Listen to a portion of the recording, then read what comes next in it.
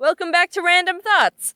This time, part 2 edition. I want to talk about random things that cross my mind, but can't stretch them into their own video, so I'm shambling them all together to make a weird video that's a whole caboodle of nonsense. If you haven't seen my first Random Thoughts video, you don't need to watch that one first to understand this one. Thinking about it, you could pretty much jump in at any point of either of these videos, and you'll be fine since it's nothing but a melting pot of balderdash. Thesource.com is giving me a rainbow of colorful words today. Poppycock. Are there limits to what you can call a fork? There's 3-pronged forks and 4-pronged forks. Can a knife be classified as a 1-pronged sharp fork? You use them both to stab things. Well, I guess knives are more slicing and cutting. Can a sword be classified as a 1-pronged super sharp fork? Those things were definitely both created to stab. Can a fork fall in the category of a tiny, really dull 4-pronged sword? Is there a spectrum of fork to knife to sword? Back in the Renaissance era, what if rivals said, "Sir, I challenge you to a super sharp 1-pronged fork duel"? Or even, what if, "Sir, I challenge you to a dull 4-pronged tiny sword duel"? Oh no! He brought a less dull tiny 1-pronged forked sword! So you know bananas? Those yellow things? I don't know about your life, but I always grew up not eating any bruises on bananas. There's nothing wrong with bruised bananas. They're the same as any normal, non-bruised banana. I think. I just did research, as in the first result on Google, and it says for bananas to ripen, they start to make a hormone called ethylene, which sounds like an ingredient in gasoline, but it's not. It's what turns bananas from their super gross green bitter phase to the softer, sweeter, and quite frankly, more superior yellow phase. Yay, ethylene! But apparently, ethylene doesn't know how to chill out, so even when a banana's at the perfect ripeness, the ethylene is like, no, I think we can keep going. I think we can be even more ripe. What's the worst that can happen? So the banana just tries to infinitely get more ripe, which is what eventually turns it mushy and brown. No, ethylene. And isn't that just a metaphor for life? You can't endlessly chase the image of banana perfection you have in your head, little banana. You should try to stop and appreciate the ripeness you're at every once in a while. Or else you'll keep working towards something unachievable and get all mushy. Banana body positivity. Unless you're a green banana. Then I hate you. So the dark spots are basically just the banana starting to get too ripe, which means they're harmless. But they used to freak me out a lot, so I'd have to cut them off or something to be able to enjoy the rest of the banana. And then I started thinking, what if there was a banana monster that ate humans? Would they want to eat the bruises on humans? Ah, splits, this one has a bruise on it. You know those parts are still edible, right?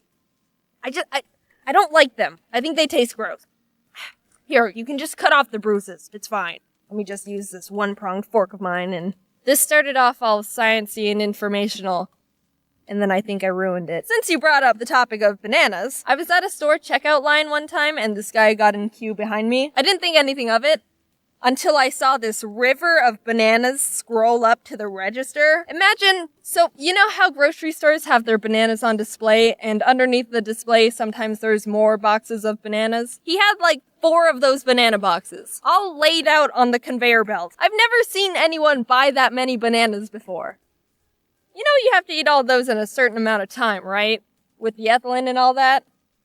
Is this your first time buying bananas? I looked up to see who this hero of a man was, and we made eye contact, and I didn't know what to do, but I felt like I had to say something because I was so proud of him, so I just went, yeah, bananas are my favorite too. What are fish's opinions on water currents? Do you think they think they're annoying? Welcome home, fish dear. How was your day at the office? Ah, fishwife. The currents were pretty strong today. I was swimming to fish work, and the currents swished all my fish papers out of my fish hands. I mean fins, so I was late. Our fish neighbor, Benjafish, crashed into me on my way as well. Currents were too strong for his feeble fish body. You know him in his old fish age. Oh, fish frick. Fishwife, there's no need to use that type of fish link. This is stupid. But are strong water currents for fish the equivalent to, strong wind for us? Wind is my least favorite weather. People with long hair can understand. Or do you think they're more like fun amusement park rides? Or at least slides. Like in Nemo when they were with the high turtle? That seemed like fun. I can imagine a fish charging fish money to let other fish go down the river stream or a little waterfall. Fun for the entire fish family. Fishny world. But then I remember those clips of salmon trying to swim upstream against the water to go have babies, and that whole ordeal just seems like an inconvenience. Especially because... bears. Oh, fish for... Are we all just brains wearing human meat suits? Let's pretend there's a fountain of youth somewhere. Let's pretend that's a real thing. Do you think that if you sat in it too long, that your fingers would get wrinkly? Ha! Get it? Because water makes your hands...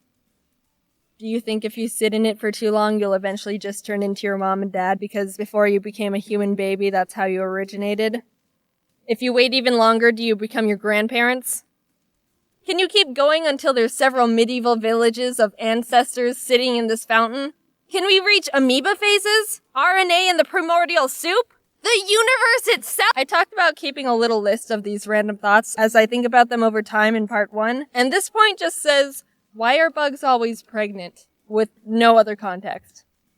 So, I don't know what to talk about here, or what past Jaiden was even thinking when she wrote that. As a kid, I would daydream a lot. In 4th grade, sometimes I would make up this scenario in my head where I would be in school like any normal day, and in the middle of class, I would magically be turned into a dog. Stay with me here. I'm not a furry. So I was transformed into a dog somehow, and I imagined that I'd get up from my desk, walk up to the teacher, and say, "Can I go home? I'm a dog." And that would be my excuse to get out of school. Haha, smell you later.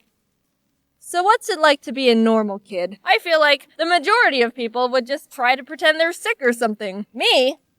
Nah, being turned into a dog would be the most logical and easiest way to get out of school. I didn't even have a follow-up plan for after I got out of class. I'd go home, and then what? Just be a dog for the rest of my life? Obviously, I had to be a dog that talked, so maybe I would have became a super famous talking dog. But scientists might want to take me away and run tests on me and my weird human dog brain. All I wanted to do was get out of class! I'd probably end up daydreaming about turning back into a human to get out of dog experimental lab class. Or I could just pretend to be sick like a normal science experiment test subject. So a few videos ago, I talked about wanting to collect those 3 Pokédolls, and guess what your girl did? I finally found them, and they're sitting on my desk, and they're my greatest achievement. I found a Sceptile a while ago, but like a week later, I found someone selling all 3 at the same time, and I was like, whoa, okay, here we go. At first, I asked if they could just sell me the Blaziken and Swampert, and they said no, and I was like, ugh, but I bought them anyway. So I have this extra Sceptile Pokédoll, and I decided to just give it to someone. So I'm gonna do a little fun game. If you want the Sceptile Pokédoll, just tweet me a funny reason why I should pick you to send it to, and the funniest tweet, or the tweet I like the best, will win. And do like, hashtag Jaiden Dolls so I can semi-organize everything. I'll choose the winner in like 3 days. Last time I asked you to tweet me stuff, Twitter was like, whoa, you're getting a crap ton of notifications. How about you chill for a bit? And I was like, no, Twitter, when I say I want pet pictures, I want to see the pet pictures. That was a really fun week. Also, one last thing real quick. There's new holiday Christmas merch in the shop if you dig that kind of stuff, and everything's gonna be 25% off for a while. So yeah, that's cool. Thanks for listening and can't wait to see my Twitter be a mess for another week. Bye. As of now, Jaiden Animations is officially 10 years old. Yes, I know I technically made the channel in February, but shut up, I don't count that. On July 23rd, 2014, I uploaded my first ever animation to YouTube. Hey everyone, my name is Jaiden, and welcome. Alright, that's enough, you get the point. It's kind of old news that a lot of content creators have started retiring, especially after hitting the old 1-0. Making content on YouTube for 10 years has significantly changed the entire trajectory of my life. I started Jaiden Animations when I was 16. At the time, I was super shy, quiet, anxious, knew nothing about the world. I could count the number of friends I had on one finger. But not in a sad way, I liked my simple little life. For the longest time, I didn't even realize YouTube had channels or that people were uploading things like vlogs and series and skits. I mean, it was definitely less established at the time compared to now, but I saw YouTube as just the place to watch funny cats and compilations of people getting hit in the crotch. The way I found out about this whole online world was after coming home from school one day to find my laptop not turning on. Meaning, I couldn't play Minecraft anymore. We've all been there, it's tragic. To satisfy my desperate Minecraft hyperfixation, I typed Minecraft into the YouTube search bar to see if anyone just so happened to upload any Minecraft-related videos. And oh, were there people uploading Minecraft-related videos. My world expanded exponentially at that very moment. YouTube channels, subscribers, people uploading content for an audience that looks forward to their videos. The first channel I ever subscribed to was a Minecraft YouTuber who... I don't even, I'm blanking on the name, but I was now aware of YouTube as an actual community beyond funny fail compilations. Watching videos became a huge part of my day-to-day life. I'd put stuff on when I wanted to relax, laugh, needed background noise. If I was having a tough day, I would lock myself in my bathroom, lay on the floor, and watch videos on my phone, and I'd feel better. Even before making content myself, YouTube was an essential part of my life. I branched out from Minecraft to general gaming videos, even the occasional vlog series, until I stumbled upon a very special video in my suggested feed. An animated story time from a YouTuber called Domix. It was his emails video. I remember it so clearly. After watching it, I immediately binged his whole channel. I loved his animated stories. They made me laugh so much. For the first time ever, I thought to myself, I want to do stuff like that. I want to animate. And around the same time, I was really into Aya's Cupquake's Minecraft Oasis series and had even sent in a few fan arts I drew for her. She posted a couple at the end of her videos, which genuinely made me so extremely happy. I was totally freaking out. Anyway, in one of the episodes, she mentioned that she wanted to find an animator to animate some of her funny Minecraft moments. And suddenly, I saw the stars align in front of me. I sent her a little message attached to another fan art, basically saying, "Hi Cupquake, I'd love to animate for you if you're interested." And she ended up reaching out and was like, "Hey, we love your style and would love to work with you. Do you have an animation portfolio we can look at?" To which I responded with, so I've never actually animated before. But I'm learning, and honestly, they shouldn't have hired me. I wouldn't have hired me. But somehow I had secured my first animation job. And for my favorite YouTuber, this was by far the biggest thing to ever happen to me at the time. I wanted to make the best animation they could ever ask for. Now, I just had to learn how to animate. No joke, I literally typed "how to animate" and Adobe Flash tutorial into the YouTube search bar. That's how I learned. No class or school or nothing. I vividly remember opening Adobe Flash for the first time and wishing I could just skip forward in time to when I already knew how to even use the program because I was so confused. Humble beginnings, what can I say? And honestly, that's all it takes. People ask me all the time how I learned to animate, how I do this and that, what program to use. But you already have the biggest source of free online information at your fingertips. Just type whatever you want to learn into the search bar and people will literally teach it to you, no strings attached. While working on the animation for Cupquake and her husband Red, I talked to them about how I also wanted to make YouTube videos, that I wanted to animate little stories but was too nervous. They were both really supportive and encouraging, saying they'll put a link to my channel in the description of the animation to help me and stuff. I'll be completely honest, if Cupquake and Red didn't hire me and offer to help give me that initial push to start a YouTube channel, I wouldn't have made Jaiden Animations. Like I mentioned, I was quiet and soft-spoken. I didn't even get picked on because nobody knew anything about me to bully me with. They had nothing. In what world would a tiny little 16-year-old dust mite of a girl feel confident enough to start an animation YouTube channel where she talks about her life? Especially for what would be a single-digit amount of people for who knows how long. I'll tell ya, she does it in a world where she feels encouraged and inspired by the people she looked up to. There's so many timelines where none of this ever happened. So much had to come together just for me to start.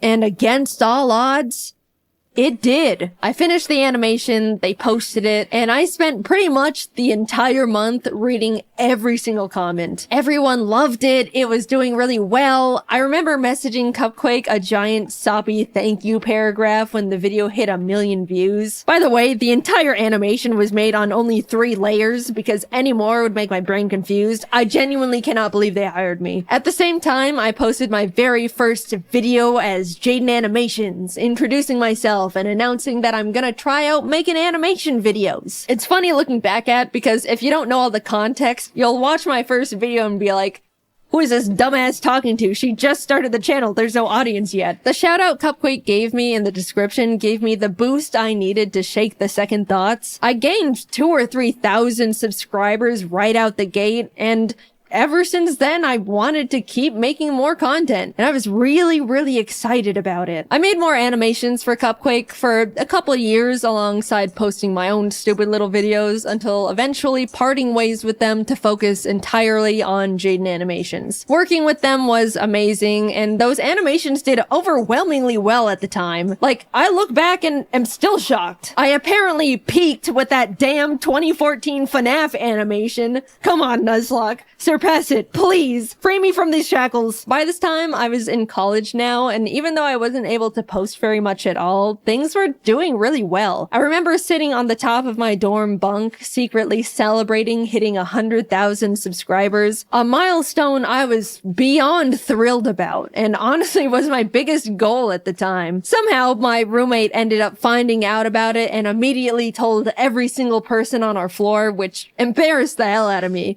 But at the same time, I was sheepishly proud of myself that people thought what I was doing was cool. Along with new experiences, for the first time ever, I was making online friends and becoming part of a growing little animation community. Cypher Den, Tony V Toons, Lightsen. I even stumbled onto James randomly after being recommended his ASMR video. I specifically remember going through his channel and thinking, I can't believe this guy doesn't have more subscribers. He's so funny. And well, would you look at that. After finishing my first year in college, I ended up talking to my parents about taking a gap year to see where all this YouTube stuff could go. They were, of course, hesitant at first. Making videos on YouTube for money?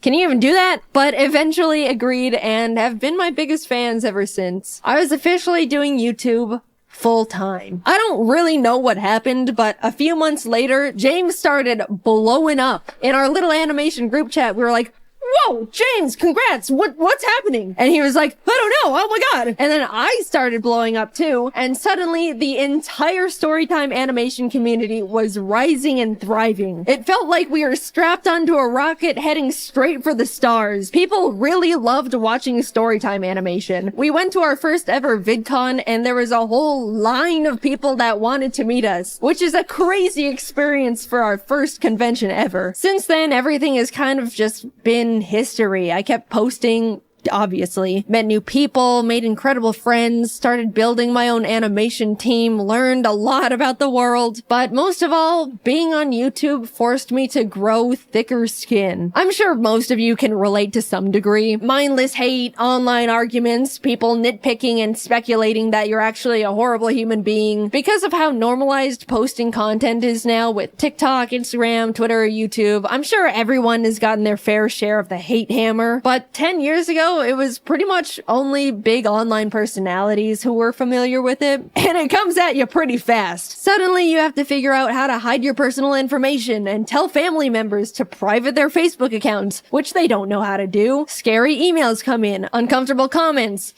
lots of uncomfortable comments. I got doxxed one time because someone speculated I was a narcissistic liar because I claimed to be shy and introverted, but would get loud sometimes when reading scripts. Also, fun fact, I never planned on being public with my full name, but the reason it got leaked is because my old high school published an online article about my channel and dropped the full government without my permission.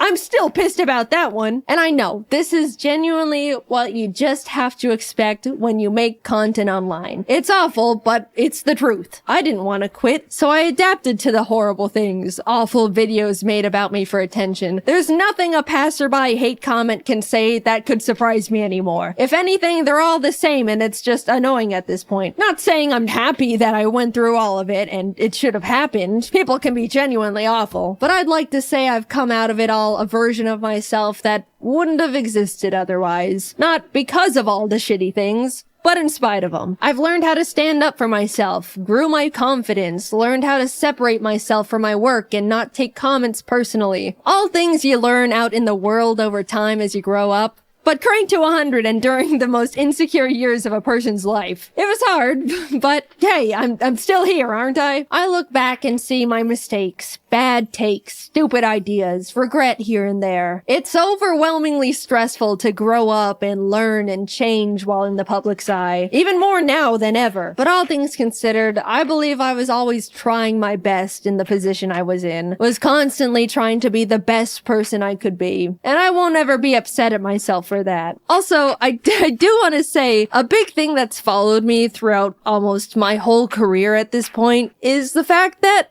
yeah, I've talked about mental health and things I've struggled with at the time, like anxiety, depression, rock bottom confidence, etc., etc. I've definitely spilled my guts out on the floor in front of the internet a couple times in my day, and there's no part of me that regrets it at all. A lot of people have told me that they felt more understood or learned things about themselves through those videos, but as a now adult that's had the time to grow and adapt and overcome these things, man, you guys kind of still think I'm a little bit pathetic. I see comments all the time when I'm in my friends' videos or being involved in a big event, and so many people go, wow, I can't believe how far Jaiden's come from being this puny little scared teenager. I'm so proud of Jaiden really stepping out of her comfort zone here. She is just so brave for showing her face after dealing with such low confidence. That one's always funny because it can definitely come off like I should still be self-conscious, which I'm not, by the way. I get what those comments are saying, I really do. But guys, not everything I do has to be brave. I'm just doing fun things with friends on camera.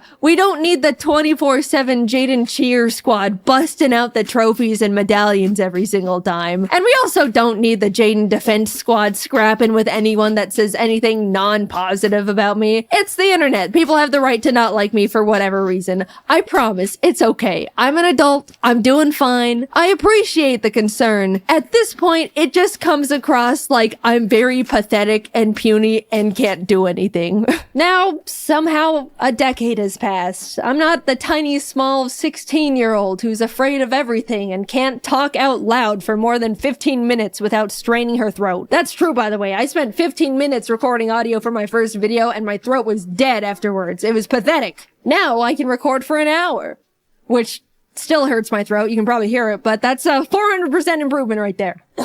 I'm 26, created hundreds of hours worth of content, have the most wonderful team in the world behind me, am surrounded by amazing friends, live with the most important person in my life, with the most important little creatures in my life. I've gotten to meet content creators I've looked up to, got to tour and travel the world with talented friends, talk on panels to hundreds of people who wanted to hear what I had to say, been able to tell the people that inspired me how big of a role they've played in my career, and even got to stand next to them as an equal. I'm happy. Sure, it's always been and still is difficult dealing with the stress of being in a big spotlight. I went through some bad stuff, navigated rocky mental health, trusted people that hurt me, had to pretend not to be affected by things that were genuinely hurtful just to not empower people that wanted to see me break, all while in the eye of the public where one wrong step could crumble everything I've ever created. But I'm really happy with the place I'm at, the person I've become, and the environment I've built around me. So, what's that leave me with now? A full decade, man. Damn. 10 years of the most difficult, enjoyable, terrifying, exciting, stressful, grateful, soul-crushing, unforgettably special moments of my life. How lucky and grateful I am to have the privilege to say I've gotten to experience so many impossible things, to have so many dreams created and come true, to see myself persist through such a difficult position to be in. After taking a lot of time reminiscing and thinking about what could come next, the direction I want to take to follow what could keep making me happy, I've come to accept that YouTube isn't gonna be part of it. I'm happy with what I've accomplished. I had my rise and grind years. I experienced real and true passion. That's all I could really ask for here. There's not much else I want to do beyond it at this point. But before you freak out, I'm not quitting right this moment. I still absolutely love making content and still have the desire to keep making videos. But my YouTube years are numbered now. I fantasize about logging off as JaidenAnimations and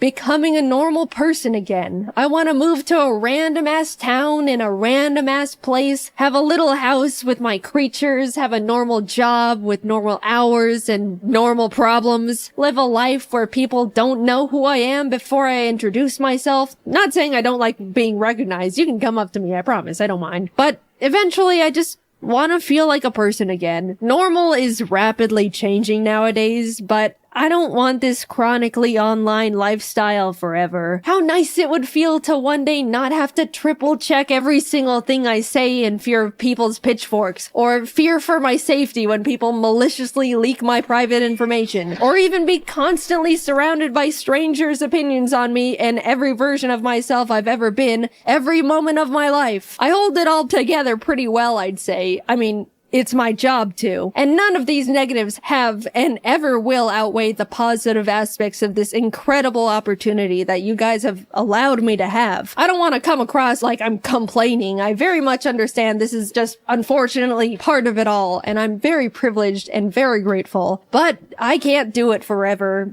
And I don't want to. I want to feel like I have the time and mental energy to pursue new hobbies, experiment with other things that can make me happy. Making content for YouTube never leaves my head. It's the case for every single content creator on the platform. There's no clocking out, there's no weekends, there's no breaks. You can't just leave an office and not think about it. You're constantly brainstorming ideas, managing everything, schedules, employees. Sure, you can work and live anywhere you want, go on vacation at any point, build your own schedule, but it's always there. Like a black hole in your mind. It's just so exhausting. I haven't felt like I can sit back and enjoy something in 10 years because I simply do not have the time if it isn't for a video. Yeah, that's just how self-employment works, but don't forget about all the other fun stuff I've already mentioned on top of it all. I don't know what I want to do career-wise after retiring from YouTube, but I romanticize the idea of just getting to rediscover myself. Maybe I want to learn how to make custom plushes and open my own little shop, take art commissions, be a teacher, maybe an art director. It's gotten to the point where I think about that little life every day, and I'm actively aiming and walking towards it with every decision I make. Oh, let me tell you, I genuinely cannot wait to live it one day. But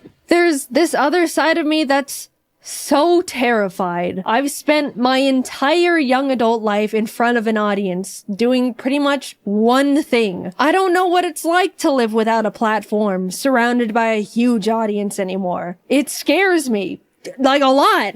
I don't want to need this, but I'm scared that I do in some way. When the time comes, I'll definitely work on that fear in therapy or something, but I do think about it a lot. I'm not done with YouTube just yet. I still want to make animations and tell stories, animate little gaming videos. I still just love it so much, and I'm not going away just yet. Sorry to disappoint some of you. I just wanted to let you guys know how grateful I am that you've helped me be right here. I've gotten to meet hundreds of people who told me how much they liked my videos, felt inspired, discovered something about themselves, even did something as small as laugh at one of my stupid ass jokes. I can't wrap my head around the idea that a lot of you grew up watching my videos and are like functioning people in society now. That one always feels like, I know you're not calling me old, but you're calling me old. I'm grateful for all the art people have drawn for me. Even now, it's still so surreal. From the cute little doodles from kids to jaw-dropping, fully rendered pieces from artists of all ages. Like, you guys are better artists than me at this point. What do you mean I inspired you? Why does my art look like that then? The whole reason I show fan art at the end of my videos is because I look back at the feeling I got when Cupquake put my art in her videos, and I want to be able to give that back to other artists. People have told me they watch my videos to laugh, listen to while working, to feel better after a crummy day. All the ways I used to consume YouTube back in my day. Even though it's easy for me to tell myself, they're just little stupid videos I make. What's the big deal? It kind of also feels like I get to contribute to a cycle I used to be on the other side of and pay it back. I don't know, it just feels good knowing I've made stuff that's made people feel better in a way that other content creators used to make me feel better. I've rambled quite a bit, but thank you for letting me make these silly videos for 10 years. I never would have thought any of this could have happened to little old me, and definitely not for this long. I absolutely thought I would have been tossed aside and forgotten by now. I look back at when things were starting to roll, and I was like, I've got like a 3-year shelf life left. I'm forever grateful for you, my friends, my family, my team. I don't know what my life would have looked like if I didn't type Minecraft into the YouTube search bar when I was 14. Who knows how much more time we have with each other, but just know it has been and still is an honor to be here. And until then, I'll be doing my best to keep doing what I've been doing for 10 years and just make these silly little animations. You know, the timing is a little awkward to have just won a giant MrBeast YouTuber challenge that put a lot of eyes on my channel, only for the first thing for me to put out since winning is me talking about how I'm really tired and want to retire one day. That was not intentional, I'm sorry. But yes, the next video coming out will be about me winning the MrBeast Cube. We're still working on getting the money all set up to be given away, so you can stop emailing me asking for money. It's not gonna work like that. Anyway, thank you to everyone who's been with me at any point of my YouTube career. I've still got a little bit more juice left in the tank. I'm forever lucky to have lived the life I have and to continue living that life. And I appreciate you guys for sticking around. I'm excited to spend a bit more time with you all. So I'll see you in the next video. Bye-bye. It's that time of year again. Cold. And I already know what you're gonna say. Jaiden, you live in Arizona. You don't get to complain about the cold. And you're right. People in the rest of the country are trying to shovel 3 feet of snow off their car and get to work without slipping off the road, while all we have to do is put on a jacket and not turn on the AC. The hottest setting in the shower gets barely not warm enough anymore. That's probably the most inconvenient part of winter here. So I say bravo and tip of the hat to all you snow penguins out there who have to bundle up like that little brother in A Christmas Story just to go out and get your mail. But just so you know, this only works if you don't complain about your summers, alright? Deal. So growing up in Arizona means I haven't really experienced winter, or any seasons for that matter. Everything's hot, and then everything dies. That's our seasons. I always wanted to be in a place where all the leaves get really pretty and colorful before they die. So anyway, our winter is based more on the holiday seasonal feeling. Personally, my family celebrates Christmas, so instead of thinking of winter as being snowy and all that jazz, I think of it as Christmas trees and pretty lights and really good smelling candles. Like really good smelling candles. I love candles! I like to go into shops like Yankee Candles or Bath and Body Works or any type of candle store just to smell all the candles. And the titles are so sweet sounding too, like Warm Vanilla Sugar and Maple Cinnamon Pancake and 1,000 Wishes. I don't even know what 1,000 Wishes would smell like, but man, does it get me in the jingle mood. Off topic, some titles aren't good. Like one time I went into the shop and they had a candle called Mantown. Like, dude, that doesn't seem like the type of smell that people would want in a candle. I'm just so stuck between Magical Frosted Forest and Mantown. And also, bacon. Bacon? Come on, candles are supposed to make a room smell good and fresh, not like greasy pig flesh. Ugh! By the way, I did smell them and was not pleasantly surprised. Sorry, I had to get that out of my system. We're moving on. So if I wanted to have a genuine white Christmassy winter experience, I have to travel someplace other than where I live. And luckily, I have family that lives in snowy places. My mom's side of the family lives up in Canada, and my dad's sister's family lives over in South Lake Tahoe. Both places are hardcore snow areas. I'll talk about Canada first. It's been a while since I visited my Canada family during winter, which I mean makes sense. I normally visit them during the summer because compared to Arizona, their weather during that time is freaking perfect. But one year when I was younger, we visited them for Christmas. It was the first time I got to play in snow, and I had a blast just running around with my cousins. We even made our first snowman. Well, my first snowman. We didn't have a top hat, so we used our grandpa's golf hat, but we forgot about it, and it blew away, and we never found it. Sorry, Grandpa, I hope you forgive us. Rest in peace. Golf hat. Overall, that winter was really great. 10 out of 10. Would white Christmas in Canada again. Now let's talk about South Lake Tahoe. My parents really like skiing, and Tahoe is a great place to do that. Like, everyone there loves winter. Everyone. You're not allowed to not like it if you live there. My aunt and her friends even do the crazy stuff like jump out of helicopters and barrel down snowy mountains and say gnarly. Props to them, they're really cool. So we visit them maybe once every year or two for a couple days to ski and stuff. I get kinda nervous with skiing, but it's still really enjoyable. And the more you do it, the more comfortable you get throughout the day. Just do the pizza french fry thing and you're good. But I didn't bring up skiing in Lake Tahoe for no reason here. Most times we visited were really awesome, but one year was traumatic. I was maybe 10 or so. We were all skiing together, everything was good, it was a nice day of pleasant winter fun. Near the end, we decided to do one last run before we head back. My dad, I've seen a few comments saying, "Jaiden, you haven't talked about your dad before. Is there some deep, depressing story behind that?" No, you're just looking too much into it. He's right here. Hi, Dad. So my dad takes my younger brother Jax and me to go on one last hill, and while we were waiting in line, I looked up at the mountain and thought, this trail seems a little big compared to the others we've gone on today. But being a naive little kid, I didn't say anything because I just trusted that my dad knew what he was doing. We got to the front and we were waiting for the lift to sweep us up, and I noticed this chalkboard that said, "Advanced Trail! Just look at it!" And that made me go, even more. Dad, that chalkboard says advanced. Scoop, too late now! We were sitting on the ski lift, and it seemed like it was taking forever to get to the end.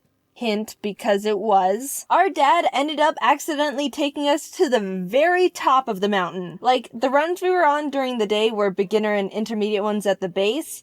We went to the very top. And yes, to all you ski, snowboard language people, it was labeled a double black diamond. The iconography for trails goes easy, intermediate, expert. You will die if you go on here as a child. Well, shoot. I looked down at the hill and it was almost vertical downward death with a bunch of moguls. Moguls are those intense snow bumps that pros go over.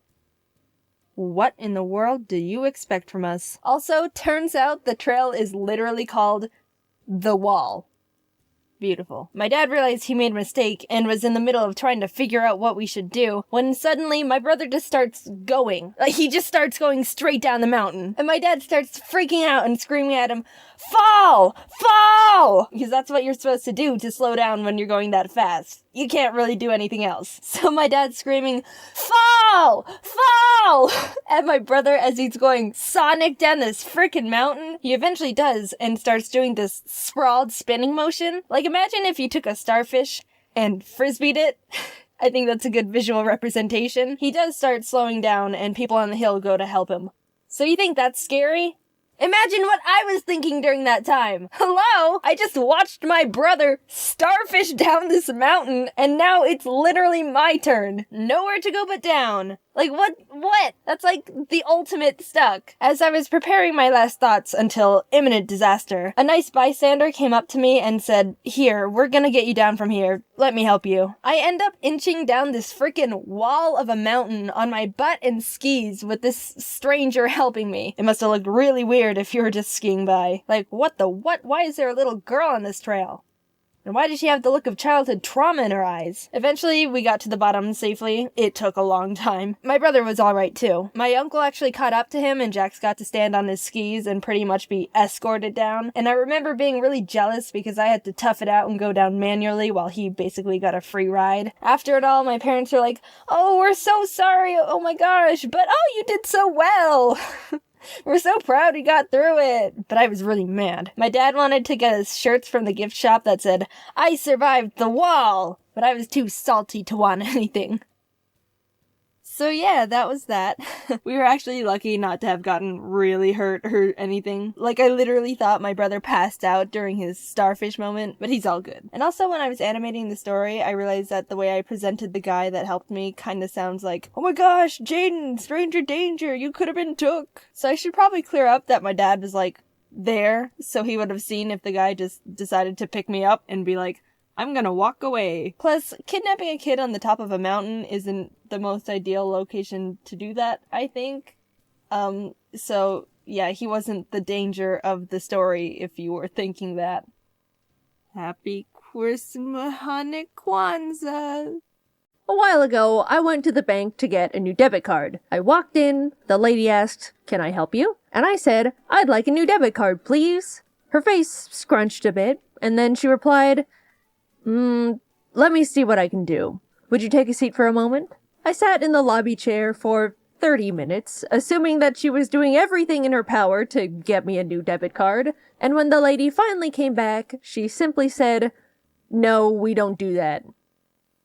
But you're the bank. For the longest time, I've been tossing around this little thought. I don't know if it's just me, but it kind of feels like the world around us doesn't quite work anymore. At least compared to, say, a decade ago, it seems like everything has gotten less efficient, and dare I say, stupid. Anytime I go out to get something done, I come back 3 hours later with nothing accomplished and a fresh desire to punch a wall. I've tried to gaslight myself out of it. Maybe I'm overreacting here. Humans have always been flawed creatures, so of course it's doomed to bleed into the construction of our society. But I just keep thinking back to those 30 useless minutes in that bank chair. And I simply don't believe it. You're not gonna convince me that a bank has always been incapable of giving people new debit cards. And also that it took 30 minutes to tell me. Something has changed. It really dawned on me when I watched the Always Sunny in Philadelphia episode Dennis Takes a Mental Health Day, where Dennis tries to have a normal, relaxing day, but is faced with inconveniences at every corner that spike his blood pressure. Highly recommend watching. The whole show is phenomenal, but that specific episode was so real and truly made me process things are getting less efficient. And it's not just in my head. First of all, like the episode addressed, everything needs a goddamn app now. The thermostat, air filters, light bulbs. I bought the cats a new automated litter box, and guess who now has a litter box app on her phone to get it to even turn on? I'm sick of the stupid apps. They don't make life easier no matter how many times these products try to convince me they do. The UI is always clunky and confusing. Nothing is optimized. Companies act like you can part the Red Sea with their apps, when more often than not, I'm stuck trying to connect it to the device in the first place. When was the last time you bought a new anything and had it completely set up and working within 5 minutes of unboxing it? At this point, if my Wi-Fi goes out, every electronic in my house becomes a useless block of metal because none of it works on its own anymore. Everything needs Wi-Fi, an app, an account linked to my email, a subscription service, and on top of it all, they sell all the information I hand over against my will to random other companies so they can send me stupid junk mail. Also, when did unchecking the sign me up for online newsletters and discounts just not work anymore? Every single time I buy something online, I make sure to not sign up for the website's stupid email notifications. And what do I find fresh in my inbox when I wake up the next morning? Check out this month's wacky deals. So I have an electric car, right? One day, it just straight up refused to play music. After troubleshooting for 5 minutes, it turned out I needed to download a software update to my car, even though the music worked perfectly normal before the update. Sure, fine, the future's now. But for some reason, the car couldn't find or connect to the Wi-Fi, so because of that, I get to experience LA traffic in pure silence. I spent thousands of dollars on a car just for it to randomly not be able to perform a task cars have been able to do for the past 70 years. I do like electric cars. They're better for the environment, and it's great not having to go to the gas station. But let's not pretend the car has to be a computer now. I got one of those modern tech cars that made the innovative choice to remove all the physical buttons and knobs and put every single basic feature into the car's giant touchscreen. Before getting it, I didn't think that would affect my experience too much. I thought, well, when I drive, I normally don't fiddle with the buttons all the time anyway. But now I have to deal with things like not being able to manually open the glove compartment because it has no latch. I have to speak into the car microphone, "Open glove compartment." And every single time it opens the charging port. Didn't think about that one before buying. Also, when I do need to do something while driving, it feels way more unsafe than I initially realized. They didn't even build AC knobs, so to turn up the air, I have to essentially play on the car iPad while paying attention to oncoming traffic. Correct me if I'm wrong, because I'm neither an engineer or car specialist.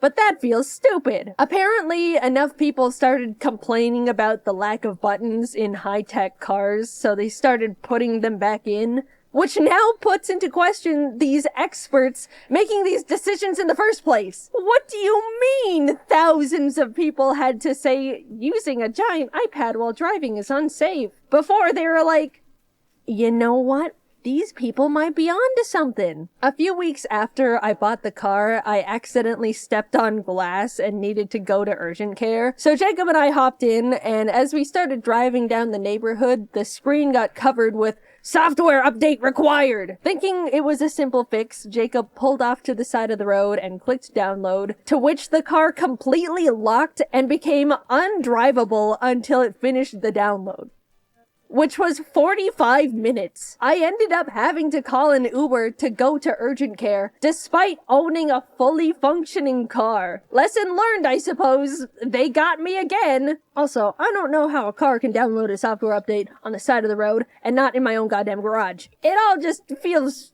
so dumb. Nothing feels like it's checked to make sure the customer has a half-decent user experience anymore, because companies think slapping an app together makes something high-tech enough to get away with slop. And on top of it all, everything is a subscription service. Why can't I simply buy my stupid computer car and have it come with the tech that's already built into it? Subscribe to be able to connect to the internet. Subscribe to enable auto steering. For a while, companies were thinking about turning the seat warmers into a subscription. The heating coil is already in the car that I bought. Just leave us alone. Imagine pitching to someone 15 years ago, "Oh yeah, the car you bought? Yeah, it's all yours. But you have to pay money every month to use the windshield wipers." It's become so common for us to buy products and not even actually own them, and you need to pay money every month to keep using them. And they're bad! Businesses have always prioritized profit. That's never changed. I'm not upset about that. But at least in the past, they had to, in good faith, offer something that actually did the shit it was advertised to do. Now they just go, "Oh damn, we can give less and charge more? Hell yeah, brother, lock the cold out the fridges." The other day, I wanted to get a new router for my office. Jacob and I headed over to our internet provider store, and I said, "Hello, can I buy a router?" "Oh, we don't actually sell routers here. You need to go online and ask customer service to send you one." As I was processing this, Jacob decided they wanted to get a phone upgrade. "Excuse me, could I actually buy this phone?" Yeah, we don't have those in stock here. You can buy it, but it'll have to be shipped to your house."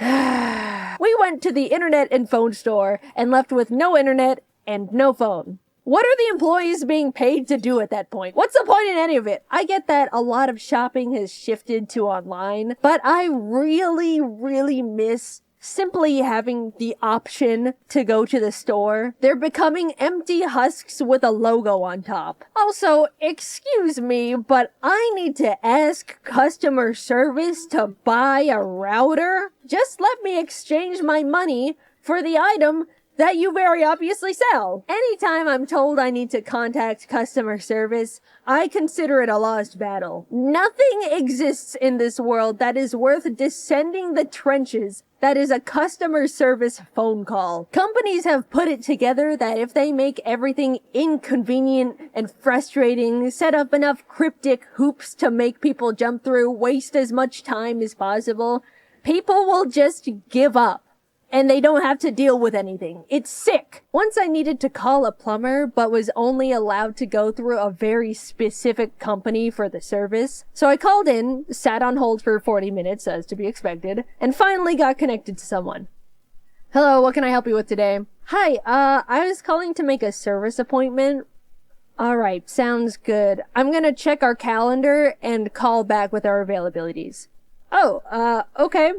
Thank you." And so I waited for 2 days, and she never called me back. So, of course, I call back, sit on hold for another 40 minutes, and try again. Hello, what can I help you with today? Hi, I'm calling to make a service appointment. I called before, but no one called me back, so I wanted to follow up on that. Okay, let me check. We're available in a month at 7 a.m. Oh, okay. Are there no other times available? Nope. Alright, I can do in a month at 7 a.m. Thank you very much. Awesome. Exactly what I wanted. A month comes and goes, and the day before the appointment, I get a call from the plumbing company.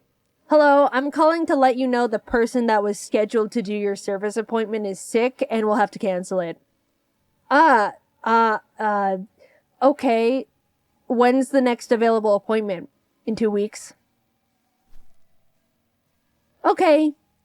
Thank you.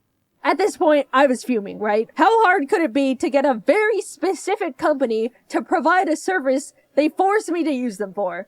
Well, get this. I woke up the next morning at 10 a.m. because I didn't have to wake up early anymore, looked at my phone, and saw a single missed call from, of course, the plumbing company. Hello, the plumber arrived at the location this morning at 6 a.m., but left because no one was home. Please call back to reschedule. Thank you. Guys, I can't even write into words what I was feeling that moment, because if I did, this would be the last video of my career. A single service appointment is all I ask for my sink that is dissolving at this point. Also, we're completely brushing over the fact they arrived an hour early for the canceled appointment, so I would have missed it anyway. And just like that, it was all back at square one. And you know what? I gave up. Congratulations, plumbing company. You won! The trophy?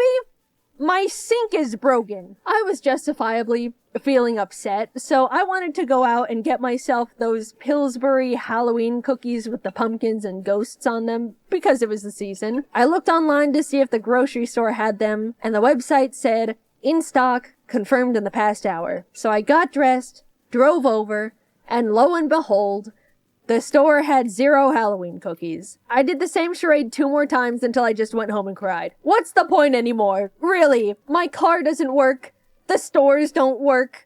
The litter box needs Wi-Fi. I'm just so tired. We're doomed to be wrung of every single dollar we have. Cursed to scroll endlessly on social media because it's evil now. It's nothing good anymore. We're being left behind over here, and no one can do anything about it cares. I don't want to get too doomer in the silly animated YouTube video. Sorry, maybe a bit of reality started to seep in there between the funny little stories. Quickly, I'm going to talk about things that do spark joy in my life. There's been an influx of people going back to old tech as a way to step out of the overwhelming and predatory modern innovation era, and I am also on that boat. A while back, I started playing on my old 3DS, and something about using a classic handheld rewires my brain in the best way. Being all bundled up with your DS, no second monitor content, maybe some snacks, it feels like my mind gets to heal from the constant rot, cleansed from the addicting flashing colors and stimuli of current media. Another way I heal from the evils is by seeing all of my best friends. Truly going out and being with people in real life is the medicine that heals all. I'm not joking. No matter how much the world breaks me down, a good hangout with friends to vent and blow off steam really does take the edge off. And getting to turn annoying moments that piss you off into something to share with your friends as a funny story is a great way to laugh it off and just move on. I'm sure many other people have their own ways to break free from the ever-looming capitalist clutches, but overall, I've just been trying to go back to basics, depend on things less, not constantly overwhelm my senses. I think it's unfortunate that a lot of us have gotten to the point where we need to police ourselves in what we consume because everything is trying to be the most addictive little parasite ever created by humans with no empathy. But until the pendulum eventually swings back the other way, it is possible to break out of the bubble, and if you've been feeling similarly to me,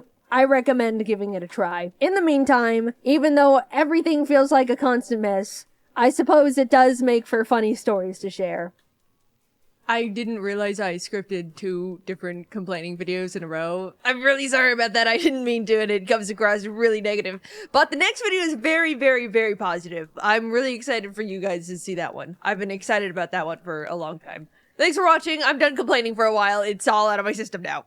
Hello everyone, I am with Tony V Tunes, Hey guys, Tony V Tunes here.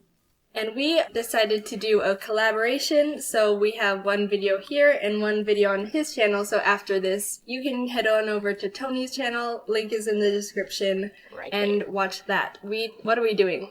Today, we are going to be doing the funny stories tag made up by you and some questions on Google or whatever. And yeah. Alright, so the first question is, what is your funniest... Okay, cutting that out. What is your funniest gaming moment? I have a really funny gaming moment. I think it may be up on YouTube, I'm not sure. But, I was playing Portal with my friend Gabe, and he's probably watching this. Hey Gabe. I was playing Portal with him, and we put up a light bridge, if you know what that is. We put up a light bridge, and then we dropped one of those balls down, and the ball was, like, balancing on this super tiny, skinny light bridge, and we were dying laughing because this big ball was like rolling all the way to the end of this extremely skinny light bridge. It was the funniest glitch ever, and I thought it was hilarious. I don't really play Portal, so I'll have to try and see if that's up there. You must play Portal. Okay. Next question. What has made you laugh so hard that you choked or couldn't breathe? Once, when I was really little, I was in my parents' room, and we were watching cartoons. I was with my mom, and we saw, like, this little bug on the floor. I didn't know what it was. It kind of looked like a caterpillar. But I was like, Mom, look at the bug! And so we had, like, this little bonding moment looking at the stupid little bug on the floor. And then I was like, oh, hey, I have a little brother. He's into bugs. Let's call him in, and we can all have a group bonding session over this bug. And so we were like, my brother's name is Jackson, and we called him in, like, Jax, come and look at the bug. So he, like, came running in. He was so excited. He was doing, like, Olympic sprint into the room, and it was, like, pure ecstasy. And he didn't see us crouched on the floor looking at the bug, so he ran, like, through us and managed to squish it as he ran through. Oh and my god. he's like, where is it? And we were dying laughing. Oh my gosh, it was so funny. It's horrible. It was 5 minutes of pure laughing. It was amazing. Okay, so next question is, do you have a funny story from school? Yeah, I have this really funny story from school. Around 4th grade, when I was like 9 years old, we were all in class, and then my friend just started looking at me with these really big eyes and like shifting his eyes to the side. And I was like, what are you looking at? What are you trying to tell me? And he was like, look over there. And then I was like, what? So I turned my head around, and this kid is walking around in the classroom, completely barefoot, stepping on the desks and stuff. What? I'm like, what is he doing? Why is he running around the class freaking barefoot? And the teacher was like, I forgot his name was like Sebastian or something. She's like, Sebastian, can you put on your shoes? Your feet kind of stink really bad. And we're like, oh my god, what is this kid? And he just runs out of the classroom. What? Did he return? I don't know. He never returned for the entire rest of the school day. I think one of the security guards caught him or something. It was really weird, really disturbing, and no one needed to see his feet. Was he on drugs or something? Probably mad cocaine.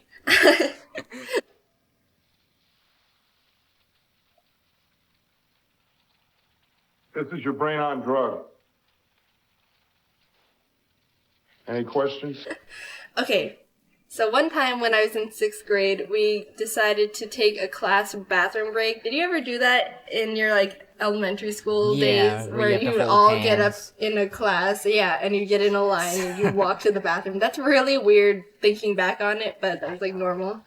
So we were all standing in a line outside the bathrooms, and we saw the principal starting to walk by us, and the teacher was like, okay, class, if the principal compliments you on how good your behavior is, you all will get a piece of candy. And we're like, oh my god, we all want candy. So we were all, like, standing straight in a line. We were like army soldiers. And when the principal walked by, she stopped, and she was eating a banana. She took a bite of her banana, and she said, this is a good banana. And she walked off.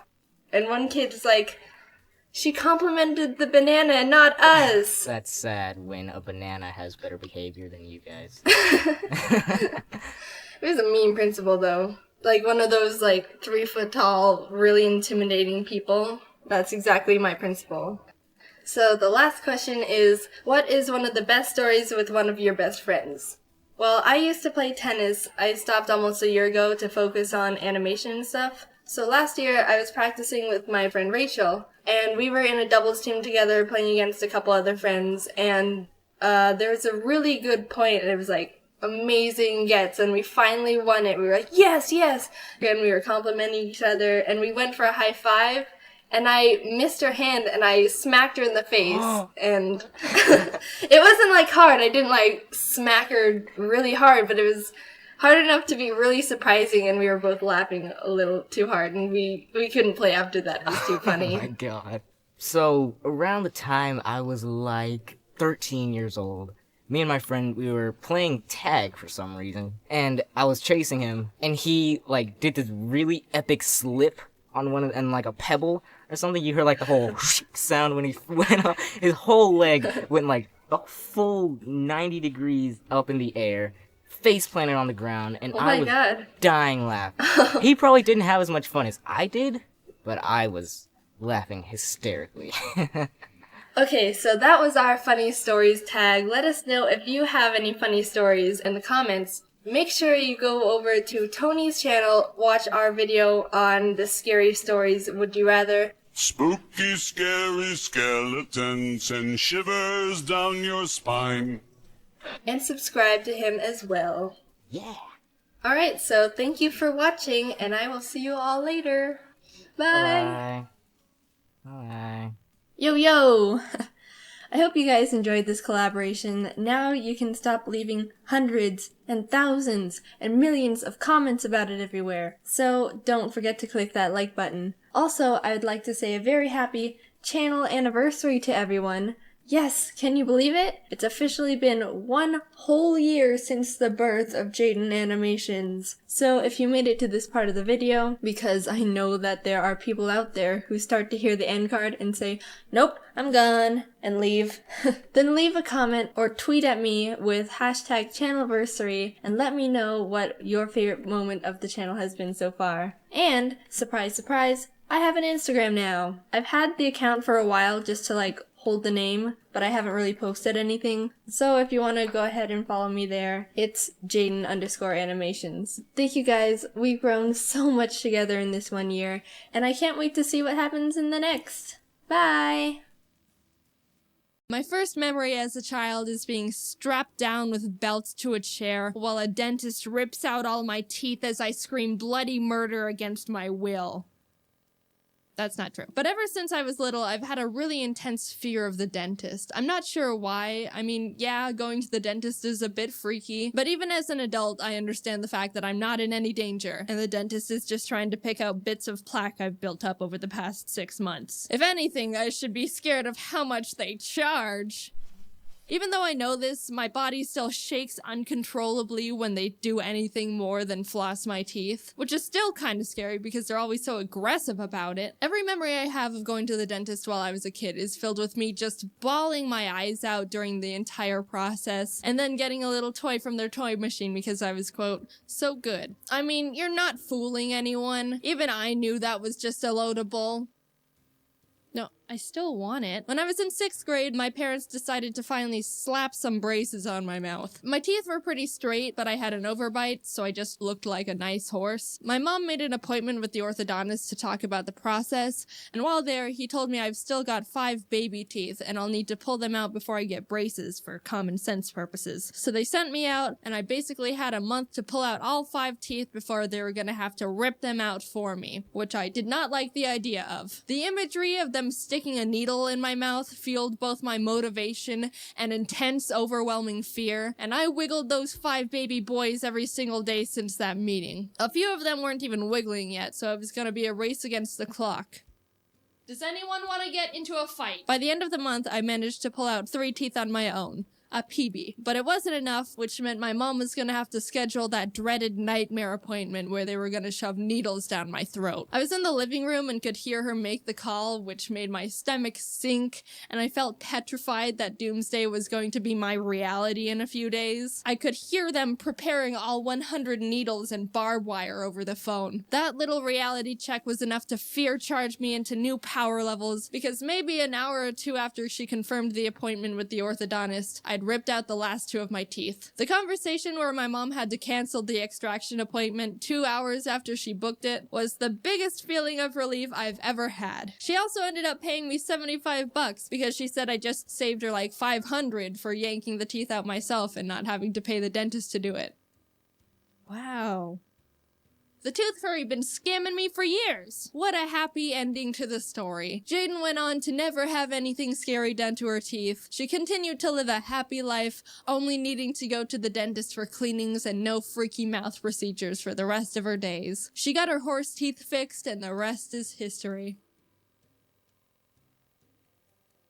So last year in June, I had to get my wisdom teeth taken out. My wisdom teeth had been growing in and shoving their aggressiveness into the sweet harmony of my existing teeth for a few years. My mom intended to get them removed when I turned 18, but I think she forgot, and I thought I could get away with it, but they were starting to get really painful and annoying. One was coming in sideways, which made my gums get in the way while I ate, which made me only chew food on the left side of my mouth for like a whole year. I'd had enough and figured I just needed to get it over with and have them ripped out. I scheduled an appointment to get them removed on June 11th and braced for impact the rest of the week. Before the extraction, they wanted to have a meeting with me to discuss the process of what they're doing and how they're doing it. They put on one of those 90s informational videos and everything seemed fine until we got to the part where it was talking about sedation. In the video, they said that some sort of gas is used to induce conscious sedation, the kind that makes you really loopy and not remember anything. But then the nurse piped in and said, "We don't do that here," and let the video continue.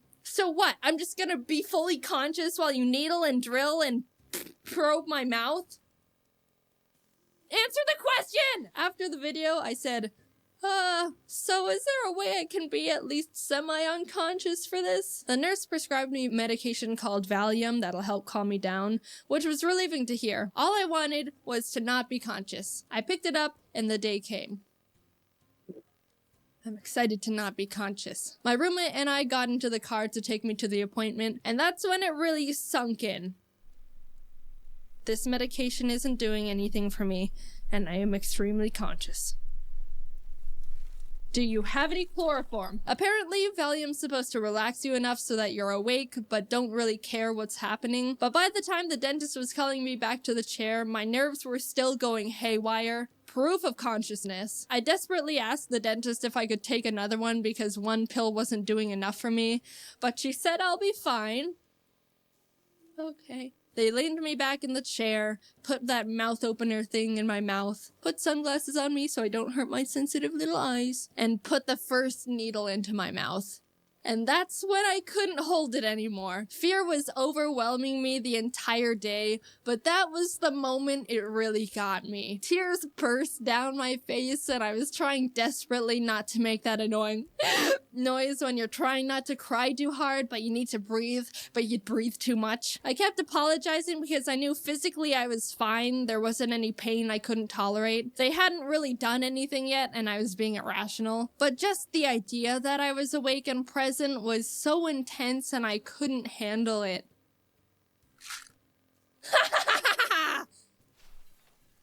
I didn't do that, but I wanted to. I was able to compose myself after a few minutes and they kept going, but the sounds of them sawing my tooth in half and yanking it out of my gums, and God knows what else, probably just playing tic-tac-toe with needles in there for the heck of it, was horrifying.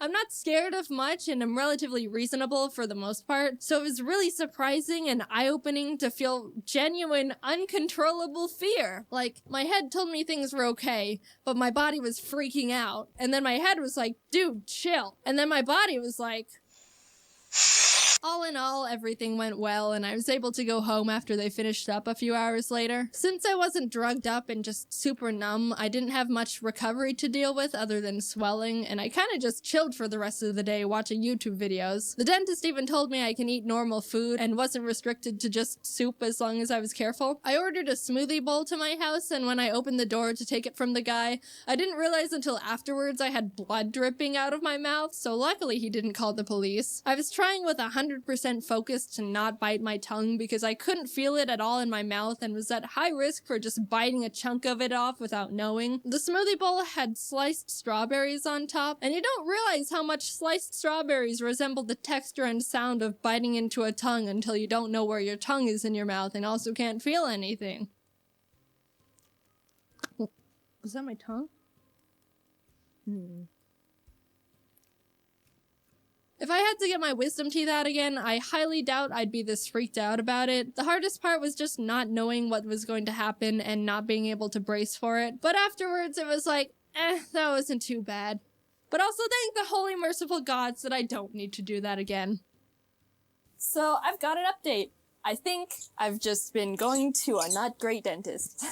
I originally went to them for a retainer and they were like, this is the place that did my wisdom teeth, by the way. So I went to them for a new retainer and they were like, oh, we can straighten your teeth a bit first with Invisalign. And I was like, well, alright, sure. My teeth are already pretty straight because of the braces, but I was like, sure, whatever. They said it'll be done in 6 months. 6 months pass, and none of my teeth align right when I bite down anymore, and it's extremely uncomfortable. Then they were like, let's file your teeth down to line up again. And 10 minutes of teeth shaving later, they were like, it's not working, let's get more Invisalign. And I was like, and when I mentioned being unsure about things now, they were like, it's normal for Invisalign to last for 2 years. And I was like, 2 years? This is the first time I'm hearing anything about 2 years. Also, I didn't even have braces for 2 years when my teeth were actually janked. So yeah, I'm not going there anymore. Follow your dreams, kids. You guys know Gabe the dog, right? Well, he died just recently. Rest in tranquility, sweet puppers. Your borks will forever echo in our hearts. I wish his family the best. It's always heartbreaking to hear when people lose their pets. All animals want is love and happy, and it's just so sad because you feel for the people who took such great care of them and loved them, and they had an unbreakable bond, and I'm an animal lover. I can't help myself. Alright, calm down. I'm trying to record. Stop. You're messing up the recording. Calm down!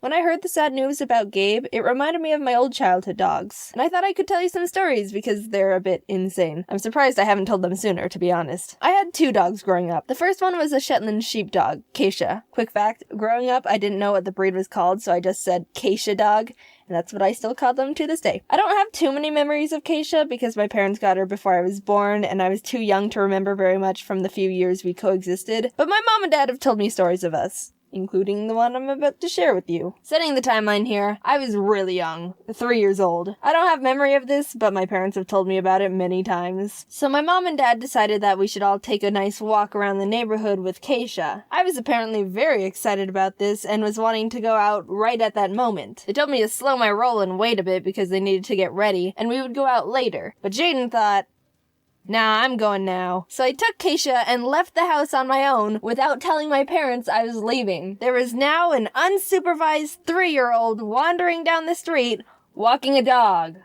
I can't even imagine what that could have looked like. I don't know how far down the road I got, but by some crazy coincidence, a police cruiser just so happened to be driving by and spotted me. As it started approaching, I guess I was like, shoot, they're after me! Abort! Abort! And before they could ask me any questions, I start booking it back to the house. It was around that time my parents realized I left and were getting ready to go out and find me, and they come out to the front to see their frickin' child, dog leash in hand, hightailing it from this police cruiser that's following me down the neighborhood. Everything was fine. I was fine. The dog was fine. But now you know about the one time I was chased by the police. Keisha was a great dog, as I was told. She was gentle with me as a baby and was like my own fluffy bodyguard / babysitter. But she passed away before I was old enough to really remember her. I've always loved animals my entire life and would beg my parents to let us get another dog. Years and years of nagging and just Please, Mom, I promise I'll take good care of it, and I'll feed it, and I'll water it, and give it sunshine, and everything a dog needs to grow into a big, strong doggo, please! And on my 7th birthday, my dad went behind my mom's back and got me a dog without telling her.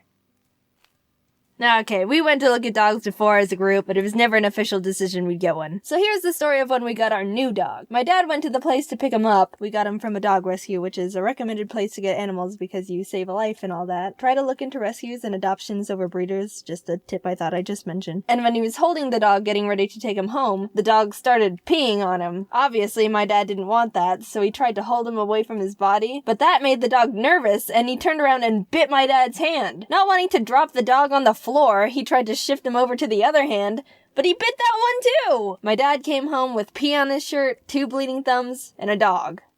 I named him Scruffy. Scruffy was a weird little dog. Havanese breed, if you're wondering. He hated my dad and loved my mom, who was, ironically, the only one who didn't want him. He would follow her everywhere, and when she was at work, he'd sit in the living room and do nothing but wait for her to get back. We always joked that he was just a cat in a dog's body. Come here, Scruffy! Come here! Come here, Scruffy! But we loved him anyway. My mom gave him haircuts to make it look like he had a mohawk. So back to stories. Every morning our mom would drop us off at our elementary school down the street, and Scruffy would ride in the car too. He'd sit in the back with us and stick his head out the window, but one day he just jumped out. He freaking jumped out the window of a moving car! We weren't driving fast, mind you, because we weren't on the main road yet, but friggin' heck it, Scruffy, you can't just jump out moving cars whenever you want! He ran into the desert because he was freaked out, and we lost track of him. Of course, my brother and I still had to go to school, but I was pretty messed up for the rest of the day. And by the time I got home, he still wasn't found. This was in summer, too. A little black dog in the Arizona sun without water isn't a good combination. And he definitely wouldn't survive a night with all the coyotes around. He'd be like a little Happy Meal to him. We drove around looking for him for a long time. I was leaning out the window calling his name. And no, I didn't jump out and run away too. We didn't need 2 family members jumping out of car windows that day, you know what I'm saying? After searching and searching for so long, we were actually starting to lose hope. But we finally found him! Scruffy! Time for a bath. Finding Scruffy again was the biggest rush of relief I've ever experienced in my life.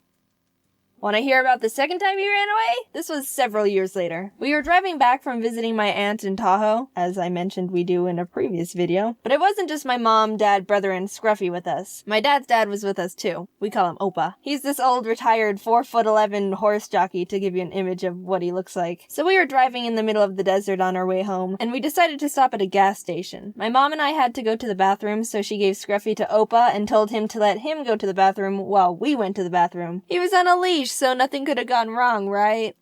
Right?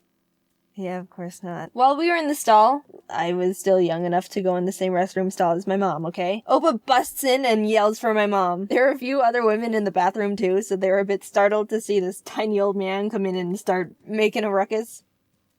Yeah? And she sees Opa holding the leash with no dog on the end. Oh, great! Pull up your pants, we're going on a run! Since it was all mostly flat open desert, we were able to see Scruffy still booking it down the side of the road. And since it was a tiny middle of nowhere gas station, the few people that were there were all chasing after him too. Everyone was screaming at each other, "Get the dog! Get the dog!" and running around. Ugh, what a disaster. The thing is, even though Scruffy was a small dog with tiny legs, he could run. Those things can friggin' run. And when he started running, you couldn't stop him. It was like tunnel vision. Need to run, need to run, need to run. Where am I going? I don't know. If I just run, I'll get there. You could try to yell his name. It wasn't like he was gonna listen. He hardly did that anyway. So how'd we catch him? Driving down the road towards us was a white van. They saw that there was a herd of people chasing this tiny dog down the road. So they turned sideways, opened their big van car doors. You know, the kind I'm talking about, the ones that they slide. And Scruffy just jumped in. What? Scruffy, hasn't anyone taught you not to jump into white vans with strangers? They didn't even have to offer you dog treats to get you in there. And I could try to lie to you and say they closed the door and drove off with a free dog, but they didn't. They gave him back to us. But think about how easily they could have. Oh, thanks for catching our dog. We could have never caught up to him. I don't think you would have forgiven me if I tried to pull off that ending. And that was runaway attempt number 2. He loved us, I promise. Scruffy was a great dog, too. And even though it might not seem like it because I only talked about him trying to run away from us, he was glad to be part of our family, and we all loved him. If you have an animal, make sure you give him a good pat on the head and tell him you love him. Even if it's a Snake. Yeah, snakes want love too. It's sad to hear when animals die. Scruffy dying was the first time I ever had to experience death, and I was really heartbroken when he wasn't with us anymore. But just knowing we gave him a good life and he was a happy little dog helped me feel better. Make sure you give your animal the best life you can while they're still around. All animals deserve to be loved and cared for properly. They aren't your possession, they're a friend and a family member. Give them the right care, the right food, the right toys, the right amount of attention, everything. And make sure you do research beforehand to know exactly what it takes to make sure they're happy and healthy. Too many people impulse buy animals, and the poor thing doesn't end up being treated for correctly. Research and then love. That's the steps. Rest in peace, Gabe. Keep on borking, little pal. Hey everyone! So I've been in college for a while now, and I'm really enjoying it actually. I've met some great people and made some really awesome friends. Anyway, so everything's been going good, but knowing me, I've had my share of stupid disasters. I had this class, Intro to Computer Model Design. We typically just had weekly projects in Photoshop, Illustrator, a few other programs. The schedule was normally every Thursday we would have to go to the classroom at 6 p.m. and turn in our assignment from that week. Now I've heard from other students that the professor is actually really strict on the turn-in window. You have 10 minutes after 6 p.m. to turn it in, and that's it. Got there at 6:11? Tough luck, buddy, you're late. Go get your life together. No mercy. I got my project done a few days early, trying to be all good and stuff. Dang, look how on top of things I am. Yeah, all I had to do was print it out. The printing lab is close to the classroom, so I figured I'd just go before I turned in my assignment, print it out, and save myself the extra trip. I have a friend down the hall that also had the class, and she asked if she could use my computer to do her project since she didn't have Photoshop. It wasn't a problem for me, so she came in around 3 p.m. on the Thursday, giving her a good 3-hour window to complete the assignment, which at the time we thought was reasonable. So we were hanging out, she was working on the project, I decided to use the time to organize my papers and stuff. Wow, Jaiden, so productive! I know, I'm basically a full-on adult now, using my time wisely and crap. All of a sudden, we look over at the time, and it's freaking 5:45. Now, the building the class is in is already a good 5-minute walk away. I still had to get my thing printed. My friend wasn't even done. Panic! We started rushing around in just blind confusion of what to even do with ourselves. She had to cut it short and leave some things out just to have something to turn in, and we both ran out to get to the printing lab. We were almost out of the building when I realized I forgot to grab the title paper, which is something that you had to staple to the assignment. I told her not to wait for me, and I ran back to the room to grab it. Except I reorganized everything, and I didn't know where I put it. Pause. Don't you hate that? We've all been there. You decide to be good and use your time to reorganize and be productive. Wow, look how great I am making wise decisions. My parents are raising such a great little angel child. Oh wait, where did I put that one thing that was always laying right next to the water bottle? I don't know where it is anymore because everything was always in the same mess, but I still knew where things were. And now that it's all clean, I don't know where I put it. Yeah, that just happened. I just tore everything open to find the freaking little title paper. I ended up just making everything more unorganized and messy than when I started, so that's negative productivity right there. I finally found the stupid paper, and at that moment my neighbor actually stopped by to say hi. I was so late at that point, all I could say was, "Hi, can't talk, super late, close my door, okay, bye!" I never thought I would get to the point in my life that I was so late I couldn't even close a door. I'm impressed even with myself. As I was running out, I got a quick glance at the time. 6 p.m. Shit! I full-on just sprinted to the building. In my head, I'm just thinking, there's absolutely no way I can make it. Literally no possible way. Oh my god. Oh my god. I should be going to the gym. I burst into the printing lab and smashed my flash drive into the computer. My friend was also there, but she was having computer file issues. Great. Everyone's getting screwed over today. I got my thing printed and stole one more time check. 6:10. Jesus, Sonic mode freaking engage! I ran into the lecture room. I was sweaty, my lungs hurt, my legs hurt, everything hurt. I was going through mental shock. The teacher looked up and said, "Turning in your project?" Yeah, I nodded. Run. Okay. I actually managed to get the assignment turned in on time. Oh my god, that was a rush. I walked out and sat down on a little bench. I was still freaking hyped up on adrenaline and stress and emotional trauma. At that point, I didn't even know if my friend was able to turn in her project because she was still trying to print things as I left. Turns out she actually was able to get it done, but she got some hardcore death glares from the teacher for being like 26 seconds late. So yeah, I'd say college is going pretty well. Hey guys, thanks for watching. I know it's been a while since I uploaded again. Don't forget to follow me on my social medias if you want to see my stupid jokes and updates and stuff. Make sure you like the video, subscribe, blah blah blah, all that outro stuff. Also, I have a little surprise. A few of my friends wanted to say hi to you all real quick, so I'm gonna introduce them to you. They're all super awesome and I love them. Anyway, again, thanks for watching and I'll see you all later. Bye! Hi, my name is Adam, and I met Jaiden last semester while at college. Since then, we've been hanging out every day, and she's become one of my best friends. I hope you guys like this video, and I'm glad I got to say hi to you. Bye! Hi, I'm Taylor. I'm friends with Jaiden, and I was also the person who ran with her to the class because we were late. Thanks for watching. Yo, it's Brian. I stick forks in trees. Jaiden and I are BFFs. Out. Hi, I'm Jerry. I go to school with Jaiden for musical theater, and Jaiden is like the Asian sister I never had. Hope you guys like the video. See ya. Hey, I'm Gwen. I live next door to Jaiden. She lets me steal her forks and sit in her beanbag chair. Also, John sucks. Hope you guys like the video. Bye. Hey fellas, I'm John. I'm in the piano performance program. Jaiden is probably my favorite girl, second only to my terrible girlfriend Gwen. Goodbye. Hey, I'm Mitchell. I'm an architecture major. I mainly hang out in Jaiden's room just because of her big beanbag and her dope tapestries. But she's pretty tight. Bye. Hi, I'm Ben. I met Jaiden the first semester. Mainly I just bully her and steal her food, but yeah, she's aight.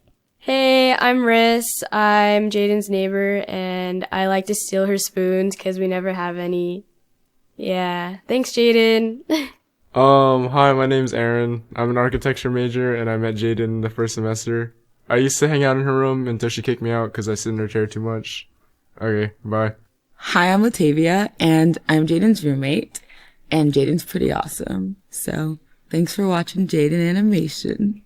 Hi, I'm Kevin. I'm a fashion major. I met Jaiden way back. She's pretty cool. Yeah. Hi, I'm Matt. I am a architect major. See, I met Jaiden by wandering up to the 4th floor and seeing an open door and just walking in. It's good You enough. have to say bye. Goodbye. Hey, it's me, Chris. Hey. Alright, bye. I gotta go. I promised you a flirting animation in the last video, so here you go. Brr, brr, brr. Big shocker. I don't like it. I'm assuming you all guessed based on my personality that I'm not one to partake in swooning someone over with charming words of flattery. I don't think I've ever flirted in my entire life, come to think of it. Okay, well, I did this one time by accident, but I'll get to that later on. I'm more of a make someone feel good and just overall let them know I care about them kind of person. I have no courage to do anything else. All I can imagine is me just trying to approach someone being like, hey there. I have a girlfriend. Oh my god, same! We have so much in common! Oof. And even if I somehow got past the initial flirty introduction, my low small talk skills won't get me very far with anything anyway. Okay, so the first time I ever tried to be a confident, flirty person, or whatever, was with this one friend I had. I liked them at the time, and we hung out a lot. And one time we were just sitting on their bed, just chilling and talking. Just buds being buds. And my mind just starts going, okay, you've never done anything close to flirty in your entire life. Who even are you? Get your crap together. Just do something. Let's go. Jeez, come on. I basically bullied myself into submission, which I didn't even know was possible, but congrats to me, I guess. I peer pressured myself without any peers. So we were just talking, and I just wrapped my arm around them, like with no warning. They were like mid-sentence, and I just like, and and I immediately regretted it. Like, okay, no, this is not what I want anymore. Why'd I convince myself to do this? Oh, God dang it. Cutting the story short, we just remained friends, and honestly, I'm glad we did. I realized I prefer this person much more as a friend, and I'm glad we didn't start a relationship. If anything, we just became closer as pals. They're literally one of my best friends now. They also watch my videos, so... Hey. You're probably expecting me to say this is awkward. But you're wrong! We're best friends! Sorry you can't laugh at my self-deprecation this time! Ha! Just a side tangent. I don't understand why people just stop talking to someone just because they don't share mutual feelings with them. Like, okay, so you like someone enough to possibly consider starting a closer relationship, which means you already enjoy their company, personality, and overall them as a person. And just because they don't share the same romantic feelings back, you all of a sudden don't want to associate with them anymore? That makes absolutely no sense. Minus the relationship, you two sound like you could have a freaking bomb friendship, since you theoretically should be able to get along perfectly. I mean, if you consider them as an adequate possible partner. I don't know, it just doesn't make sense to me. Unless you're a douchebag and you only like that person for their looks and nothing else. Another part to flirting is the texting, the messaging, the sliding in the DMsing. And I don't really do that either, but I have something to say about it. So I guess I understand why you would want to wait a few minutes to text someone back because you don't want to seem clingy or something. But why do people wait, like, more than 10 minutes? That's such a waste of time. And it kind of comes off that you don't really care that you're talking to them, which is the opposite of what you're feeling. Why can't we show when we appreciate someone anymore? Also, I know people who want to text someone they like as little as possible because, I don't know, again, it makes it seem like they don't want to be texting them or something. They'll almost make it a competition to try and leave the conversation first. Like, congrats, you win on finding a way to make them be the last to text in your conversation. You know what your prize is? Not getting to talk to the person you want to talk to. Putting it that way doesn't make it seem all that appealing, does it? So now I'm sure you're wanting me to tell you stories that make me kind of die a bit inside, but provide you with entertainment. And you're right, let's start with awkward first date, shall we? During my junior year of high school after our homecoming dance, my group of friends and I wanted to go bowling because fun. I didn't have a date. Obviously. At the bowling place next to our lane were a group of people around the same age as us, and out of the blue, one of my friends just goes, "Hey, will you guys take a picture with us so it looks like we have dates?" Rachel! So we took pictures with these random people, and the one that was my date was like, "Ha, you should send that to me." And me being freaking innocent and clueless just goes, "Okay. Wait, I don't have your number." Wait, did I just... How did I do that? So blah blah blah, I had this person's number now, and I was like, oh yeah, I totally meant to be all smooth like that to my friends, but in reality, technically, nah. I have no idea what I'm doing. They end up asking me to the movies, and I was like, okay. But my parents didn't want me to go alone, so they made me invite Kate and her boyfriend at the time to go as a double date. So we all go to the movies, and since I literally don't know anything about this person, we didn't know what to talk about the whole time. It was all just flop conversations like, so how was your day? Good, how about you? Good. What's your favorite color? It was really, I can't, It was scarring. Like, I'm serious. I will never accept any movie invitations unless it's with close friends or family. Ever. All that comes to my mind when I think of movie theaters are just flashbacks. Like, I don't want to relive that. I already lived through it once. That's quite enough. No more, please. So that story wasn't too bad, just awkward tension. Come on, let's bump it up a bit. Awkward first kiss. So, hey, my first date was with someone I literally didn't know. You think I'd learn my lesson and would kind of get to know someone before I accepted date invitations, right? Wrong. Hint, I'm bad at saying no to people. Also, this was my second date ever. Just putting that fact out there. During my freshman year in college, this person invited me to go on a date, and yeah, I didn't know them either. Like at all. I've learned my lesson now, okay? We meet up and decide to eat at a restaurant, and heyo, I'll save some time just by saying it was going very similar to my first date. Exposition time. My college has this mountain near it called A Mountain, and people like to hike it. Well, it's really not even a hike, more like walking up at a mild angle. So we wind up walking up a mountain and sitting on a rock platform at the top, and we continue attempting at a normal conversation, not really succeeding. At one point, they put their arm around me, come to think of it, all these stories are kind of coming full circle and I never realized, and I'm kind of freaking out. And I kind of just start panicking to myself. Okay, I see where this is going, but I don't know if I want to end up kissing them. Like, I literally know nothing about this person again, and I haven't kissed anyone yet. What is even happening right now? Oh golly jeez. And all of a sudden they grab my face and turn it towards them, and I'm going, I see what's about to happen, but crap, I don't know if I want to kiss them yet. Oh, well, I ran out of time. So anyone who just happens to take a date up to the top of a mountain and sit on the platform thing, you'll be sitting in the same spot I accidentally got kissed by someone. And if you're there, take a picture and tweet it at me. I'd say preferably of you guys kissing, but that's kind of weird. I mean, unless you want to. This last story isn't really about flirting or dates, but I think it's kind of funny. I was hanging out with an ex-friend, and we were walking along our college's main strip. It's a street called Mill, and it's got a bunch of stores and restaurants along it. And just because I like how all these stories are kind of connecting, the restaurant First Kiss and I went to was on this strip too. We sat down at a bench outside a shop, and these two passerbys go, "Aw, relationship goals," as they walk into the shop. We kind of looked at each other and laughed and just kept talking. Then a few minutes later, the same people left the store and walked by us again, and were like, "So how long have you guys been together?" And we were like we froze. And after a bit, I just go, "He's gay."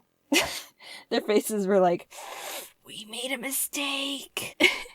So moral of the video, don't overthink relationship stuff or dates or kissing or whatever you're overthinking. If you like someone, tell them. If you want to date someone, ask them. If you want to kiss someone, give them more thinking time before you yank their head at your face. Just be cool about it all. If you can't be a couple, then show the world how bomb you guys are as friends. Also, super secret special announcement. I'm gonna try and whip up a video explaining this a bit more, but basically, there's been a revamp to the shop. A bunch of new merch stuff, but more importantly, plushes. Yep, there's Jaiden plushes just awaiting your purchase now. More details in the official announcement video, but if you're still here, that means you have early access to the new Jaiden merch. I highly suggest you go check that stuff out, especially since everything's on sale for a limited time right now. What? Anyway, new shop, go peep it out, and yeah. Jaiden out. When I was living on my own for the first time, I had to go to the store and get milk and paper towels, and that was the first time I was like, wow, I am such a freaking adult. I really appreciate the childhood my parents were able to give me. I'm really privileged to have grown up in a functional house where my parents didn't want me to die. I made a parent stories video a little over a year ago, and I rewatched it to make sure I didn't repeat any topics. And all I'm gonna say is those stories and animation are not worth 10 million views. That video, I don't like it. I don't like that video. My parents were really big on manners and being polite. We've got some Asian blood in us, so we can't bring dishonor to our family. We do all the typical things like call adults Mr. and Mrs., ask to be excused from dinner, make sure to thank everyone for everything ever, bow to our superiors. When my mom had new people come over to the house, she would make me introduce myself and shake their hand, and then when no one was looking, she'd pull me aside to a different room and quiz me. What color are their eyes? That was my mom's training course to get me to be good at eye contact, because I guess I used to be stupid and not look at people when they talked. But I remember that kind of backfired because I'd be so focused on memorizing their eyes that I wouldn't pay attention to what they were saying. Hi Jaiden, how are you? Shh! Alright, loser, I've got a quiz to take. Now that I've got 20 years of aced eye quizzes under my belt, I'm an eye contact wizard. I graduated top of my class in eye contact. I've got eye contact master's degrees. Well, every once in a while, some people make me nervous, and I get shy. But other than that, I'm an eye contact powerhouse. I realized more recently that I think sometimes I go overboard and just end up staring at people by accident, and it's very weird, and I'm sorry at everyone. My mom would also be really strict on me saying pardon all the time instead of what. Like, she would say something I didn't hear, and I'd go, what? And she'd stick her head around with, pardon? I wouldn't be a bimbo and be all, what? It's not like I was being a rude moron. One time, my friend told me, Jaiden, I think you're the only person I know that says pardon. And like, that's all fine and dandy. I could respect my mom's request to use an underused polite word. But I can't. Because she's even worse. This is what she does. Mom, did you put my book somewhere?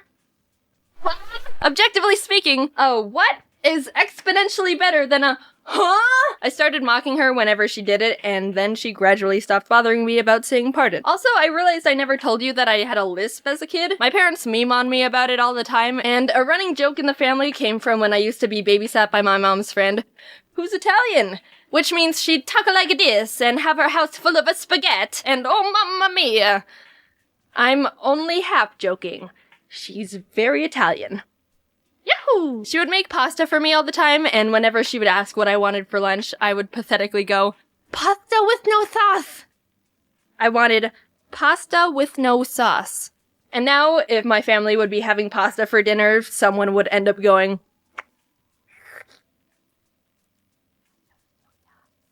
I don't have a lisp anymore. Sometimes it shines through when I talk too fast or get sloppy with my words, but somehow I fixed it by myself. In first grade, we were learning about letter pronunciation, and when we got to S, the teacher explained that some kids say S with their tongue, when it's actually supposed to be behind your teeth. And I was like, oh. So I stopped doing it. Cured. Who knew that if you've got a speech impediment or some sort of hindrance or obstruction in your life, just stop it. Simple. You've got cancer. No, it's okay. Just stop it. When I was learning how to swim, my mom and her friend, who also had a daughter my age, hired a swim instructor for us, and I don't remember a single thing about it except that she made us hang off the edge of the pool and just shimmy across the side. But I was terrified of these filters against the side and always refused to go across them because I was scared of being sucked in or something. I don't know how I passed that class because I refused to do the exercise. But at least I knew her eyes were blue. And then at the end of each lesson, she'd give us a piece of licorice, like we were dogs. I didn't like licorice. Oh yeah, and also this one time I almost drowned and died. So my parents were having a bunch of their friends over who also had kids for a pool party. There were a handful of pool toys like blow-up dolphins and beach balls, but we also had this floating foam mat. I was doofing off doing my own thing, and at one point when I was underwater, the mat drifted over top of me. When I had to go up for air, I hit the bottom of the mat, and I was like, uh-oh. Time for advanced critical problem solving. So if this mat is over top of me, I can't get up to the surface to breathe. So what do? I got it. I'll simply become a child Hercules and lift 3 6-year-olds from underwater into the air with my twig arms. Rather than using one of my 4 brain cells and swimming 2 feet to the side away from the mat, I decided to try and just bench press my way to survival. One of the adults realized I was being an idiot and also dying, and instead of being like, well, survival of the fittest, he dove in and saved me. So I didn't end up drowning of stupidity. Thank you, Mr. Chad. And now I'm here, on my own, moved to California, in my own place, not dead at the bottom of a pool, staring at everyone. Being honest, I love my family so much, and they've done so much for me. It takes a lot of effort to raise a person. Just think about how helpless and stupid babies are when they start out. They can't do anything. You can just put a baby on the ground and do nothing. Just leave it alone, and it'll just... pathetic. I'm so thankful and lucky my family's so supportive about everything I've been able to do, because I know not a lot of parents are like that. They even helped me sell merch at VidCon. They were so happy about it too. They came up to me after every day like, oh my gosh, Jaiden, everyone's so wonderful. The people who watch your videos are so sweet. Someone asked me to sign their shirt, so I just wrote Jaiden's mom. I was really nervous to pursue this career path because it can be a bit unpredictable, but the fact that they're so proud and encouraging has helped me do so much more than I ever would have thought I could if I was alone. So thanks, Mom and Dad. Brown, Hazel. So I just got back from VidCon Australia, and I wanted to say that that was amazing. I've never been upside down before. I was on a few panels with some friends like James and Jazza and Maz, and got to meet a bunch of really amazing, nice people. Maz, Jazza, and I were in the opening show, and I ended up having to draw a wombat with my elbows, which was very difficult, especially since I didn't know what a wombat looked like. If you want to see that, you can check it out on Jazz's channel. He posted that whole thing. I got to hold a snake and pet a kangaroo. It was kind of cold and windy and rainy, but I also got to meet an owl and a whole bunch of you. Just a really overall great experience. I am so appreciative that you guys like my stuff. I also wanted to update you that my shop manager and I are working on a new shop relaunch. We weren't content with the old one and wanted to make better stuff, so there's a bunch of new products and much more really cool things coming, like, oh, I don't know, maybe a little Ari bag.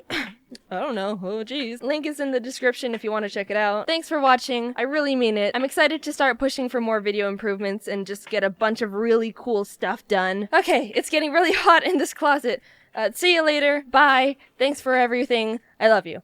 When Carl Jacobs popped up in my DMs asking if I wanted to be in Mr. Beast's upcoming video, I'll be honest, my gut reaction was fear. Mr. Beast has basically become YouTube's own mad scientist. He can snap his fingers and shape reality at this point. Despite part of me thinking I should just stay in the comfort of my own home, I felt really honored to be invited and kinda just wanted to show up, say hi, and then realistically go home within the first round of eliminations. I accepted the ominous invitation, and before I knew it, was flying to North Carolina being handed a custom uniform, all before even knowing what I actually just signed up for. I didn't even know if there was a prize for the winner at this point. Walking into the green room, I was expecting to not know anyone, but to my relief, I saw a lot of familiar faces. I even used this time to ask Matt Pat what it was like to meet Scott Cawthorn, and he told me FNAF secrets. So already this trip was more than worth it. Eventually, we were herded down a long, mysterious hallway until we saw it.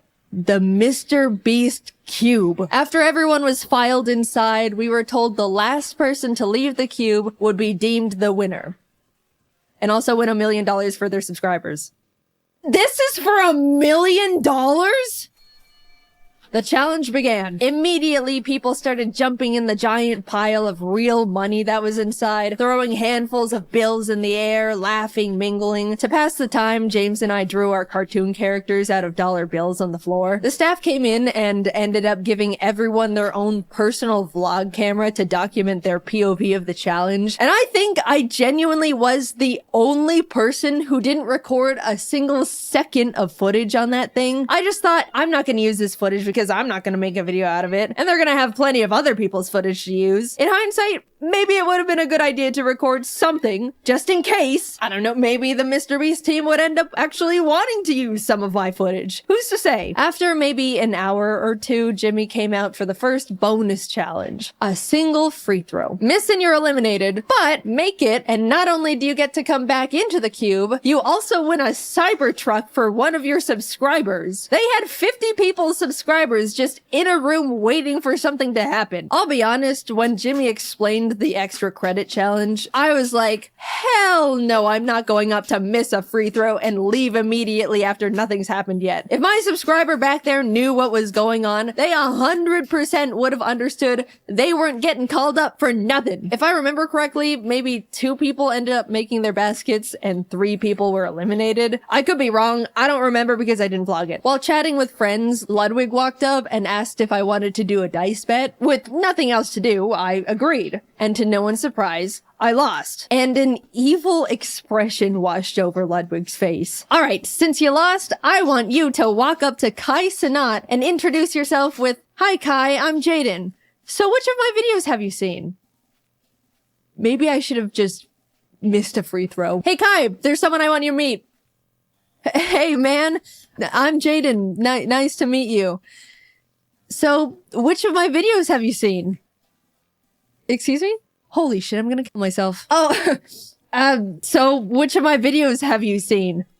"Oh, I'm sorry, I haven't seen any, I don't think." "Ha! That's okay. Nice meeting you. Bye." Kai was super chill and nice about it, but oh my god, I wanted to rip my skin off. I'm stuck in this cube with him until further notice, and it's all Ludwig's fault with his stupid dice. I hate it in here, let me out! Oh, hi Jimmy. We were told to gather up in groups of 5, designating one as a team captain who will have immunity for the next challenge. I was with James, Schlatt, Ludwig, and Charlie Moist Critical, using the dice to choose the captain. This time, I actually rolled highest, but reassigned it to Ludwig because I couldn't cope with the idea of possibly being responsible for a teammate's elimination. And then it was revealed captains would just have to assign their teammates a shape for the Squid Game Honeycomb Challenge.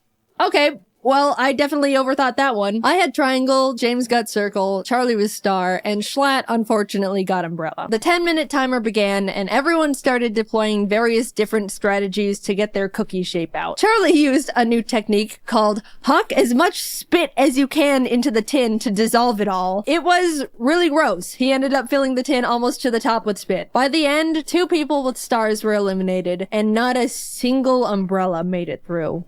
Bye, Schlatt. It was very funny seeing Mr. Beast lift the lid off Charlie's tin and immediately reel back in disgust, though. A total of 14 out of 50 people have now been eliminated, leaving 36 people. Honestly, that was good enough for me. Losing at any point going forward was already further than I was anticipating. We were fed our little thing of rations and left to wait again. It probably doesn't seem like long in Mr. Beast's video, but it was like 9 p.m. by the time we began the second real challenge. After being directed to choose a partner, James and I shook hands, ready to take on the next game as a team, and froze as it was revealed we had just chosen our own opponent. Another Squid Game tactic. I probably should have seen it coming, I just didn't expect the double up. The Beast staff revealed the next challenge as they rolled in a giant Jenga tower. Winner stays, loser walks. Unfortunately, the very first game of giant Jenga between KSI and AJ ended up taking literally 2 hours. Doing the math in our heads,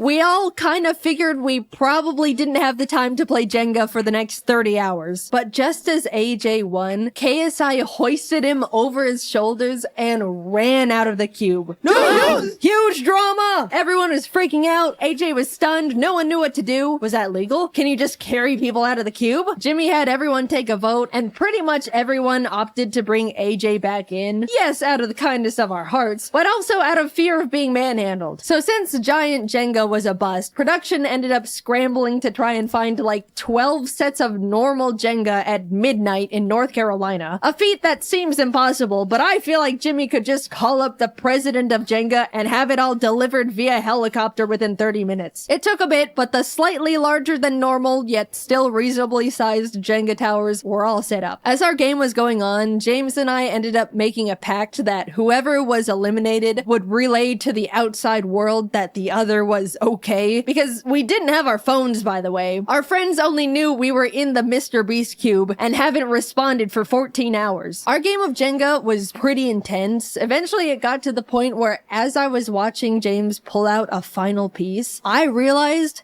there wasn't any left for me to safely remove. I'm about to be eliminated. And a flash of bliss washed over me. Sure, I'll be gone, but that's okay. I'll be set free into the outside world again. The cube is harsh, unforgiving. It's taken so many of my friends from me. The glass floor is hurting my butt. I'm ready to go now. And deeper into the trenches I went. James being eliminated meant I was moving on to Cube Day 2. What a miracle. Watching the rest of the Jenga games was like watching an active war zone. People were focusing, cheering, sweating, praying. Towers were falling one after the other at the feet of now eliminated players. It was brutal. And also still taking way too damn long, man. Can I go to bed? The last game left to finish was between Quackity and a popular Brazilian creator, Enaldino. Apparently, when it was revealed the challenge was Jenga, Enaldino turned to Quackity and admitted he was a Jenga pro. Quackity had never played. Not the situation you want to be in. Quackity half-jokingly asked Enaldino if he wanted to play rock, paper, scissors instead, to which he replied, no. Which, you know, fair. But 3 hours into this single game, the two of them were neck and neck. Genuinely the most cracked round of Jenga possibly ever. Everyone in the cube was gathered around watching Quackity slowly pulling out the very last piece in this skeleton of a Jenga tower. Just as he was about to make it, Enaldino asked, rock, paper, scissors? Quackity looked up at him. Muito tarde. It was over. Enaldino tried to hang in there, but in the end, he fell. 18 people were now eliminated. Alright, it's 3 a.m. Let's go to bed. I genuinely thought they would let us go back to our hotel rooms for the night, but Man, now this is just great. I won myself a ticket to a night in the Mr. Beast cube, sleeping next to a bunch of people I barely know, and I was probably just gonna get eliminated first thing in the morning anyway. As I was getting ready for bed, Kai walked by. Hey, I gotta check out your videos sometime. Oh, I'm sorry, man. I lost a bet to Ludwig and he made me say that. Oh, shit. Okay, damn. Oh, well, that makes falling asleep a bit easier. Thank God he only thought I had a huge ego for 19 hours straight. Crisis averted. In the morning, production had to prep for filming again, which meant they turned on every single light in the building, flash banging all of us. They were turned off, and then these loud-ass brrrr sounds from construction started blasting. They turned the lights on again a few minutes later, but this time in a crazy strobe light effect for some reason. After breakfast rations, Jimmy returned, pointed to the entrance hallway, and in walks I Show Speed. With too much energy for a group of people that just had the weirdest sleep of their lives. Alright, you guys have the chance to vote Speed into the cube to join you in challenges. The kind thing to do was to let him in, but we all just survived trenches no one could even understand. We were trauma bonded together. And also, it wouldn't be fair. The majority of us moved to the voting side of no. Admittedly, me too. Mainly because I was a bit scared of him. Speed looked at Kai. At least shake my hand, man. You're gonna pull me out. As the two of them argued about a friendly handshake, Ludwig stepped up.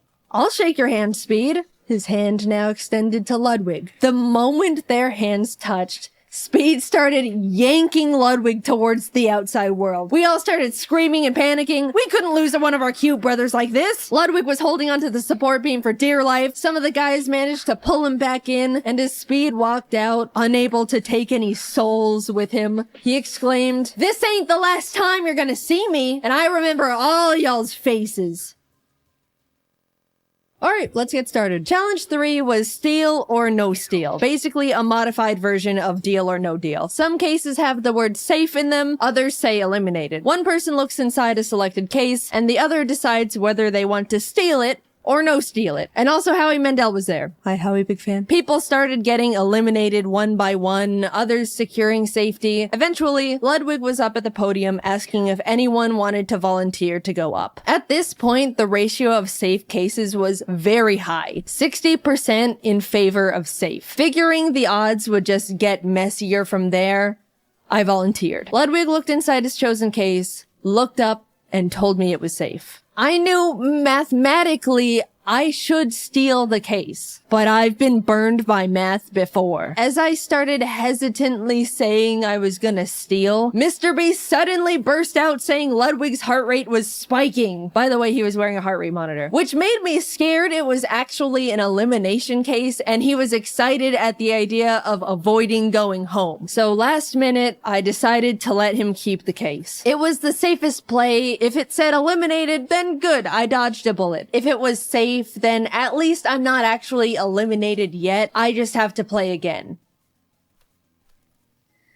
Shit. It was now my turn to bring someone up. Even though I didn't want to pick a friend out of fear of getting them eliminated, more than that, I didn't want to be up there with someone I didn't know. I picked Quackity. He came up to the podium. I grabbed case number 2. It says safe. My plan was to tell the truth, but in the most unconfident and nervous way possible. I was deploying every bit of body language knowledge I could think of, making myself look as guilty as possible as he asked me various questions. We went back and forth for a bit until your eyes looked down as you said the case was safe, which indicates guilt. So I think you're lying. I'm not gonna steal it. Without a word, I shifted the case onto its back, unlatched it. Safe. It was worth sleeping in the cube! Oh my god, the relief, you have no idea. After everything finished, a bunch of people walked out, and unfortunately, Quackity ended up being one of them. 10 people left. I know it's a dog-eat-dog world inside the cube, but when you're left to sit with your fellow contestants for hours on end between challenges, waiting for Jimmy Beast to send you all through another round of cube stress, you really start bonding with the survivors. It was pretty sad watching them go. Hours passed until the Jimmy death bell struck again, and we were told to partner up once more. Alex and I had really gotten to chat and hang out together together as the only girls left at this point, so we paired up. Everyone was blindfolded and told to sit tight until they were ready, which is ominous. The two of us were strategizing and figuring out each other's strengths and weaknesses for whatever was coming our way, only to be unblindfolded and see the entire cube transformed into a kitchen. It was a cooking battle. We're actually fucked. What? Alex started panicking, saying she can't cook for her life. We were freaking out. Then Mr. Beast brought out the judges. Professional competitive eater Joey Chestnut, Miranda Cosgrove, hi big fan, and Speed. Bottom two teams are eliminated. Time starts now. We ended up committing to mac and cheese with a slice of chocolate cake, under the fancier title of American Comfort Food. AKA the only two women left in the challenge can't cook and they're trying their fucking best. The judges walked around to check in on everyone, and eventually Speed was at our station. So when you all were voting to let me in, which side were you on? Well, originally we were on the side of no, because we were a bit intimidated, but we ended up switching to a yes at the last minute. Right, Jaiden? Yeah. I switched. Alright, cool. 'Cause you know I don't forget, right? Yep. Later on, during the challenge, Mac and Nolan from the Beast team came up to ask what we were making. At the time, I was grating up Feastables to sprinkle onto our cake for decoration, and I thought, oh, it would be funny to have them ask what we're making, and it's just their own brand of chocolate. So I was like, close your eyes and open your mouth, and gave Mac a piece of chocolate, and immediately, without chewing, he was like, is this Feastables? And I was like, yeah. And he kind of stood there for a second with his mouth still open, and Nolan was like, oh, he's allergic. And they both had to leave. Oh my god, guys, I felt so bad. I apologized so much when he came back. Max said it was fine and is a good sport about it, but I still have so much guilt about being such an idiot. Ludwig and Amixem presented first with their fried chicken and asparagus dish. The judges all really enjoyed it, giving them a total of 26 points, which is really unfortunate because I definitely thought Speed was gonna hold a bigger grudge against Ludwig and tank their score. We were up next, and thankfully they really liked our food too. Joey was the first to score us and ended up giving us a 10 out of 10. And in the moment, as a joke, I wanted to turn around and flip off Ludwig as a, friendly fake gloat, but I accidentally turned around and flipped off a Mixem, and I felt so bad again. He was not the intended target, and now I was just being rude, and this challenge was going horribly. Not because of the cooking part. I've just been non-stop fumbling socially. We also got a total of 26, putting us at a tie with the French boys. But now, Logan Paul and Nick DiGiovanni were presenting. And I haven't mentioned it yet,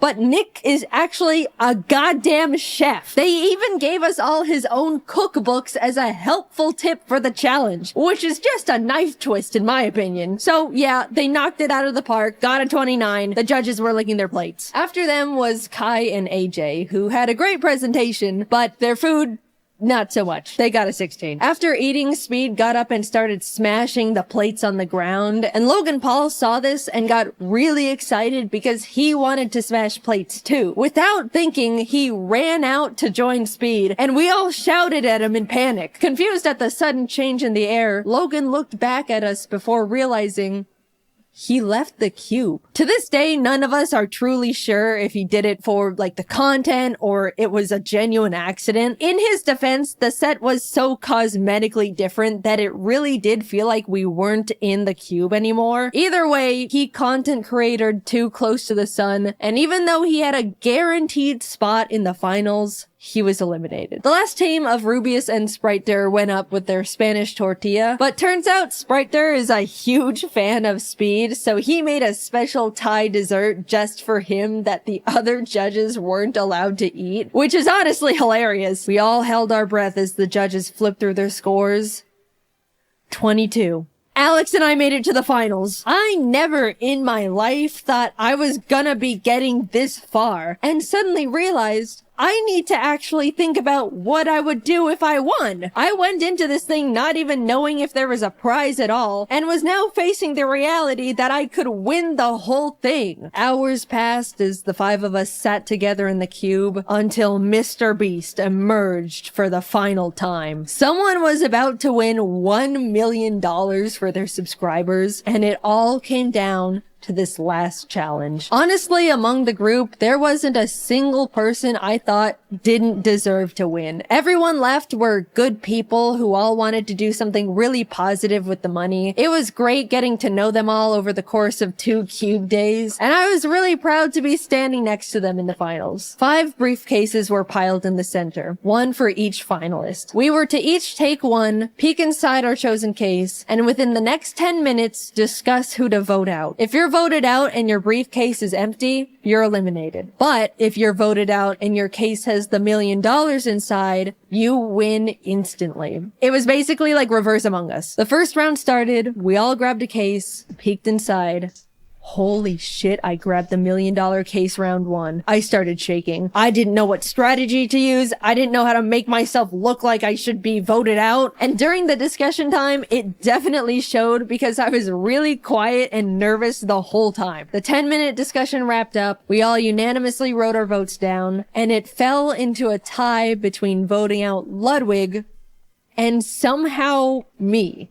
It could end right here. We had a few minutes to discuss again and recast votes, but Alex and Nick were able to figure out I voted for myself, so Ludwig was eliminated. The cases were reshuffled. We each grabbed one.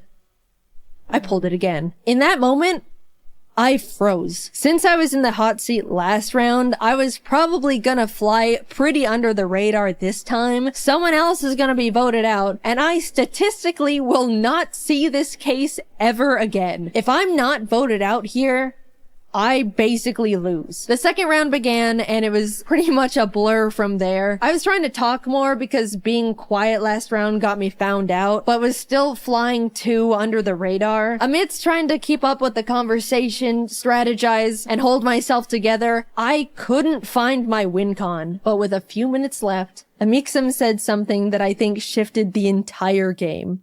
What are the odds Jaiden pulled the $1 million case twice? There it was.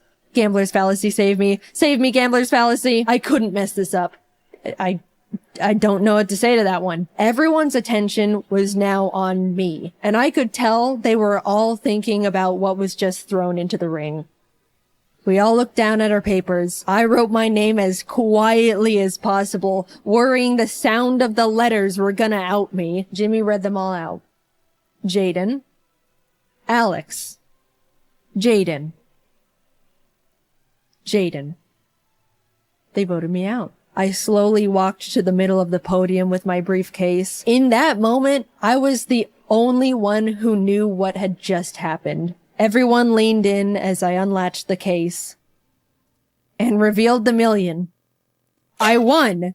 Confetti cannons blasted. Everyone immediately started congratulating me. All the eliminated contestants left in the green room ran out screaming and jumping around me in celebration. I started to tear up for some stupid emotional reason. So yeah, I won $1 million to give away to my subscribers. That is a Looney Tunes amount of money. First of all, top 5 all agreed that whoever won the $1 million would give the other 4 $100K each to do something for their subscribers too. So a total of $400K will be going to Ludwig, Alex Botez, Amixem, and Nick DeGiovanni. With the remaining $600K, I decided to put it towards paying for as many people's art degrees as possible. It's really scary going into the art field right now between the animation industry hitting their rough patches, AI threatening to take artist jobs. The overall career path is extremely intimidating and difficult to break into. I'd really like to encourage and make it easier for some of the up-and-coming artists by being able to send them through art school stress-free. I have no idea how to set it all up, but I'm currently working with as many qualified people as I have available to me to make it happen. As my and Mr. Beast's team figures it out, I'll keep you all updated through my Twitter. We'll get it sorted. I entered the Mr. Beast cube ready to just talk to my friends and screw up in the first challenge, but instead I was isolated from the world for 48 hours, watched my peers fall one by one in front of me, and left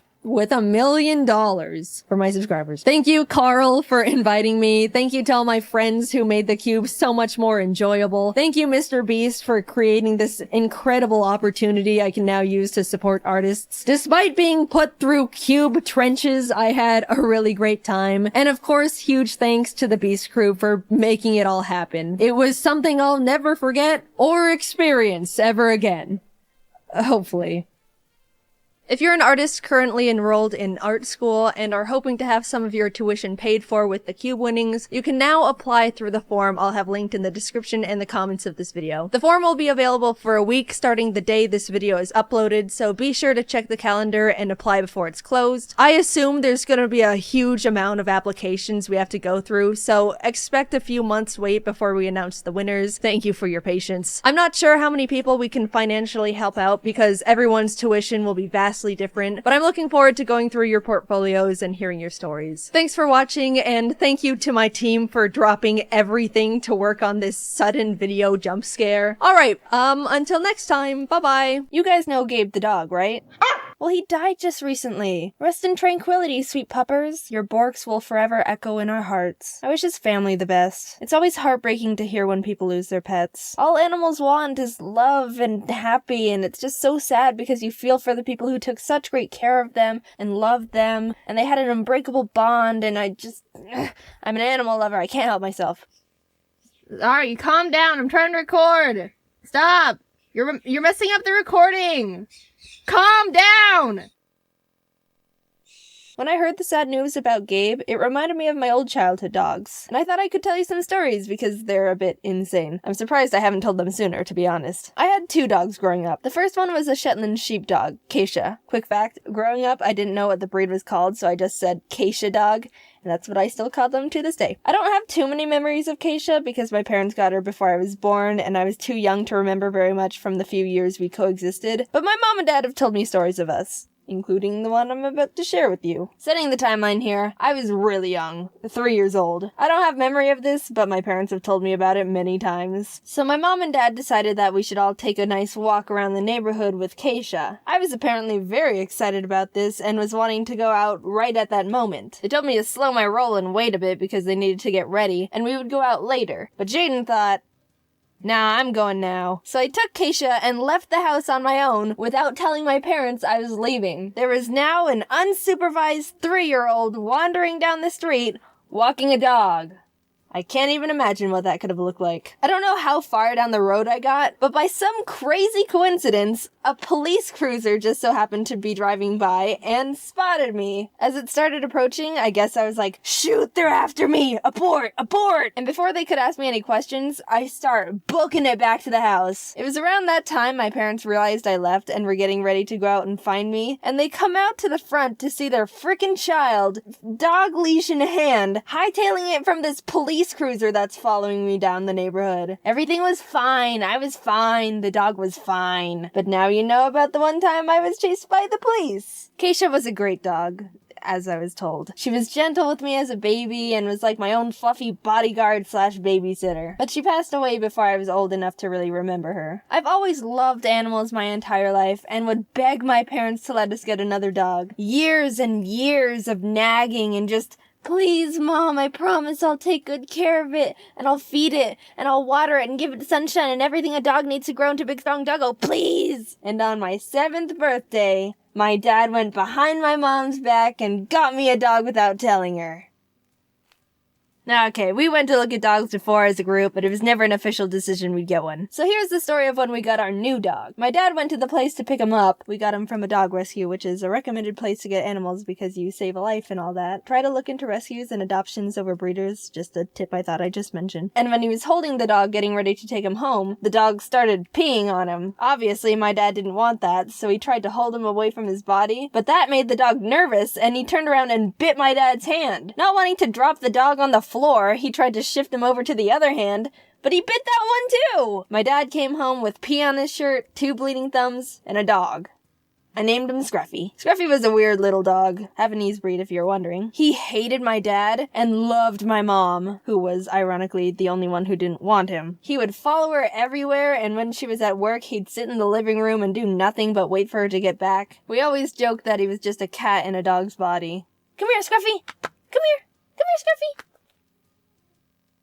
But we loved him anyway. My mom gave him haircuts to make it look like he had a mohawk. So back to stories. Every morning our mom would drop us off at our elementary school down the street, and Scruffy would ride in the car too. He'd sit in the back with us and stick his head out the window, but one day he just jumped out. He freaking jumped out the window of a moving car. We weren't driving fast, mind you, because we weren't on the main road yet, but friggin' heck it, Scruffy, you can't just jump out moving cars whenever you want. He ran into the desert because he was freaked out, and we lost track of him. Of course, my brother and I still had to go to school, but I was pretty messed up for the rest of the day. And by the time I got home, he still wasn't found. This was in summer, too. A little black dog in the Arizona sun without water isn't a good combination. And he definitely wouldn't survive a night with all the coyotes around. He'd be like a little Happy Meal to him. We drove around looking for him for a long time. I was leaning out the window calling his name. And no, I didn't jump out and run away too. We didn't need two family members jumping out of car windows that day, you know what I'm saying? After searching and searching for so long, we were actually starting to lose hope. But we finally found him! Scruffy! Time for a bath. Finding Scruffy again was the biggest rush of relief I've ever experienced in my life. Want to hear about the second time he ran away? This was several years later. We were driving back from visiting my aunt in Tahoe, as I mentioned we do in a previous video. But it wasn't just my mom, dad, brother, and Scruffy with us. My dad's dad was with us too. We call him Opa. He's this old retired 4'11" horse jockey to give you an image of what he looks like. So we were driving in the middle of the desert on our way home, and we decided to stop at a gas station. My mom and I had to go to the bathroom, so she gave Scruffy to Opa and told him to let him go to the bathroom while we went to the bathroom. He was on a leash, so nothing could have gone wrong, right? Right? Yeah, of course not. While we were in the stall, I was still young enough to go in the same restroom stall as my mom, okay? Opa busts in and yells for my mom. There were a few other women in the bathroom too, so they were a bit startled to see this tiny old man come in and start making a ruckus. Yeah? And she sees Opa holding the leash with no dog on the end. Oh, great! Pull up your pants, we're going on a run. Since it was all mostly flat open desert, we were able to see Scruffy still booking it down the side of the road. And since it was a tiny middle of nowhere gas station, the few people that were there were all chasing after him too. Everyone was screaming at each other, "Get the dog! Get the dog!" and running around. Ugh, what a disaster. The thing is, even though Scruffy was a small dog with tiny legs, he could run. Those things can friggin' run. And when he started running, you couldn't stop him. It was like tunnel vision. Need to run, need to run, need to run. Where am I going? I don't know. If I just run, I'll get there. You could try to yell his name. It wasn't like he was gonna listen. He hardly did that anyway. So how'd we catch him? Driving down the road towards us was a white van. They saw that there was a herd of people chasing this tiny dog down the road. So they turned sideways, opened their big van car doors. You know, the kind I'm talking about, the ones that they slide. And Scruffy just jumped in. What? Scruffy, hasn't anyone taught you not to jump into white vans with strangers? They didn't even have to offer you dog treats to get you in there. And I could try to lie to you and say they closed the door and drove off with a free dog, but they didn't. They gave him back to us. But think about how easily they could have. Oh, thanks for catching our dog. We could have never caught up to him. I don't think you would have forgiven me if I tried to pull off that ending. And that was runaway attempt number 2. He loved us, I promise. Scruffy was a great dog, too. And even though it might not seem like it because I only talked about him trying to run away from us, he was glad to be part of our family, and we all loved him. If you have an animal, make sure you give him a good pat on the head and tell him you love him. Even if it's a snake. Yeah, snakes want love, too. It's sad to hear when animals die. Scruffy dying was the first time I ever had to experience death, and I was really heartbroken when he wasn't with us anymore. But just knowing we gave him a good life and he was a happy little dog helped me feel better. Make sure you give your animal the best life you can while they're still around. All animals deserve to be loved and cared for properly. They aren't your possession, they're a friend and a family member. Give them the right care, the right food, the right toys, the right amount of attention, everything. And make sure you do research beforehand to know exactly what it takes to make sure they're happy and healthy. Too many people impulse buy animals, and the poor thing doesn't end up being treated for correctly. Research and then love. That's the steps. Rest in peace, Gabe. Keep on borking, little pal. Reading, books, libraries. It's all boring. I don't know if that's an unpopular opinion or not. When I was growing up, it was pretty normal. But now I always hear people gush about how great it is to bundle up in a warm blanket with, quote, a good book, while the faint light of the fall evening peeks out of their cracked windows and hits their collection of plants perfectly. They've got a warm cup of chamomile tea they've prepared with the Keurig they use daily, and actually it's a funny story. They were about to get one at Target because they were on sale, but they received one as a gift instead. What a coincidence. And they have a cat. I'm not saying that isn't a poetic life you've got going on over there, But I still don't like reading and have a cat allergy. It's kind of complicated. The thought of reading sounds really nice to me. It's supposed to be calming and good for your brain in some sort of way. I don't know how exactly, but people repeat it all the time, so it might be true. But I think I've got some weird reading PTSD from school because the other part of my brain thinks about how boring and slow and too quiet it's gonna be, and I feel like I have to take notes and memorize things and identify the plot points and know the names and symbolisms and To Kill a Mockingbird. And oh god, was I supposed to read up to chapter 7 by Thursday or through it? I used to love reading. I still have the strong memory of going to my elementary school's library and being excited to check out the next Geronimo Stilton book because I loved the pictures and fun text they had. They always wrote the word cheese like this, and being able to read books that had more than 10 words on the page was impressive to a 6-year-old. Whenever I found a book I liked growing up, I would read it non-stop. I was able to crush a 300-pager in 2 days, which I don't think is considered impressive anymore, but it was in 5th grade, and look, that was the only self-worth I had, alright? But when school started making us read books by force, it kinda took the fun away from me. I don't like being told what to do with my free time, especially if you're gonna make me read a book written in the 1940s that I need cliff notes to decode just to realize that all the animals were communists. Also, it's 20% of my grade. I get it, though. What else are we gonna do in English class? We can all understand each other, right? We're speaking English. That's gotta count for something, right? But the more I had to read really cryptic books in my spare time where the symbolism is in the color of the main character's curtains, and I'm not even observant enough to realize they had curtains, led me to not really having fun and also feeling like an idiot. I like my subtlety like I like my coffee. Splash in my face. How am I supposed to know what the A stands for adultery? I don't know. It could mean a woman for all I know. Asparagus. But all that isn't anything new. Everyone complains about English assignments. Everyone hates reading the Scarlet Letter. Everyone thinks school should die. However, something that also locked in my disdain for reading was my mom. Hi, Mom! Of course, as a parent, you don't want your child to do nothing but play video games all day. That obviously leads to undeniable life failure. So what's the solution? Make them read more. And on paper, I don't think there's anything wrong with that. Honestly, I'll probably use that parenting technique too. When applicable. I think my mom made the obvious good parenting decision. But as the victim here, I believe I fell in the small minority where it had the overall opposite effect. During summer vacation, my mom would always tell me that I needed to read at least 2 books so I don't forget how to read. Whenever my mom would walk in on my brother and I playing Mario Kart together in the living room, she would ask if we've read yet today, which we would respond no, because reading's for chumps. And then she'd lock us in our rooms to be chumps. I started hating reading so much, I would rather do literally nothing than read a book. There were a couple summers where I faked reading entire books because I just didn't want to read that much. There was this one about dragons, I think, called The Secret Country, and I still remember that just looking at the cover would put me in a bad mood because of hatred association.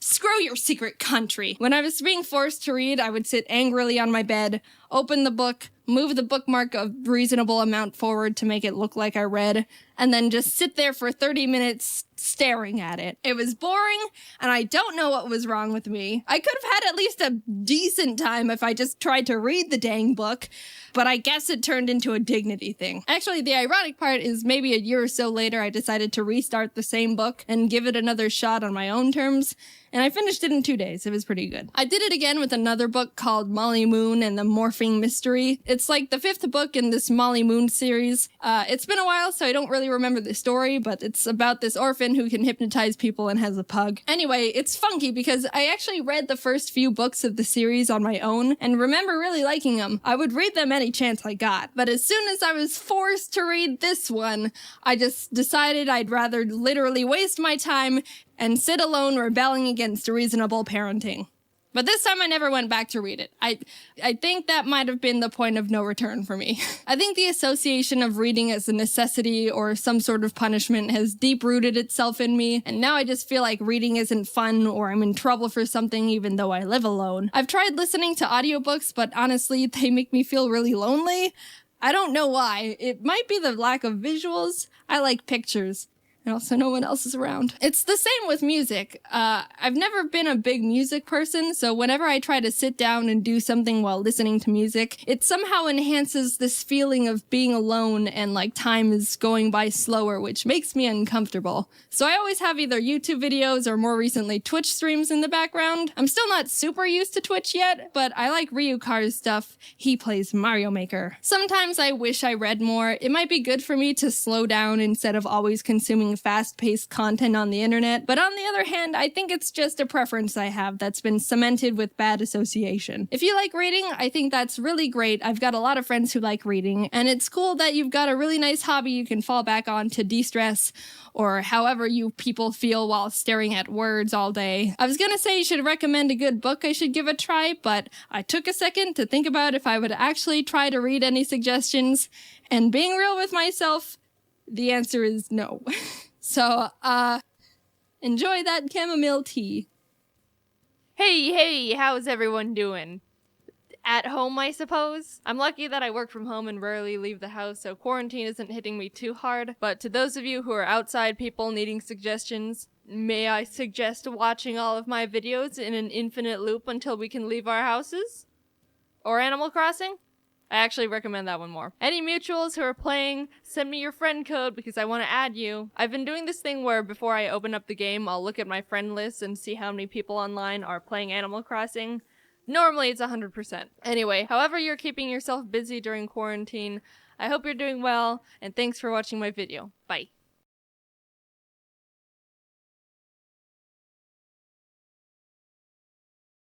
I'm awkward. I try really hard not to be, and sometimes I feel like I'm getting better, but I'd say 70% of the time, my social skills are very below par. It's like my brain just randomly decides, hey, yeah, you see that person over there? Okay, so here's the plan. You're gonna walk over there, everything's gonna be fine for like 2 minutes, and then you're gonna say something completely stupid, and then cringe about it for the next 4 years. Ready? Now go! I don't really have a point of this video. I kinda just want to tell you guys a bunch of funny stories I look back and facepalm at, because I can get so socially awkward at times. It just happens randomly, and I never see it coming, which scares me. Like, everything's fine, and all of a sudden I'm hit with this wave of not knowing how to interact with people. Like, whoosh. Okay, so this one time I was at a tennis match with this one girl from another school, and we were walking over to the court to play, but it was kind of a long walk, and I didn't want it to be like this extended awkward silence and weird tension, so I decided to try and make a little bit of small talk. I'm absolute garbage at small talk, by the way, so if you ever meet me, you have to carry that job for the both of us, just a warning. So I kind of started a small conversation. So, are you in your senior year? No, I'm in grade 10. Oh, you're really tall for being in grade 10. She didn't really say much after that, so I automatically thought I somehow offended her by calling her tall or something like that. My brain was like, oh my god, Jaiden, how could you call her tall? I can't believe you would offend her so badly. You have to say something to make it up right now, or else she'll be scarred for life because she's too tall. So I just blurted out, oh, but you're really pretty too. Yep, I freaked her out. It was meant to be like a compliment or something, I don't know, but it came out really weird for some reason, and she probably thought I was like just a flustered lesbian or something. Not that being lesbian is a bad thing. And then it was an awkward silence for the rest of the walk anyway, which is exactly what I was trying to prevent in the first place. So yeah, I didn't even stop that from happening. Another time, I was at the school dining hall with a bunch of friends, and they were talking about something I didn't really relate to, and I couldn't contribute much to the conversation, so I started just zoning out. You know when you start staring into space and just get lost in your thoughts? Yeah. So I was doing that for a while, and I snapped back to see this rando guy across the room uncomfortably waving at me. Turns out, as I was completely lost in my own mind, I was deadbeat staring at this poor guy the whole time without even realizing it. I don't even know how long I was doing it for. Apparently long enough for him to feel like he needed to wave at me. And it wasn't like a little friendly wave, it was a, oh my god, why is this chick glaring at me so intensely, I need to do something wave. And I was like, crap. This is awkward, what do I even do? I can't just go over and explain, oh, I wasn't intentionally staring at you directly in the eyes for a socially unacceptable amount of time. In fact, I wasn't even staring at anything. I was blind in that period of time because I was lost in the depths of my subconscious. Don't worry. I couldn't do anything, so I kind of just, looked away and, stewed in embarrassment for the rest of the day. And then, there was this one incident where I was at this fancy restaurant. You already know this story is going downhill real fast. So I was at this restaurant and I had my order in my head. I always do that, repeat what I'm gonna say in my head a million times so I don't mess it up when the waiter asks me trick. I just feel like if I take too long ordering, everyone's gonna automatically get annoyed at how I'm holding everything up, even though it literally doesn't take any time at all and no one cares. So the waiter got to me and I was freaking prepared. Hello, miss. What can I get you today? Hello, can I just get the penne pasta with tomato sauce, please? That is literally word for word what I said. It was one of the simplest dishes on their crazy fancy menu compared to the freaking mumbo jumbo ginger glazed mahi mahi fancy fromage à blanc or golden confit escapolo bane femme bon appetit sautéed in ketchup ratatouille. But for some reason he was confused by my overly complicated order and asked, Oh, do you mean the 4-cheese pasta dish with sun-dried tomato sauce and basil? No. Yes. Don't get me wrong, it was good, but frickin' I felt like I would have come off as rude for some reason to correct him, which is absolutely ridiculous because he doesn't care what I eat. It doesn't affect him in his life. And by the way, how in the world did he get sun-dried pesto, 5-cheese pasta, whatever, basil from penne with tomato sauce? I guess he knew what I wanted more than I did, apparently. Well, those were 3 little stories I wanted to share with you guys, just because I thought they were funny and I think you'd enjoy them. They're all a bit too short to make separate whole videos out of, so yeah. Unfortunately, I have a bunch more little cringe-inducing stories like these, so if you want me to tell you more in the future, I don't know, part 2 or something, just let me know, and yeah. If you enjoyed them, make sure you share them with your friends, or I don't know, share some of your own little stories in the comments and stuff. But anyway, thank you for listening to my little stories. Hopefully you enjoyed, and I'll see you later. Bye!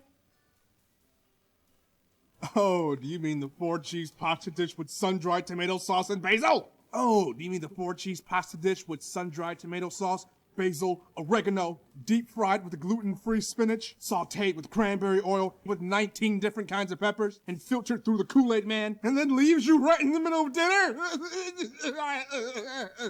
With a side of alphabet noodles? I have no idea.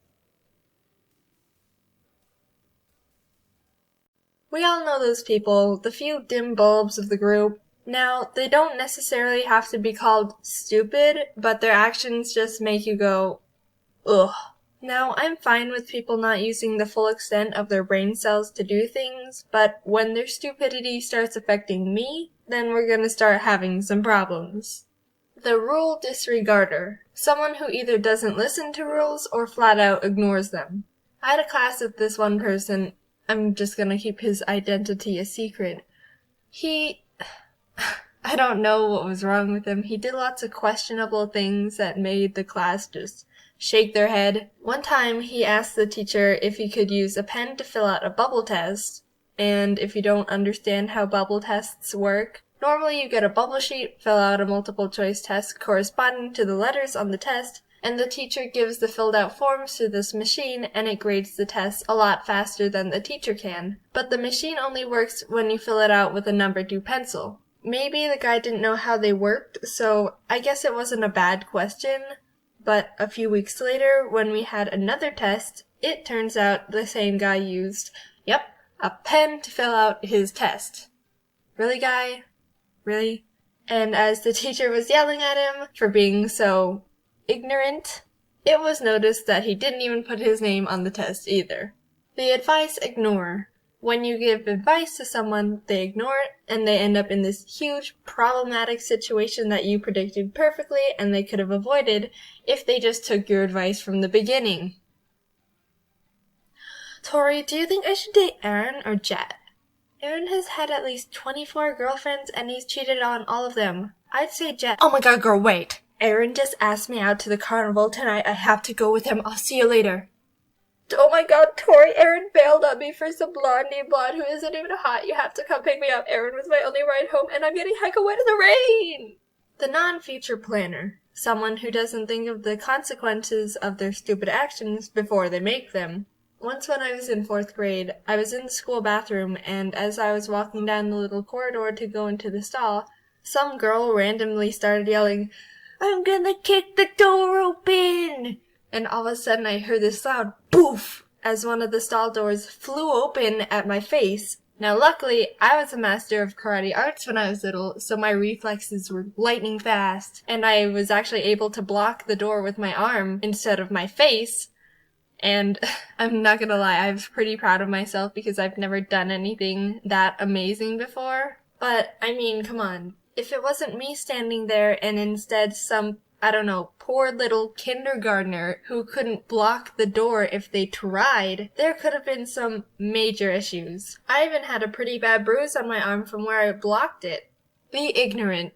When someone doesn't pay attention to their surroundings, when they could be a hazard to something or themselves. Jeff, where do you want these knives? Oh, hey, Jeff, didn't see you there. Dawn wanted them over by the cabinet over there.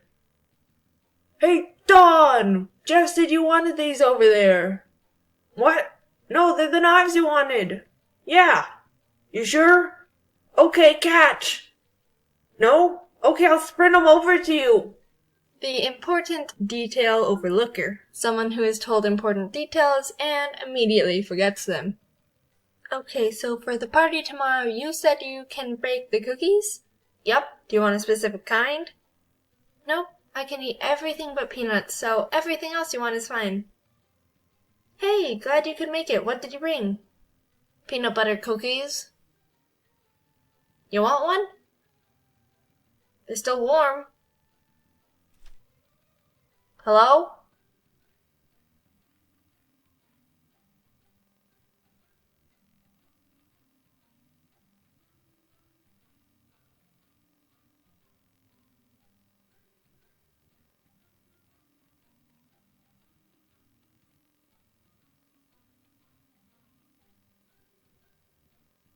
You already know I like art. But there's other things to me, you know? Aside from art. I like other things too. Like art. In instrument form. When I was 5 years old, my mom put me in piano lessons. And even though I didn't understand what piano really was at the time, it just became a part of me as I grew up, and I still enjoy it to this day. If you didn't know I play piano, then you must be very new here. Do your research. I literally posted a piano video like, 6 videos ago? Nah, just pulling your leg. It's fine if you didn't know. I'm glad you're here. Welcome. But I mean, it was only 6 videos ago.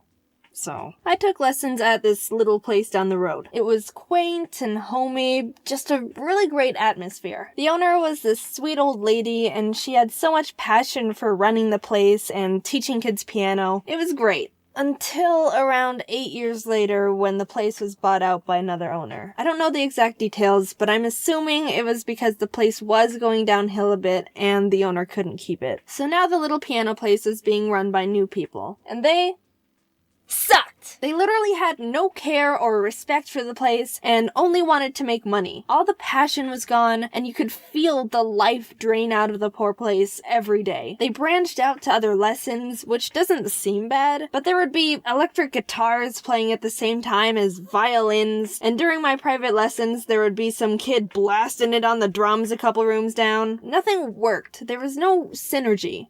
But no, it got worse. The new owners renovated the place to add dance lessons. So not only are there frickin' drum solos playing at the same time as one-on-one piano lessons, but now there's an extra layer of background noise of bad hip-hop music. I remember trying to play a Mozart piece I was assigned, and halfway in we were interrupted by a lot of people were complaining, but the owners didn't listen. Or care. More variety means more profit, so Off with you, peasants! We decided to leave when they added karate classes. So that's how I stopped lessons. To be honest, I already knew the basics of piano and they were kinda just throwing songs at me to learn. And when I got it down, I'd just move on to the next and totally forget about the previous one. You know, like when you study for a test just to pass and then walk out of class the same day like, nice, now I can forget everything. So I was kind of getting bored of the whole routine anyway. For 2 years, I stopped playing piano. I thought I could only play what teachers told me to and wasn't interested in the majority of what they were giving me. I was tired of the typical classic songs and stuff. Not trying to say classical or any of that style of music is bad. I was just sick of learning them and was overall disinterested. Keep in mind, I was doing it for 8 years. In the summer of my junior year of high school, I remember hearing a Pokémon song and thought, you know, this would be really pretty on the piano. I wonder if people have made it into sheet music. And thus, I was introduced to a whole new world of piano music. Jaiden, you aren't a real pianist unless you only play Beethoven and Chopin and Mozart. Anything else is a disgrace to the piano. What are you doing? Do you mind if I use this scalpel to just try and make a big incision in your head? What? Why? You seem a bit close-minded. I started downloading a bunch of video game sheet music I was attached to, and I was re-inspired to pick up piano again. Yay, happy ending! Don't give up on your dreams, kids! Sparkles, fireworks. But what you don't know, unless you know me personally, or have been stalking me for the past 14 years of my life, is that I've actually had my fair share of playing a lot of other instruments too. I was a bit of an instrument dolphin, diving into one instrument, dropping it, and diving into a new one. Repeat cycle. The United States education system is dumb. I think we all already knew that. Also, shout out to Arizona for being one of the best states in the US for education. Haha! So I don't know about you, but my elementary school forced 3rd graders to take a Suzuki class where you learn how to play the violin. No one liked it except the 3 or 4 kids whose parents already forced them to learn violin before that. The only thing I looked forward to in that class was trying to get the special violin case with the black interior instead of the normal blue. I realize now that was just the school having absolutely no money and buying whatever they could find to have enough violins for the amount of students. But it was special to me, alright? Nothing else to say about my violin experience. I literally don't remember anything else but just wanting to be the first to the only black violin case. Don't turn that into a racial thing. Looking at you, Wall Street Journal. In 4th grade, they let us choose if we wanted to stick with the violin or switch to a viola, cello, or bass. I chose the cello. Nothing else to that story either. I just played the cello for a year and then dropped it. There was this one girl in class who was literally the smallest out of everyone. Insert easy typical short joke. She chose the bass. The thing was frickin' 2 times the size of her, height and weight-wise. It was almost torture watching the poor girl haul this obnoxiously large instrument to class every week. So that's how the Egyptians built the pyramids. The school also forced us to learn the recorder. That was a nightmare. All I remember about those days were... guitar! Dudes, calm down with the instruments. What are you trying to do? Turn us into a parade? Again, the school was shoving more instruments down our throats when they barely had the budget to pay for complimentary pencils in their own classrooms. Hey, I don't think you need to be throwing away your money to random crap. You know, I think there's some other people there who could benefit from a bit extra in their salaries. So the school bought guitars, but not enough guitars. They couldn't afford enough for all the students in a class, so we had to share them in groups of 3. 3! Not even 2! You tried. One student would have to play a chord, and then the other 2 would just stare at them. No one learned anything. Imagine trying to learn how to write the alphabet. But hey, no. You can't write the letters. You have to watch someone write the letters. Kinesthetic learning style? What's that? School... What are you doing? Are you actually trying to be low on that education list? You know you're supposed to try for first, right? It's not a high score kind of thing. You're not supposed to go for 50. Finally, of course, there was the typical band option in 5th and 6th grade. The instrument I chose was the flute. The main reason was because when the band teacher came in to show us all the instruments we got to choose from, he let us try and play them without any experience. And when he was explaining the flute, he was like, okay, now the flute is one of the hardest to pick up. It's a bit more complicated than it looks. You've got to figure out the exact special way to align your lips to make the sound because it's very particular.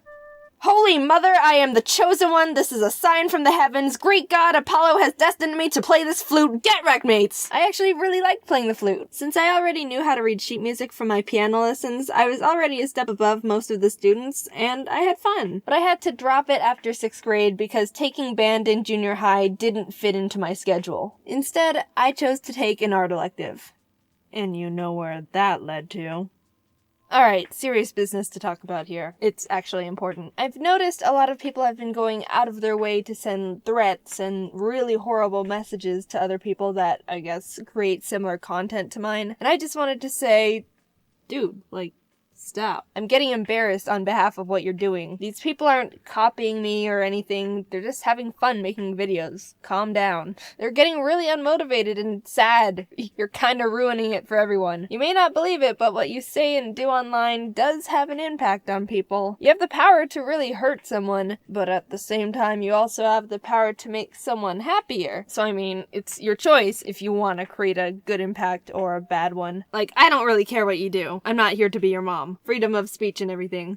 But, I don't know. Stop comparing everyone to each other. Just let them do their thing. They're not pretending to be me or anything. There's a difference between taking inspiration and straight up copying. Think about it. If everyone was copying each other, then there would only be like a few channels on YouTube. Only one animation channel, only one gaming channel, only one vlog channel, etc. Everyone else is a copy in your eyes, right? What makes channels different are the personalities behind them. Content can be similar, but everyone's so unique, identity and charisma-wise, that every channel is kind of in their own category. Just everyone chill, okay? Cool. Have a good rest of your day. Okay, before I even say anything, let's lay out some ground rules. This is probably gonna be the most open I'll ever get about my personal life. I know I've shared tidbits of myself and life through little stories, but when it comes to personal stuff, I'm very private. Especially within the past few years. I'm gonna be talking in very general surface level terms because specific personal details are for me to know, and in the nicest way possible, none of your business. Basically, this is something I want to talk about, share, and bring a spotlight to. But at the same time, you get the Cliff Notes version. So no trying to assume or guess anything beyond what I'm sharing within this video. At the end of the day, we're all just strangers refusing to listen to the stranger danger rule. Alright, formalities aside, let's get into it. I've come to realize that I'm aro-ace, which stands for aromantic asexual. And I know what you're thinking. That's not gay. What the hell is that? And you know what? That is completely fair, because I didn't know what that was either. Aromantic and asexual are two different things, and I'm gonna break them down to you separately, starting with aromantic, because no one really knows what that one is. And also, it's my personal favorite. Someone who's aromantic is defined as a person who feels very little to no romantic attraction to anyone at all. So like, they might not develop crushes on people, or feel the need to be in a romantic relationship with anyone. Very general terms, but hopefully you kinda get the gist. If not, here's a little story example from me.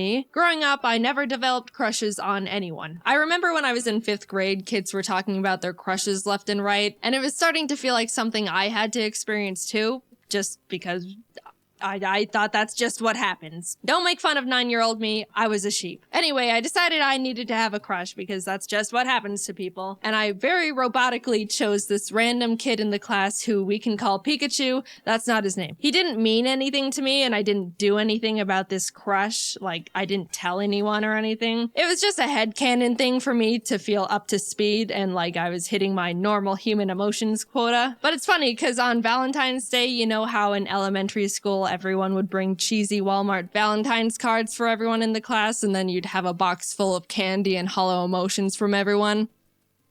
Well, my school did that. When I went through my box, I pulled out Pikachu's Valentine and thought to myself, someone who has a crush on someone would keep this. I think. So I put Pikachu's copy-paste Batman Valentine in my drawer and promptly forgot about it because it meant nothing to me, but hey, that's just what I thought I was supposed to do. Man, I'm so good at this. Then like a year or so later when my mom was going through my room, she pulled out the card and was like, why do you have this? And I was like, honestly, I have no idea. Years passed, I entered junior high and thought to myself, all right, this is the time where people start developing crushes and then do something about it. like get into relationships or something. So I was like preparing to be interested in people. On the first day of school, I scoped out the room to see if there was anyone that I thought looked like someone I could develop a crush on. And this was when classes started being divided up into periods, so there were like 6 batches of people I sifted through. But no one caught my eye, and I thought, man, unlucky. Went through the whole school year, next year rolled around, classes changed, I did the same potentials crush scoping again, and the same thing happened. I wasn't drawn to anyone at all. Man.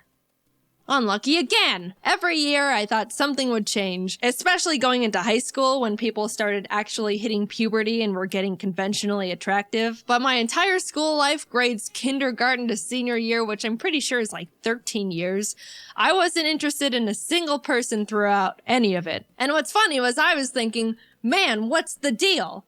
Why is no one attractive? And I went to a big high school. There were like 3,500 students there. Surely I am not the outlier in this formula. Why are none of you attractive? By the time I was going to college, I really felt like I had to find someone. It felt like I was falling behind the curve, or if I was gonna find someone, it was gonna have to happen now. I made a lot of new friends, and that's when I thought I developed my first genuine crush. Long story short, in hindsight, no, it wasn't a crush, and I was just wrong. I just met someone who I thought was cool and funny and had a really strong desire to be close to them. But looking back, knowing what I do now, it wasn't in a romantic way. I realized I can get very excited and tunnel vision on people I think are really cool or interesting, and kind of obsess over getting to know them or just want to spend a lot of time with them. But whenever I got into those tunnel vision moments, if I sat down and asked myself if I actually wanted to be in a relationship with them and hold hands or cuddle or kiss, the answer was not really, but if they wanted to, I could go along with it. Which I do not think is right. In my very old flirting video, which I refuse to rewatch, I think at one point in it I said something along the lines of, if you're interested in someone but they just want to be friends, I don't understand why some people can't deal with that. And that was primarily because I didn't realize there was an emotional difference between a crush or falling in love and just being really good friends with someone. So, oops, sorry for the bad take, I think. I really just thought having a crush on someone was wanting to be their #1 best friend. Look, I said don't make fun of me. To me, it used to feel like if I was wanting to become friends with someone to that high of a degree, that would be the next step or justify why I wanted to put this much time, effort, and energy into one person. And it didn't feel right or even fair going through all of this with someone and then tell them they're just a friend. I don't know, it just didn't feel like it made sense, even though I really didn't technically see them in a romantic way. I just didn't understand what was going on really, or that there was supposed to be real emotions instead of a logical understanding of steps. And the fact that I was under the assumption that I was supposed to be interested in people in a romantic way didn't help with anything. I always preferred to stay good friends, but never felt like I could have that, and I worried that if I said no, that we would just start drifting apart, which I obviously didn't want either. It's been a very long journey discovering this about myself. Everything I'm saying has all been extremely subconscious and not understood or defined for many years. I even used to think I was bi or pan for the longest time because I would think to myself, well, bi is being interested in both genders. I don't really care for either, but 0 is equal to 0, so I guess I'm bi or pan. I got math involved. If I knew what aromanticism was when I was growing up, things would have been a lot less complicated for me a lot sooner. I think it's mainly because people don't really talk about it or even know what it is or that it's real. Romance and love is the #1 most talked about topic on the planet. Everything I've been taught or learned through society is that love and romance is everywhere. Everyone feels it, and it's gonna happen to you. Just a funny little note, there was a point where I was listening to some generic romance song on the radio. You know, like all of them. And I just suddenly thought to myself, wait, do people actually feel these things towards each other? Like all these mushy lyrics are real emotions? They're not joking? And that's when I started feeling like something was different. I approached romance under the blanket term thought of, sure, why not? and didn't recognize it was actually a feeling, which might sound stupid, but look, I don't know. No one presented me with any other options. I did a lot of rationalizing. If someone ever expressed romantic interest in me, I would mentally make a kind of logical list of their pros and cons and the pros and cons of what a relationship would look like with them based on what I knew about them as a person. I didn't realize there was supposed to be an extra, like, excited feeling, or the fact that you're not supposed to think about it as if it were a business exchange. I understand compatibility is a huge important variable when it comes to sharing a relationship with someone, but at the end of the day, it's still, apparently, still a very emotionally driven thing.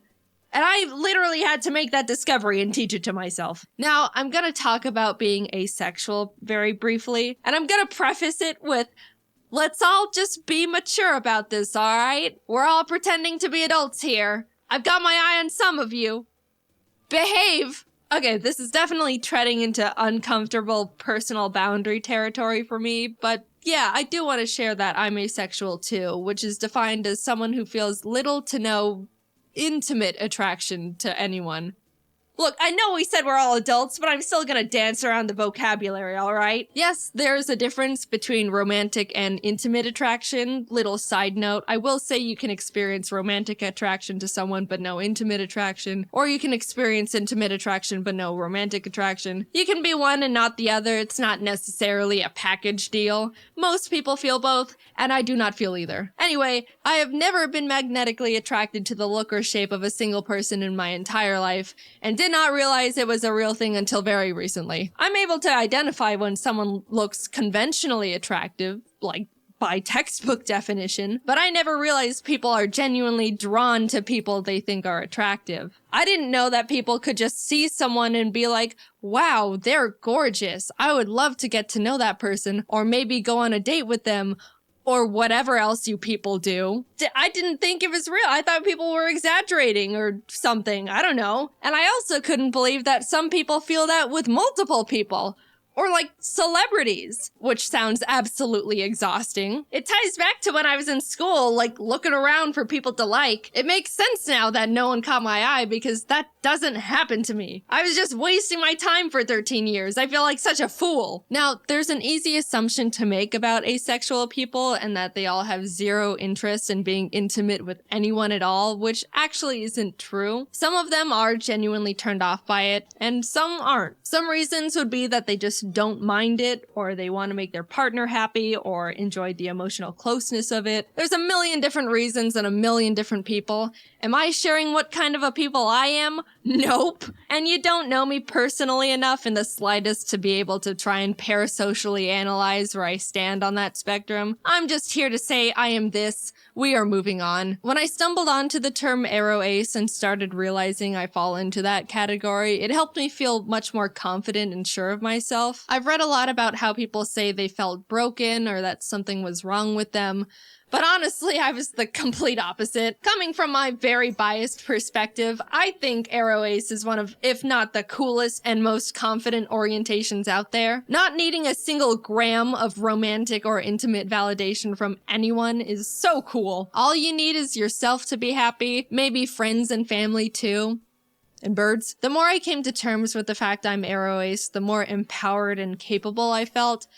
But at the same time, I was also starting to feel more alone and isolated. As cool and amazing and unique and awesome as I think it is, it can be really hard for other people to relate to or even understand. Everyone else and their orientations are able to bond and relate to the love and romance aspects, and we're over here like, we don't do that. I don't even know if I'm explaining it very well. It kind of does go against everything everyone's ever been taught about anything. Romance is taught to be a basic assumed emotion, which I do think is a bit misleading. A common argument used against the aro ace orientation is that romance and intimacy is what makes someone human. But I mean, I don't know, lots of birds mate for life, which is a better ratio than people, and all animals get frisky. You know, that's just how they became not extinct. It's not an exclusive to humans thing. If I were to guess, I would assume the thing that makes someone human is basic empathy. Like, I'm not an emotionalist monster. I can still love people. I love my family and my pets, just platonically. And I would hope that you're the same. I just don't experience romantic love, which, I don't know, I don't think that's harming anyone. Definitely not me. I'm having the time of my life. I don't think you need to be in a relationship to be happy. And if you don't want to be just on your own, I think there's many types of people in relationships that push the boundaries of what a conventional relationship looks like. Telling someone that they need to be in a romantic relationship to be happy and fulfilled is weird. And then when that person says they're not happy, they're told relationships take a lot of work and that's just how it goes. And that's also weird. I don't know. I also think it's weird that once someone reaches a certain age, people inherently start thinking it's sad they're not in a romantic relationship or assume they're lonely and sad. No one thinks a child is sad and lonely just because they're not in a long-term relationship. I don't know. I don't get it. And I also think I'm rambling. At the end of the day, it's all very complicated to talk about these things, especially because I don't know the feelings I'm supposed to be feeling, let alone talk about. I just know for me, the terms aromantic and asexual are able to articulate things I was subconsciously feeling and thinking before I even realized I was feeling and thinking them. I don't plan on talking about this very much, if at all, ever again. I just want to play my silly little video games, maybe tell a story here or there. But I wanted to bring the orientations to the surface and try to get more representation out there because I thought if I could help more people become more aware of this, then that would be awesome. I was confused as hell for a while and could have used something like this. It's a real thing. You don't have to feel any sort of romance or whatever to be considered a real person. Personally, I think it's really cool and badass. And don't be afraid to look more into aromanticism or asexualism if any of what I said in this video resonated with you to any degree. Like I said, this is all very surface level stuff. They're both much larger spectrums than you'd think, and maybe you fall under some umbrella category with them.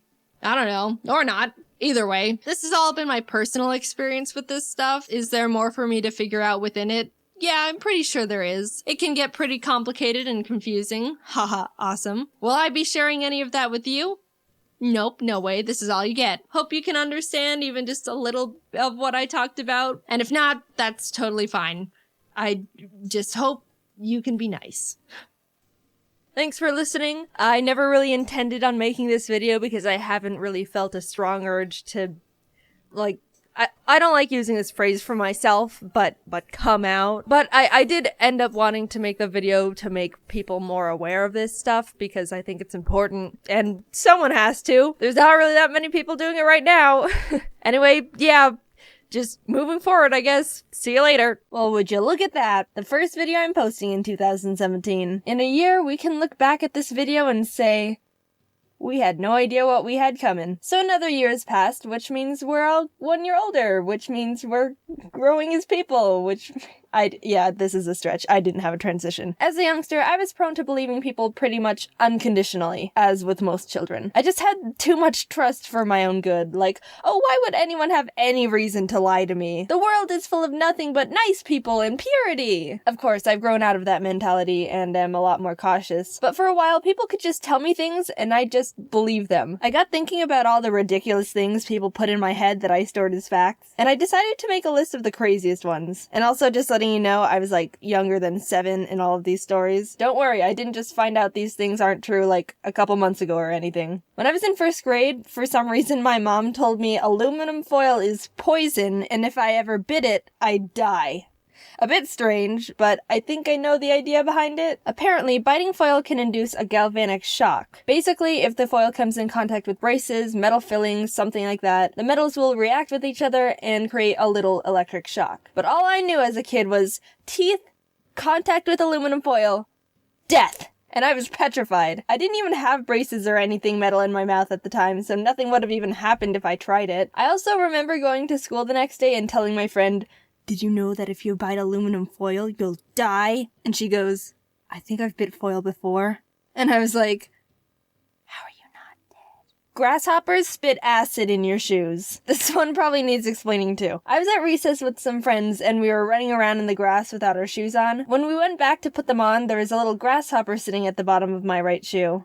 "Guys, look, a cute little grasshopper is wearing my shoe." And one of my friends goes, "Oh my god, grasshoppers spit acid! Get it out!" And then we all start panicking at the fact there was a death grasshopper in my shoe. I looked up why she could have thought that, and it actually is a fact that grasshoppers can spit a brown liquid to protect themselves from predators. It's called tobacco juice, and even though it's slightly acidic, the worst it really can do is stain your clothes. It's pretty much harmless. But oh dude, no, I had the image in my head of some Breaking Bad hydrofluoric acid dissolve through everything it touches kind of meme. Also, just saying, I didn't mean the drug acid, even though that could be equally terrifying. Speaking of staining clothes, I was at lunch one day with the rest of my class, and one boy took out a bag of pomegranate seeds his mom packed for him in his lunch. A lot of us hadn't seen them before because it's a bit of an exotic fruit, so it caught some attention and we were all asking a bunch of questions about him. The boy said, "Did you know pomegranate seeds can stain your clothes and it'll never come out?"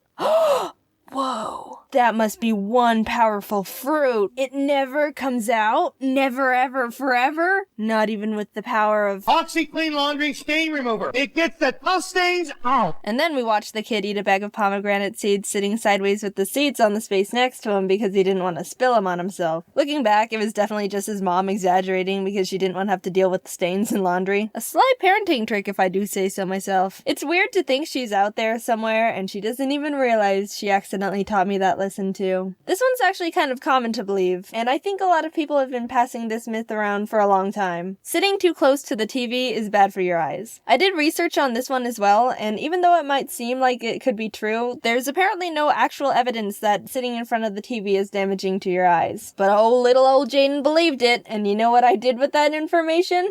Stand directly in front of the TV. Yeah, for some reason when I was younger, I really wanted glasses. I don't know where that came from, I just liked the look of glasses and wanted them. So when no one was looking, I would go up to the TV screen and stare at it, like 1 inch away from my face. This'll get me glasses. But it didn't work, obviously. I actually have really good eyesight. Maybe standing too close to the TV will improve your vision. But yeah, I'm glad my eyesight sabotage plan didn't work because having glasses just seems like a hassle and inconvenience. Tip of the hat to anyone out there with glasses or contacts or even glass eyes that are annoyed by them. Wish you the best. We people without those things forget how good we have it. This one's a bit related because it's about eyeballs again. If you try to use your eyes to look back into your head at your brain, they'll get stuck and you'll be blind forever. It's a bit of a spin-off of the other eyeball myth of if you cross your eyes too much, they'll get stuck like that. I never believed that one, but I believe this brain one. A friend told me once that if you tried to look at the back of your head with your eyes, you might be able to see your brain, and we spent the whole day trying to do it. Then, when I went home, I asked my mom about it, and she said, "Don't do that, they'll get stuck." I think I believed it so quickly because if you try, it does kind of hurt your eyes a bit because they're not really supposed to be able to look back into your head like that. And I thought that was like your body saying, "Don't push it, this is a warning." And even to this day, I'm a bit nervous pushing my eyes to their rotation limit. I don't know how else to say it. I know it's not true, but it's still always in the back of my mind, which I'll never be able to see. And finally, the most ridiculous thing I believed. So, I don't know how this happened. No one told me this. I don't understand where I went wrong here. But somehow I ended up confusing the disease tetanus with AIDS. I don't know how I did that. Back then, I didn't even know what AIDS was. And yes, I am considered a PG channel for the most part. So if you're a youngster watching and you don't know what AIDS is, your parents will explain it more in a few years. It's a disease that you don't need to worry about for the time being. Only adults should need to worry about it. So yeah, I thought tetanus was called AIDS. The disease that you can get from an infected cut was called AIDS to me. And the worst thing about it is this one time someone accidentally cut themselves on a rusty shovel, and I have the memory of saying, "Careful, you could get AIDS." What? Why? How did this happen to me? I don't understand what went wrong. How do I mix those two things up? But whatever. I know the difference now and that's all that matters. But I do sometimes mix up saying tetanus and Tetris. Careful, you could get Tetris. I ended up learning a lot while making this video, and since I debunked a bunch of lies, I'm gonna tell you a truth I found out recently. Real quick, since this is the end card. So a friend asked me, "What's the purpose of pink lemonade?" And I was like, "Good question." So I looked it up, And I'm not talking about the lemonade from strawberries or any fruit to change the color. Classic pink lemonade. So apparently, pink lemonade originated because a long time ago, way back in the day, there was a concession guy selling lemonade at a circus. And he ran out of water and he had to hurry and find some more. And there was no river or stream nearby. And he found that a performer had just washed their red tights in some water, which turned it pink. So he used that pink water to make more lemonade, and just told people it was a special strawberry type lemonade, and he sold a bunch more lemonade. So next time you drink pink lemonade, the image of dirty circus tight water might pop into your mind. Sorry. So imagine this. It's Christmas Eve. You're getting ready for bed and everything is prepared for the perfect Christmas morning. Chestnuts are roasting on an open fire. The cookies are out. The house is silent and calm. Everyone has the standard things on their Christmas list. Puppies, Nintendo Switches, for father to finally find milk. But yours is different. All your life, you've loved and have been fascinated by insects. You were teased in school for catching ladybugs in the bushes, ostracized from everyone for gleefully watching the grasshoppers. You've spent years trying to repress your love for bugs, but you're finally embracing it. This year is different. You're going to ask Santa for the one thing that brings you joy in life. Ants. You tuck yourself into bed, awaiting the early morning to see if your wish comes true. And as you're thinking about parenting your future ants, your eyelids feel heavy as you drift off to sleep. You don't know how many hours have passed, but you're suddenly awakened by a strange sensation. Your body is burning, flaring up, itching everywhere. The worst itching you've ever experienced in your life. What's happening? Is it a Christmas miracle? Did you finally receive the ants you were desperately hoping for? Your skin is getting more and more itchy by the second. You're in the most discomfort you've ever felt, and you feel like you're gonna cry from pain. No doubt about it. Ants. All over. You rip open the sheets to find... oh, it's not a whole colony of ants attacking you. It's hives. So back to me. I've never had hives until last December, and it was the worst thing that's ever physically happened to me. Around the night of the 21st, I was relaxing and playing video games on my couch. Ari was on me because it's snuggly and nice, but about an hour or so in, I started feeling itchy around my neck and shoulders where he'd been sitting. I didn't think much of it, but when I was getting ready for bed, I realized the area that was itchy was actually kind of red. On paper, that seems a bit like, that's not really normal. But you scratch yourself all the time and get a bit red. I just thought, Ari's nails are probably a bit too long and irritated my skin. I'll have to cut them tomorrow. And left it at that. 4 a.m., I'm woken up by more itchy. I itched it, and it got double itchy. Well, that doesn't seem right. I went to the bathroom to see what was up, and the area that was irritated before was even more red, and maybe a bit bigger this time. I can't remember. It was 4 a.m. I was like, that's not great. And then went back to bed. I mean, there wasn't anything I could do about it. I didn't have any anti-itch cream or anything. All I've got is an expired bottle of mini ibuprofens and a dried out cleaning wipe. The next morning, after a bad night's sleep, I got out of bed and whoop, it spread to my back. Yep, this is not good. Did I do anything about it? Nope. I was like, whoop, I sure hope this cures itself somehow. I'm gonna go to work now. But after like an hour of sweating from discomfort and getting nothing done, I decided, yeah, I should probably go to urgent care. So I went to urgent care. Have you eaten anything new or that you're allergic to? No. Have you taken any medication that's new or you're allergic to? No. Have you been bitten by any bugs you might be allergic to? No. Looks like dermatitis. So I got a dermatitis diagnosis, picked up the pills and lotion he prescribed me, and by the time I got home, I was so itchy it started to feel like actual pain. I ran into my room and immediately took the medication and started hoping I would feel better soon. All I could do was lay on my bed and do nothing because every time I moved or touched something, it would send shocks of pain and irritation down my body. And I preferred not to have that. I decided to call my friend to tell them what was happening to keep my mind off everything and use them for moral support because I was going crazy. After maybe an hour, I was like, actually, I think I feel absolutely worse. Everywhere I put the lotion was even more red and itchy. It was spreading to my legs and hands, and I felt like I provoked the devil. This must be the karma for swearing that one time. I told my friend, I'm in so much pain and discomfort, I can't think straight, and I've been sitting on the floor not being able to move for 30 minutes. What should I do? Go to the hospital? You think so? Yes, go to the hospital. I don't know, maybe if I just wait a bit more, go to the hospital. Okay. I arrived at the hospital and hobbled in the best I could because the feeling of my shoes and clothes rubbing against my skin made me want to cry. They were really busy, so I had to sit on a bench in a hallway for about an hour. I was finally taken to a bed, given a shot along with a mystery pill, and about 40 minutes later, I felt better. But they kept me there for 4 more hours just to be safe. By the time I got home, I was sighing with relief. It felt so good to not be in total body pain and wanting to claw my skin off. I'd forgotten that feeling. The hospital gave me a new prescription because they were like, pretty sure you have hives, not dermatitis. But I didn't get it filled because it was late and I figured I could just get the new medication tomorrow since I was feeling all right. The good thing was I was feeling better and had the right diagnosis. But the scary thing that got me worried was this all started when Ari was on me. The flare-up started in the exact area he was sitting on the other night, so if I hadn't eaten or done anything different from my usual day-to-day life, could that mean I developed a really bad allergic reaction to him? So that terrified me a bit. Anyways, I had plans to see my family for Christmas and was worried that I'd have to miss my flight because of this, but things seemed all good now. 1 a.m., woke up, itchy. It was back and ready to absolutely just kick my teeth in. I wasn't freed from this hive's curse. I'd only escaped its grasp for a few hours. It wasn't at its worst yet, but I knew it wouldn't take long to get there, so I raced to the nearest 24-hour pharmacy to pick up my new prescription, took it, and then just got an Uber to the airport because I couldn't sleep. Early flight? Not really. I'm just getting there early. Well, it's always good to be early for flights. When is it? 3 p.m. I tried to get a bit of sleep in the airport, but it didn't work. The good thing was that the prescription was doing a relatively good job at keeping back the hives. I could still feel the itchy, but it was like muffled, if that makes sense. I got on my flight no problems and landed in Arizona to my very calm parents who were like, hives? Are you okay?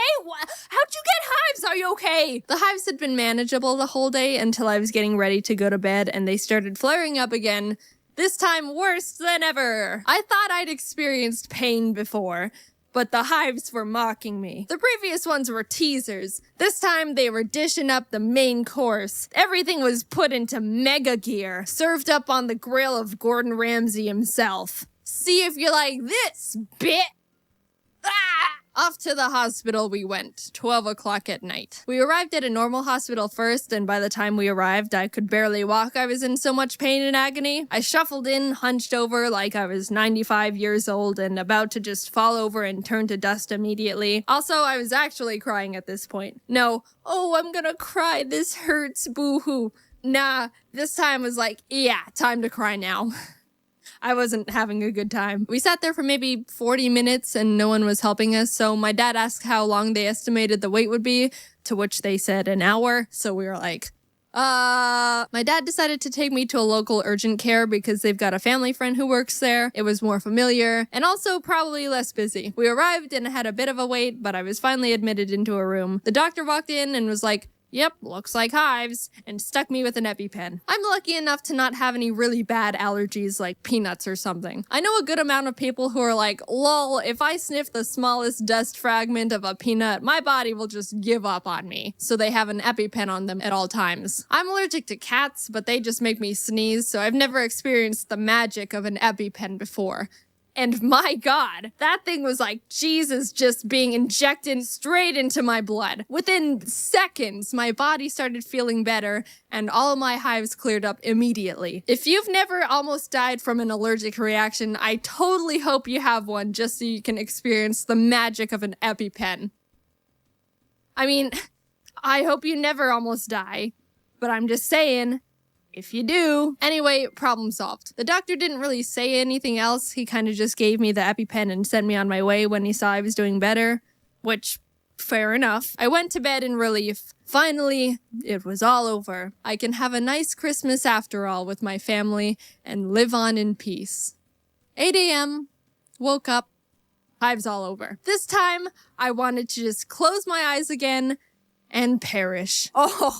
Oh, this one. This was the worst it had ever been. I didn't even know it was possible to experience this level of itchy combined with unbearable pain. I was in awe. It's amazing how absolutely torturous this pain is right now. and I haven't even been stabbed. The day before, when I said it was in Mega Gear and the main course, I was kidding. This was one of those meals where they give you the appetizers and the main course, but surprise, the dessert is a knuckle sandwich. All the hives in the world were like, this one. Let's get this one. I was covered in bumps and red. My mom looked at me right before we were about to go to urgent care, and her face was like, I don't think there's any words that could describe how absolutely abhorrent and atrocious I felt. The itchiness was so extreme, it felt like needles all over. Every time something just grazed my skin, it felt like, yep, it's time to die. See y'all later. Arrived at urgent care, couldn't move, looked like a boiled, diseased shrimp. This time we got Dr. Cruz, our family friend I mentioned earlier. He's super nice and caring and an amazing doctor to go along with it. First of all, I got another EpiPen.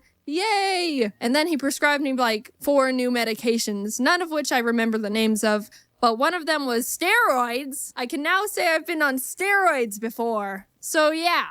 I can probably beat you all in football now. I'll cut the fat and just say the medications Dr. Cruz prescribed me were it. They were the ones that blocked the hives and helped me recover. I've been freed for the first time in 3 days, and they never came back after that. I took some blood tests, and turns out I didn't test positive in any allergic reactions they looked for. I was able to come home, and Ari didn't make me flare up, so I wasn't allergic to him. That was a huge relief. I had to seriously consider if I would have to get rid of Ari if he was the one giving me hives, because I just couldn't live with hives that extreme. But it wasn't, so we're good. The only thing we could conclude was it was just caused by a huge buildup of stress. I'd been really busy and burnt out from a bunch of conventions and traveling up until that point, so they said, yeah, stress combined with an immune system glitch is probably what caused it. We don't know what else it could be. And we're like, all right. And I haven't had hives since. So moral of the story is take breaks before your immune system turns on you. Because let me tell you, your immune system does not hold back. Just wanted to make this clear. I'm all good now.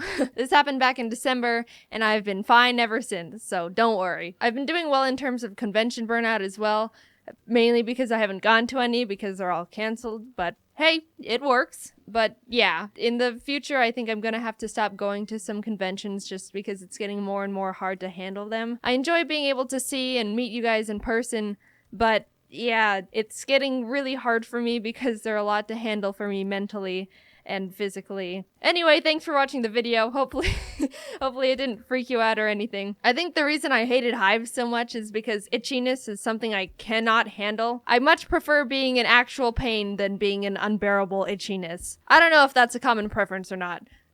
Let me know what you prefer. Alright, see you later. I've always been an animal lover. Ever since I saw a picture of a dog, I've been like, I want that. I still love and respect animals, but as a kid, it was pretty intense, not gonna lie. Can we get a dog? Can we get a dog? Can we get a dog? My parents had to sit through years of that until my dad finally couldn't handle it anymore and got me one for my 7th birthday against my mom's will. Before that, they tried everything to make me stop, besides getting me a dog. And by everything, I mean a bunch of fish. Maybe if we shape these fish into a dog, she won't notice. They'd come home with 2 fish from the pet store that would last for about a week, die, and then get replaced. Repeat until dog appears. How many fish must die before I get what I want? Since we got fish from the pet store and not an actual breeder, that was probably a big contributing factor on why they died so quickly. But as a 5-year-old, I also just forgot to feed them a lot, so there's gotta be some fish blood on my hands for that. We went through probably 20 fish in the span of a couple months, but eventually we got these 2 goldfish that didn't die. A true miracle. They were pretty resilient little dudes. One was Goldie, and the other was probably named Fishy. Probably some of the most creatively flawless names I've ever known. But after a while, Goldie turned white, so I renamed it Rainbow because I thought it was cool he could change colors. I learned 13 years later from my marine biology teacher that Goldie/Rainbow was probably diseased, which makes the color change less exciting. We eventually gave them away to my mom's friend and they died. But that's all besides the point. My parents got me an army of fish and a dog I named Scruffy, but that was it. I wasn't able to crack them any further than that. And believe me, I tried. My parents had to become stone-faced, emotionless soldiers to keep my non-stop beseeching for more creatures at bay. After they got me a dog, I was pretty satisfied satisfied for about a year and a half until I decided I wanted a mouse. Something about their cute little faces and how they crawl with their cute little feet and their freaking ears made me obsess over having one, and my parents got to hear all about it. I asked my parents for a mouse for years, promising how I'd take care of it and blah blah blah, the whole thing. My mom pretty much hates rodents because she thinks their tails are weird, so there was no budging on that one. She tried to get me to stop by saying, "Alright, you can get a mouse, but we'd have to get rid of Scruffy," which is obviously a bad bang for your buck. No, what? No way, nuh-uh. I'd never get rid of Scruffy, he's my pal for life. But not gonna lie, after hearing that response over 10 times, I started kinda considering it. I wasn't ever actually gonna do it. I was just getting desperate, alright? When I was 10, I wrote on my Christmas wish list that I wanted a mouse because I thought for some reason I'd foiled their plans and found a loophole. Ha! You can't override the power of the holy Christmas spirit. Christmas morning rolled around and I ran into the living room where all the presents were to not only find no mouse, but a computer mouse. Nice salt in the wound there, Mom. I got my hopes up way too high. My disappointment was immeasurable, and my Christmas was ruined. I did get a computer though, so that was cool. After my parents endured 5 years of me asking for a mouse, I read this book series called Maximum Ride, which was about these teenagers who had bird wings and were on the run to not get captured by the scientists who wanted to keep experimenting on them. It was my favorite book series as a kid, and it made me really like birds, which resulted in the next animal obsession. I swear to God, if I hear one more mention of a mouse again, I'm gonna— Mom, can we get a yellow-naped Amazon parrot? Yes, I started loving birds back when I was in 6th grade. Everyone say a big thanks to James Patterson for creating this bird-obsessed monster. At the time, I wanted one of the big boy birds. A yellow-naped Amazon parrot, to be exact. I would spend hours just watching all the YouTube videos I could find of them and sending them to my parents like, Look how great they are! You totally want one now, don't you, after watching one play in a box and sing Old MacDonald? This was a whole new type of fixation. I mapped out on the ground where the cage could go with tape, googled where Amazon parrot breeders were near me. I made multiple PowerPoint presentations for my parents on why they should let me get a parrot. It was intense, and the pressure was on. My mom was even like, "So how about that mouse?" But no, Mom, that ship has sailed. Now I want a 15-inch parrot that lives for 80 years. They started telling me, "You can get a bird when you move out." And from then on, it was my goal to get out of my parents' house as soon as I could. Obviously, I never got a yellow-naped Amazon parrot, but I never really got out of my bird phase because I've got this thickums right here. I was pretty self-aware that asking for a parrot was a long shot, so even though I still wanted a bird, I dialed back my animal requests, and when I was 14, I started really liking flying squirrels. They were my favorite animal for a while, and that's when I realized people can have them as pets. Sugar gliders. Mom, can we— Sugar glider, add that one to the list. I don't think I actually bothered my parents too much about getting flying squirrels as much as the mouse and parrot, but I know they knew I wanted one. And I knew they were gonna say no. So I guess I just kept that one a bit more internal. During the summer, we would visit my family in Canada, and my cousin Peyton was really obsessed with ferrets at the time. So we would spend literally entire days on the computers together, researching ferrets and flying squirrels, and Amazon parrots because they were still my #1 obsession, let's not forget. We wrote down general facts we learned in Word documents, planned out how to care for them, added up how much money they cost including cages, food, bedding, etc, etc. We were the same amount of obsessed. It was a lot of fun actually. We bonded a lot during those times, and she's still one of my best friends. She also never got a ferret, so sad times there. Peyton also got a rat named Lola, and that made me really want a rat. Which of course meant Mom! Lola was so sweet and smart, and I always wanted to play with her. But that's also true with almost anyone's pets. If I come over to your house and you have any type of pet, I will be personally offended if you don't let me play with it for at least 3 hours. So I did have a small point where I was asking if my parents would let me have a rat, and my mom was like, nope, and I'd be all, but what about the time you were gonna let me get a mouse because I was asking for a parrot? And she would say, nope, that ship has sailed. Touché, mother. During 10th grade, I was also starting to really like raccoons. I thought they were sneaky and cool, and I googled if people had them as pets as a random, not serious thought. But surprise, surprise, some people do have raccoon pets. Just kidding, they rip up couches and dig holes in walls, and I'm not that devoted to raccoons. But I still dreamed about having a raccoon buddy someday. Finally, I graduated from high school and moved into a dorm in college that didn't allow pets.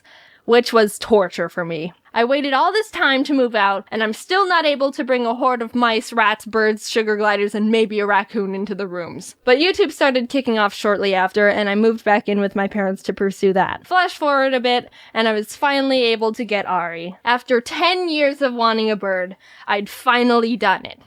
And what a gander he is. Was he worth the wait? No, he's a dumb bird.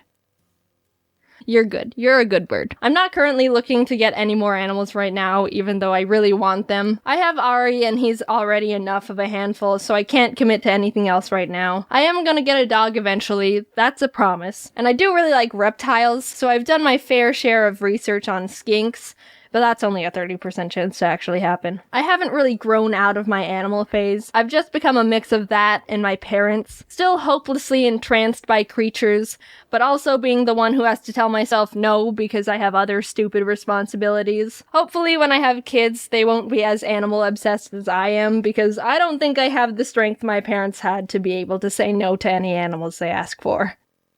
Thank God my parents were responsible and never got me animals just because I asked for them. Otherwise, I'd be living in a zoo. Now, I know you guys, and this is absolutely gonna trigger a bombardment of tweets to me with pictures of the pets you have, and all I can say to that is, bring it on. It took a while, but the Ari bags and a lot of other new things are now being sold on the shop, so you might be interested in some of that. I'm sorry it took a while to get finished, but I hope you like the stuff. That's all I want to say for now. Yeah, bye. As some of you might know, James, Dom, Ross, Aaron, and I went on a tour back in October doing a show called Scribble Showdown. It was the first tour we've all been on, besides Aaron, because he didn't wait for us. The shows were all super fun, and we all enjoyed touring with each other a lot, and honestly, it was the most entertaining thing I've done in a while. But this video isn't about the shows. It's about the in-betweens. We had to perform in Boston, Brooklyn, Austin, San Francisco, Medford, Seattle, and Portland, all within 11 days.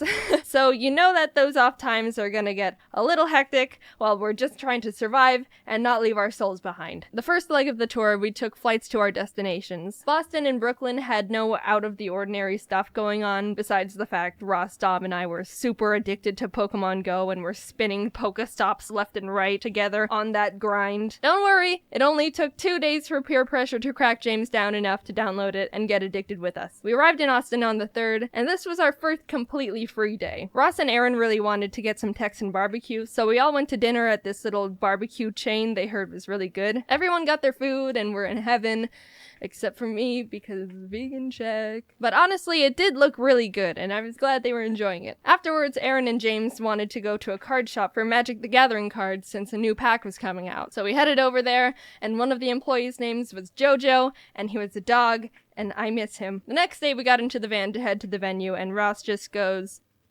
"So, did anyone else have a rough night last night?" Turns out, Ross, Dom, and Aaron all got food poisoning from the barbecue. James and I were safe because I didn't eat any, and I don't know, I guess James is weird. The next free day we had was in San Francisco. We were a good 5 days into traveling, and some of us were running out of clean clothes to wear, so instead of finding a laundromat, we headed over to a Target nearby to just buy new ones. After shopping a bit, we noticed there was a huge arcade right next door, so of course, we went in. Aaron and Dom played some DDR, but what caught Ross and James's eyes was this big elaborate VR setup where the players are strapped into these adult baby walker looking things. I mean, anyone with eyes could tell this thing was jank as hell, but that just made it more essential to play. Ross asked the guy at the stand if they could play, which the guy said they needed arcade cards to scan, so they went and did that, and when they came back, the guy was finishing up working at the bumper car booth, looked over at us, and just walked out of the arcade and left. Rude. We got another person over and Ross and James got set up, and I think this video explains the whole thing.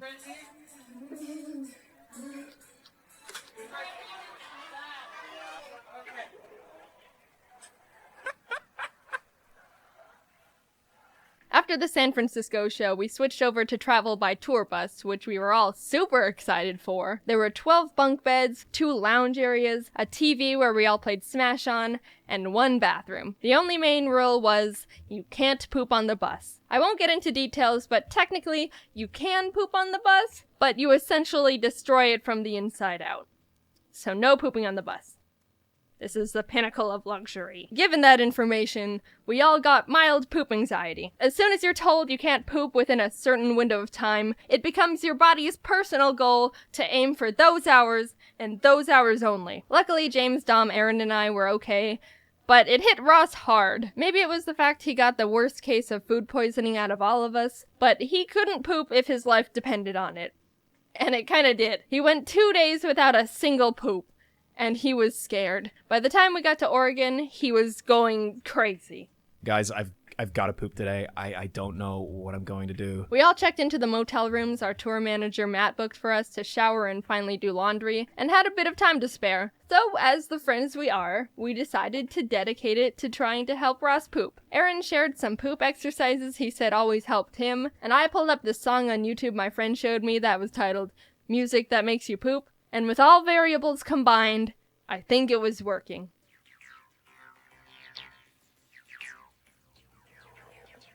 Ross is really trying to poop right now. You can't poop on the bus, dude. You gotta get it out before you get on the bus, because the septic tank can't handle the poop. It can only do urine, so you gotta poop before the bus takes off. Because if the bus takes off, you gotta wait for the next stop. So I don't want to wake up in the middle of the night and have to shit in the bag and throw it out the window. I don't want to be that guy. I don't want to litter. I want to be the big boy. I want to take a big.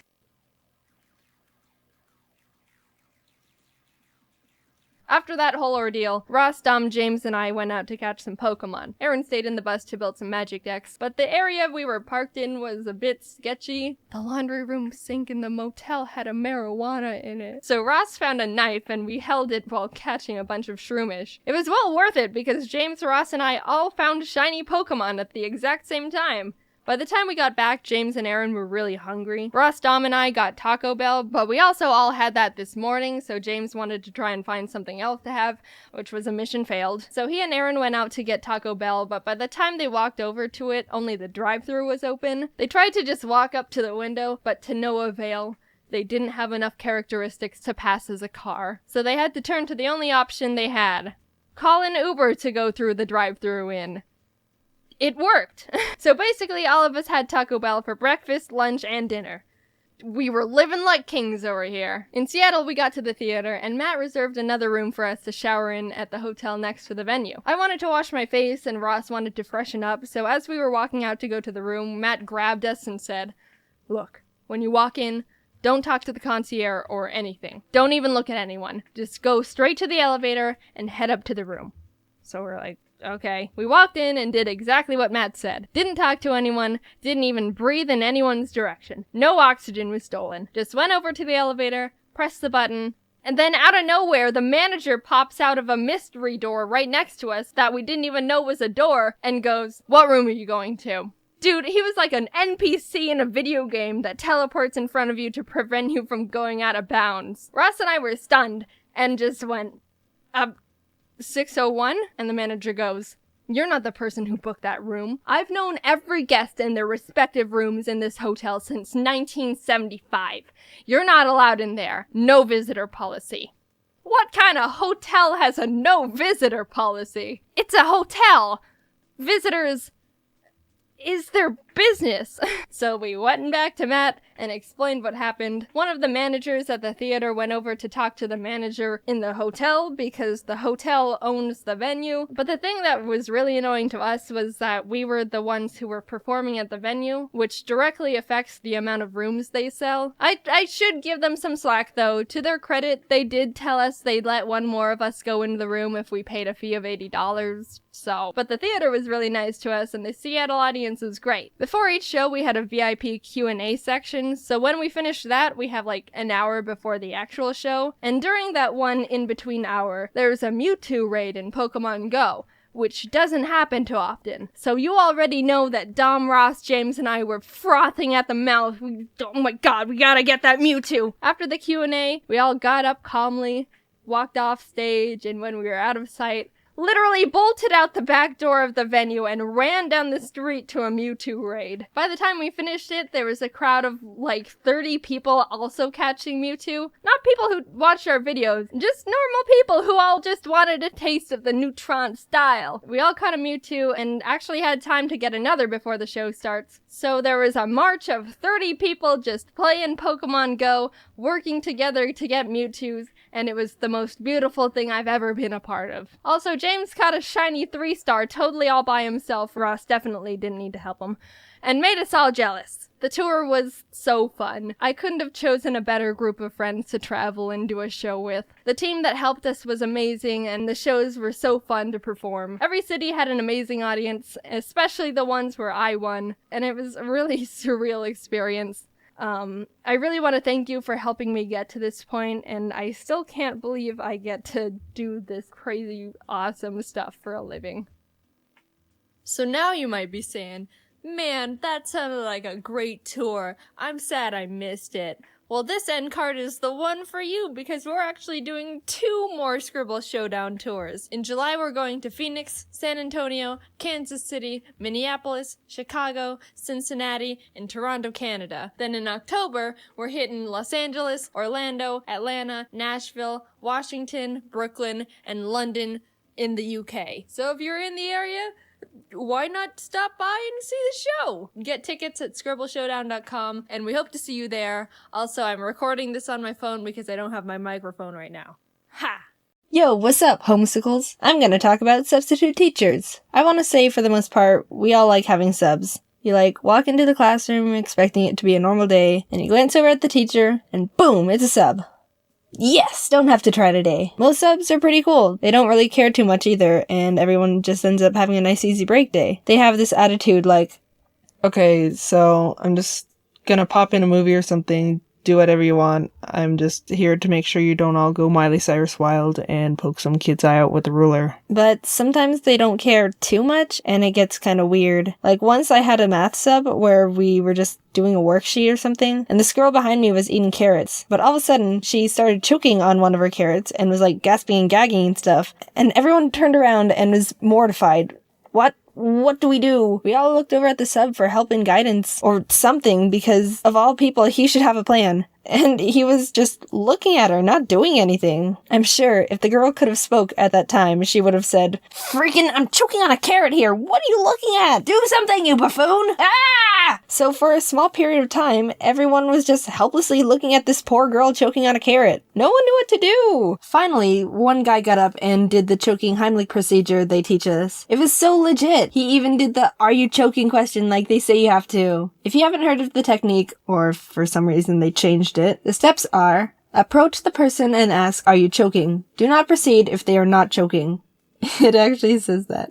Get behind the person and wrap your arms around their waist. Be ready to support them if they faint. Take your fist and place the thumb side against their belly, just above their belly button. Grab the fist with the other hand and thrust into the belly. And the final step is repeat thrusts until the object pops out or until the person faints.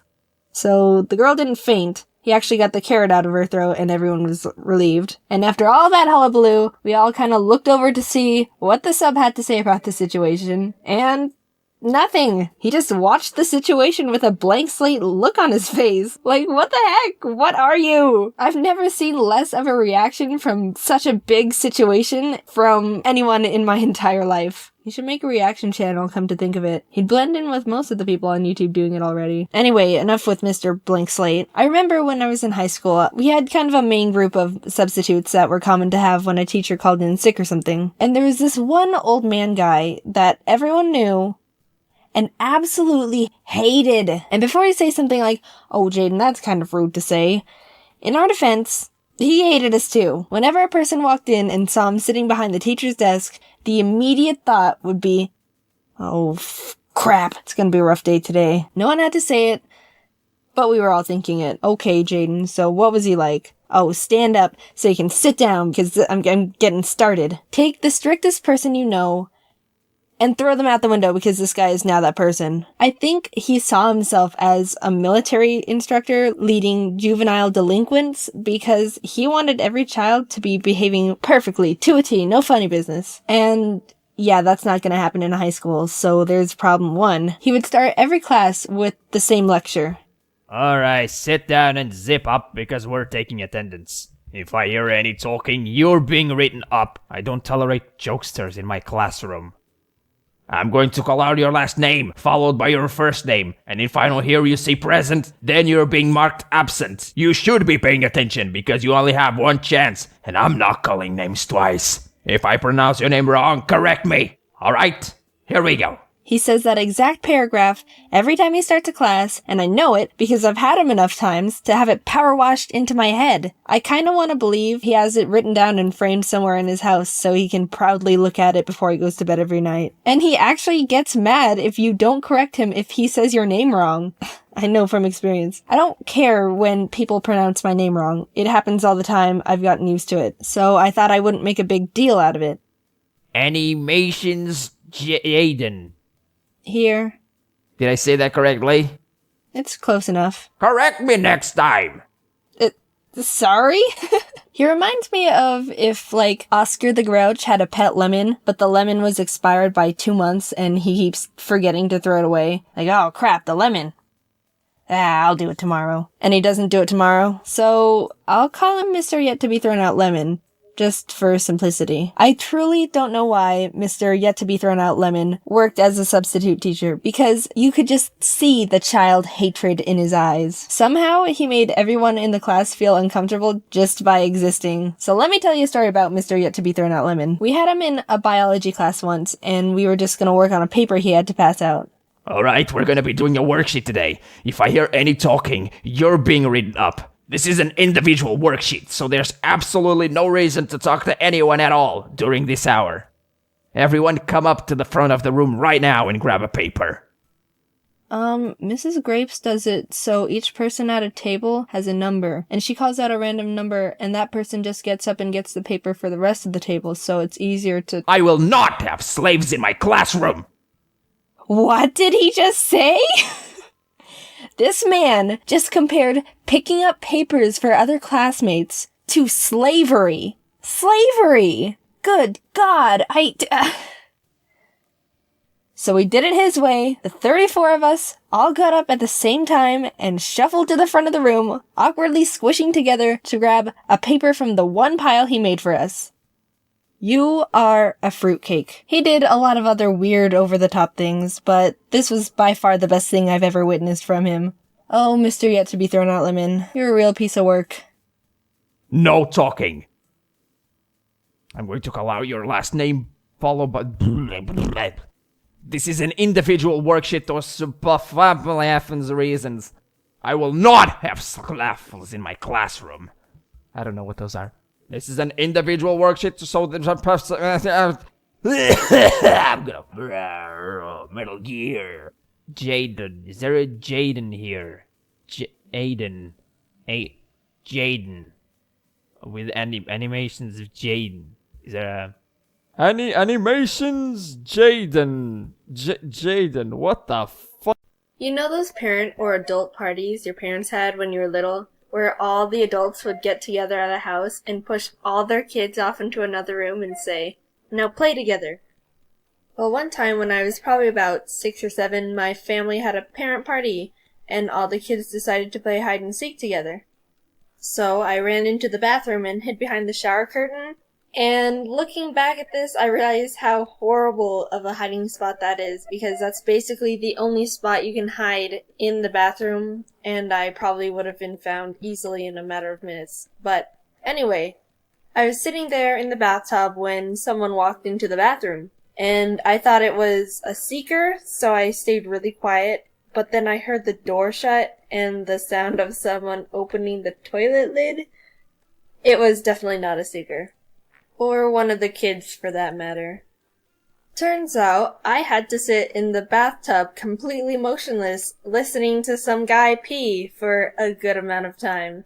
And the whole time I was so scared he would look behind the shower curtain and find me just sitting in the bathtub, thinking I was trying to watch people pee or something. So eventually he left and I could get out of the bathroom, and after that I was done.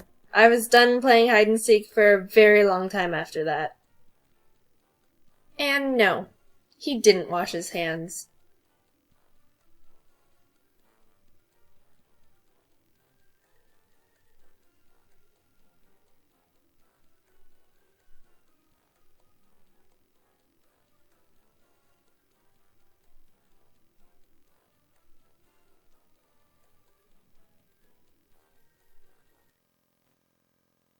導け星影最後まで戦えるように泥まみれだって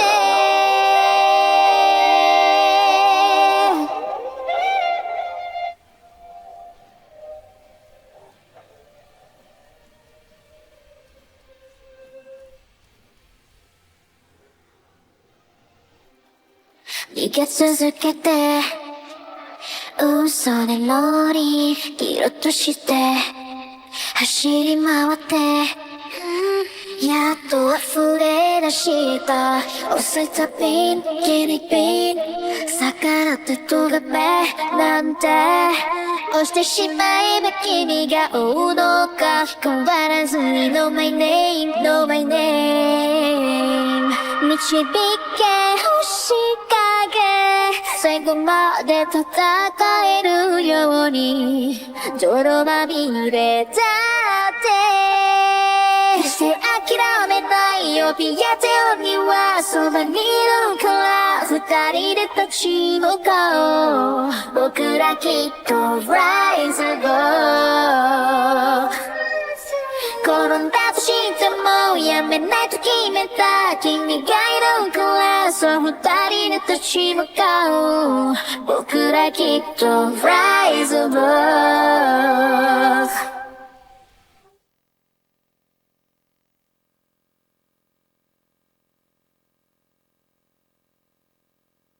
Remember when Pokemon sent me every single one of their Gen 5 sitting cuties for me to rank?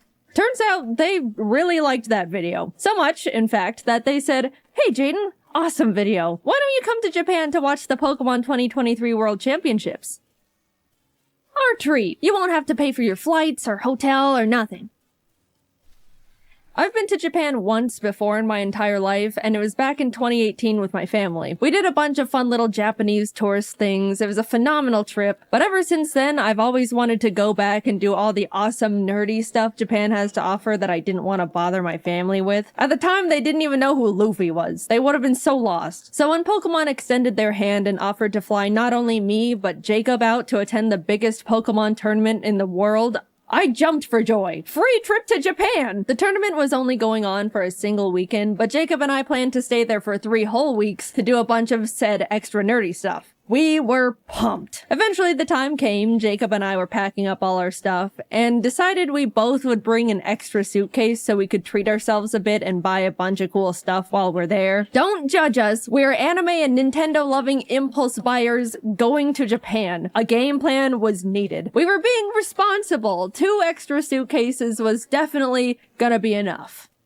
Yep. Equipped with our extra luggage, we headed off to the airport. Pokemon straight up gave us business class seats. We didn't ask for them or anything. So when we boarded, we realized we had the seats where you could lay down. There even was some sort of seat divider that acted like a car window, so I could roll it down and bother Jacob whenever I wanted. Quick little 11-hour flight later, and we were in Japan. It was time to have the best trip of our lives. I'm not joking. I had the most incredible trip and got to do things I won't ever forget. And I won't, because I've now plastered it onto the internet forever. We landed midday Japan time, so we decided to go to the first thing we wanted to see while abroad. Japanese McDonald's. I couldn't order anything except fries, but Jacob and I both dropped our jaws when we saw something called the Double Big Mac on the menu. I thought Americans already went big with the Big Mac, but Japan did the impossible, just to send a message. What a magical place. Let's begin with the next morning. Pokemon planned a bunch of cool stuff for the creators and partners they flew out, beginning with a group field trip to the Mega Tokyo Pokemon Center. Jacob and I woke up early for it and missed the bus they had for us. And it totally wasn't completely my fault entirely because I hypothetically didn't read the schedule correctly and was taking my sweet time getting ready. Why would you think that? So we had to take the trains on our own to get there. Anyone that remembers my first Japan trip knows the trains were me and my family's mortal enemy number 1. We kept getting it wrong and it was failure after failure the entire trip. You'd think that with all that prior experience and struggle, I would have grown as a Japanese train understander, right?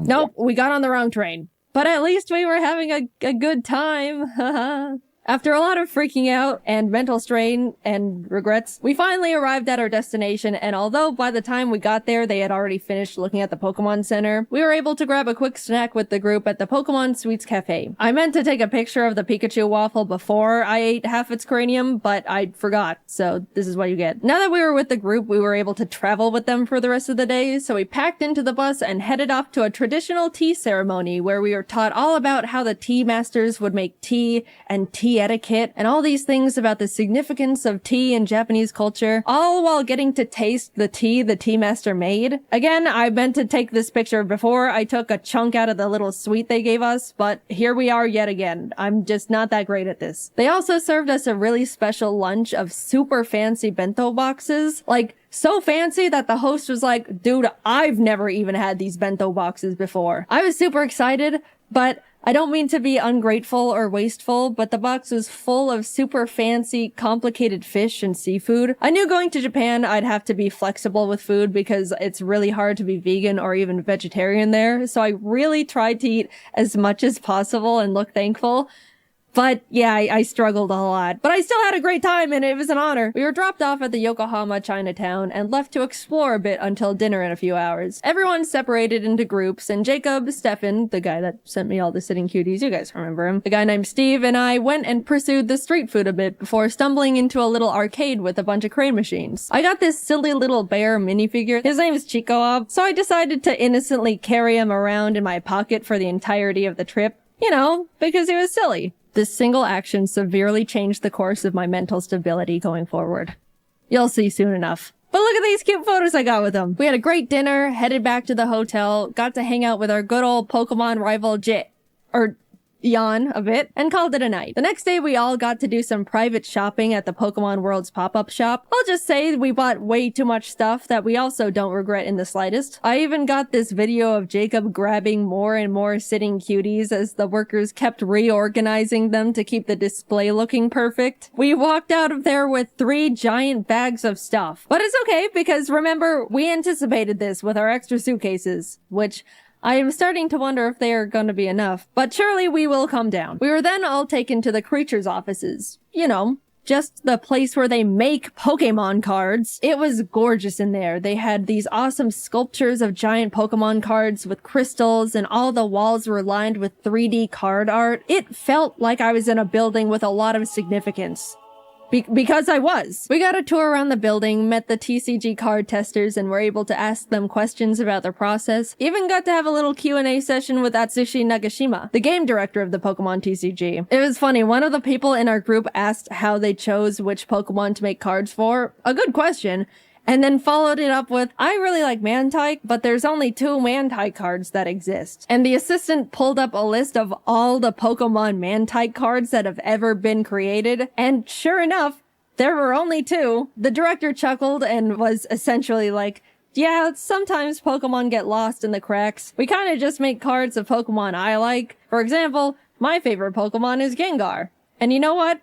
That actually makes a lot of sense. Also, we were able to have a Q&A session with the Pokemon card art director and 3 artists who actually draw art for the cards. That was super interesting, and I was so incredibly inspired by that discussion. But you know those Pokemon cards with the super cute clay art? That artist's name is Yuka Mori, and she was in that panel. I was so starstruck. Those are some of my favorite Pokemon cards. And not only that, but she hosted a little workshop for us where she gave us clay and taught us how to make little clay Magnemites like in this card here. Speaking of this card, she brought the actual original Magnemite for us to see. That was by far the coolest thing that I've ever gotten to be a part of. We got to meet a piece of genuine history. I felt like I was meeting the president. Also, here's me and Jacob's Magnemites that we made. Day 3 of our little Pokemon field trip, and we were taken to another Pokemon Center. This time in Shibuya, which was also right across from a Nintendo store. It was like a bullet was shot through our credit cards. In the shopping center, I saw a little gacha machine with little miniature Chiikawa plushes. I was only interested in getting Chiikawa, but I decided to test my luck anyway. And I got him first try! Now I had 2 of them. Yes, the original was still in my pocket. You can safely assume he is in my pocket for the entirety of this video. I've got pictures to prove it. Jacob snapped this awesome picture of the Chiikawa brain rot taking over. When we were looking around in the Shonen Jump shop, a little Japanese boy pointed at Jacob and went, Sanji-san, before his mother quickly yanked him away, and I still to this day laugh at that interaction. Poor kid saw his first blonde guy in real life and immediately thought it was Sanji. Later that day, we also got to attend the Pokemon Symphony, where a live orchestra played Pokemon songs, and it was absolutely incredible. Video game orchestras are so cool. It always tugs on my heartstrings to see video game music transformed into such a beautiful new art form. Highly recommend attending one if you have any favorite games or franchises. On to the first day of Worlds. It was exciting. People flooded into the venue. We watched the opening ceremony in the crowd. Just wow. This is the whole reason why we're here.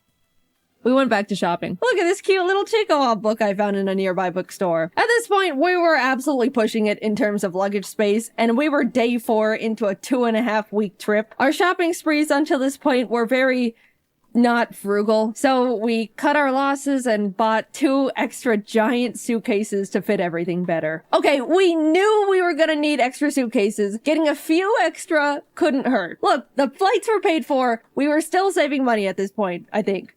That's my rationalization. I'm going with that. Also in the mall were tons of Pokemon monitors straight up playing the World Championships. TCG, Pokemon Go, VGC. Japan treated Worlds like it was the Super Bowl. And it was just so cool to see one of my main interests so culturally celebrated. People of all ages would stop by to watch for a bit before going back to their shopping. I can't explain it, but it just made me very happy. We even got to see Wolfie live on the monitors. How'd he do? He did great. Don't worry about it. Nothing happened. Look, we were just happy to see our friend on the Pokeball screen. Proud of you, Wolfie. You're so cool. The second day of Worlds was hype. So hype that we left Yokohama and flew to Osaka. I haven't mentioned it yet, but we actually got tickets to see the one and only Hatsune Miku live in concert. The real ones know how huge that is for me. I want to talk about how life-changing that was, but I'm gonna make a whole separate video about that experience I'll be posting next. All I'm gonna say is it was the best day of my entire life. By a lot. Subscribe now before you miss it, just saying. I will mention, we did have to take the train to get back later that night and got super lost again. And we never get better at it. Don't expect anything to change in that regard. We did finally get back to Yokohama, crashed for the night, and had a nice slow morning as we got ready for finals later that day. To any One Piece fans who are caught up, we were in Japan for the One Piece anime episode. You know what I'm talking about. 1072. We were able to turn on our hotel TV and watch it live. And that was so cool. I don't talk about how much I love One Piece much, mainly because it doesn't really come up. But One Piece is peak, and it was an honor to be in Japan at such an iconic part of the manga and anime's history. Anyway, back to Pokemon, sorry about that. We were able to watch the final VGC match live, got to chat and eat dinner with Wolfie and some other friends, had a late night hangout with Jan again, and that was about it. Day 7 meant it was time to pack up all our stuff from the hotel, say goodbye to Pokemon and Yokohama, and head on over to the apartment we rented for the rest of our stay just outside of Tokyo. At this point, we had filled up all 6 suitcases and multiple backpacks. I didn't mention it, but Pokemon gave us a truckload of gifts that we genuinely had no idea what to do with. We're grateful nonetheless, thank you, Pokemon. But yeah, the taxi ride was a bit awkward. So, are you meeting up with some friends? No. After we got situated in the new place, we decided to look around the area and grab some lunch. And I gotta say, the little hole-in-the-wall restaurant Jacob found was some of the best ramen I've ever had ever. They even made it vegetarian for me, which was extremely kind of them. Food modifying is a bit tricky in Japan compared to the States, so I was very, very thankful. And it was delicious. We then proceeded to do absolutely nothing for the rest of the day because we were exhausted from the trip so far. I haven't mentioned absolutely everything we'd been doing on the trip because it would be a lot of, first we did this and it was cool, then we did this and it was cool. Even though it was such a pleasure to be invited, I was so dead. And definitely looked super not approachable or friendly to the rest of the group by the end of it. Sorry, guys. But neither time nor Japan stops for anyone, so we had to keep on chugging along. There were a bunch of friends we wanted to see while in Japan, and one of them was Connor. He wanted to take us to what he deemed his favorite Italian place ever. I asked if it was like fancy Italian, to which I was given the answer of no. So we get there, having a great time, and suddenly we realize Junichi Masuda, the director of Game Freak, is there having dinner.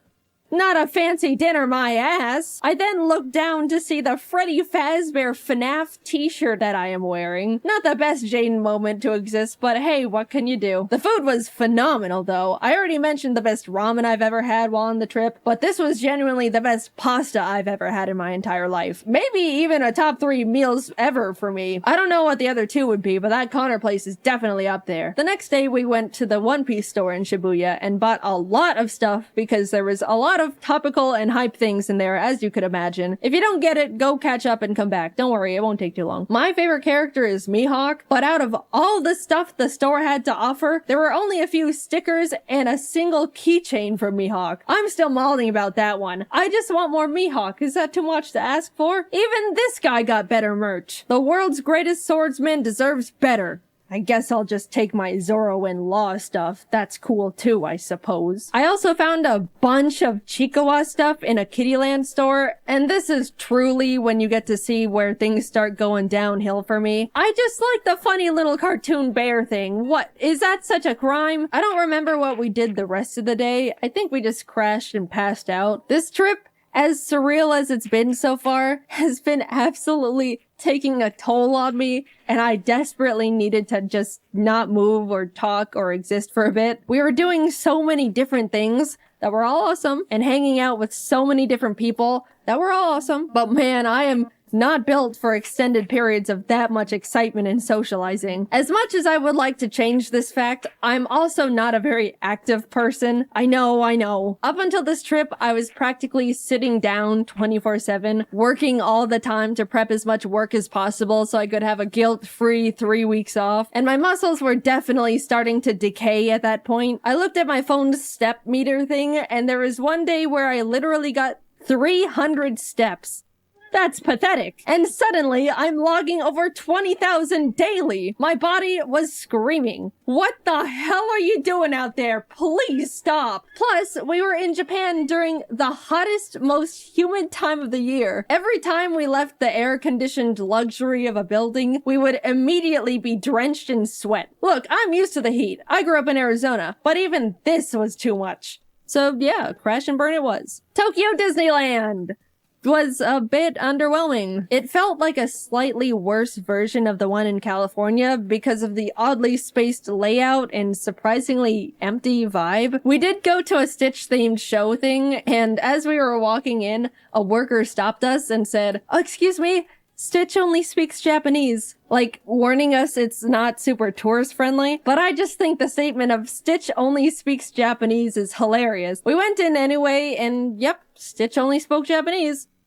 Kazoku. Yeah, overall, it was not the best thing we did, but apparently, I didn't know this, Japan has 2 Disneys, Disneyland and Disney Sea, and we went to Land, which is unanimously deemed the worst of the 2. So, oops, better luck next time. Jacob and I took 2 more rest days where we just turned to ash. Then up and at 'em, back to Osaka we go. This time we went to an Eve concert. Besides Hatsune Miku, the Japanese band Eve is the only other concert I've said I wanted to go see. I love their music videos they have for all their songs. It's always such beautiful animation. And by the way, they're the ones who sang the season 1 Jujutsu Kaisen anime opening theme, if you're lost. Earlier in the trip, Jacob just so happened to look up if they were doing a concert while we were there, and lo and behold, they were. He got some totally not scalped tickets, which turned out to be a super complicated process, so thank you, Jacob. You're the bestest friend I've ever had. Thank you for going through the trenches for silly old me. Anyway, the concert was so incredible. The atmosphere was fantastic. They had awesome visual effects going on. The glow bands a lot of people bought were perfectly synced to the music and colors on the stage, which really enhanced the experience. The music was great, which, I mean, of course it was. That was the whole reason we went in the first place. I talk about it more in the upcoming Miku video, but Japanese encores are so much different from the American ones. They're so quiet and polite. There was pretty much no screaming and cheering. It was just a long applause with a semi-whisper chant of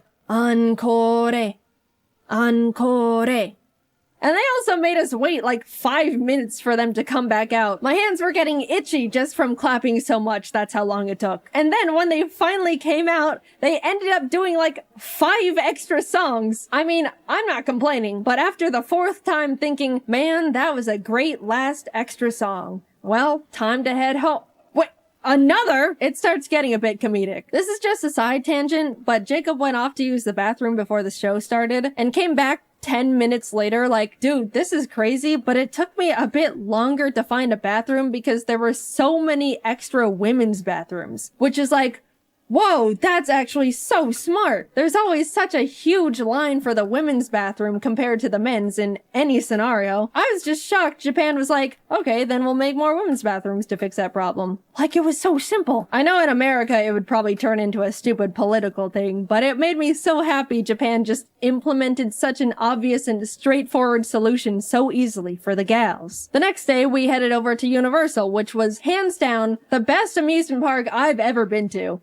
So they can do amusement parks well. First of all, Universal Japan is way more anime and manga focused than the ones in the States, which made it instantly more engaging for me. Jacob and I both agreed we would window shop for the first part of the day, and then buy all the things we wanted as we were leaving so we wouldn't have to lug around a bunch of bags all day. But we immediately saw a little One Piece shop and cracked. We just wanted to wear these One Piece headbands. That's rule-breaking worthy. We also got some towels because, surprise, surprise, it was freaking hot. I know I've been complaining about the weather here and there, but my lord, it was miserably scorching. Japan has such a big culture around staying cool while outside, and I totally get it now. People would be walking around with little fans, ice packs, towels. A lot of women had parasols. I'll say, if we didn't get those towels, we probably could have passed out from heat stroke that day. Later on, I even ended up getting another towel. It was a cute Pikachu one, but I got it mainly because it was a cloak design. After soaking that thing in cold water and putting it on, my body temperature instantly lowered like 5 degrees. However, that meant I was walking around the park looking like this. Back to the awesome stuff. We did a bunch of attractions like watch a fun 4D Jujutsu Kaisen show where the seats move around, went on a super cool 3D VR Spider-Man ride. We tried to cool down by going on a Minions thing called Freeze Ray sliders that claimed to cool riders down with a blast of chilled mist from a giant freeze ray. But we got on and absolutely did not even touch a drop of the mist because it never ended up getting in range of our cart. That felt like an actual tragedy at the time. There were a few big roller coasters we wanted to go on, but I get super motion sick and forgot to bring nausea medicine, so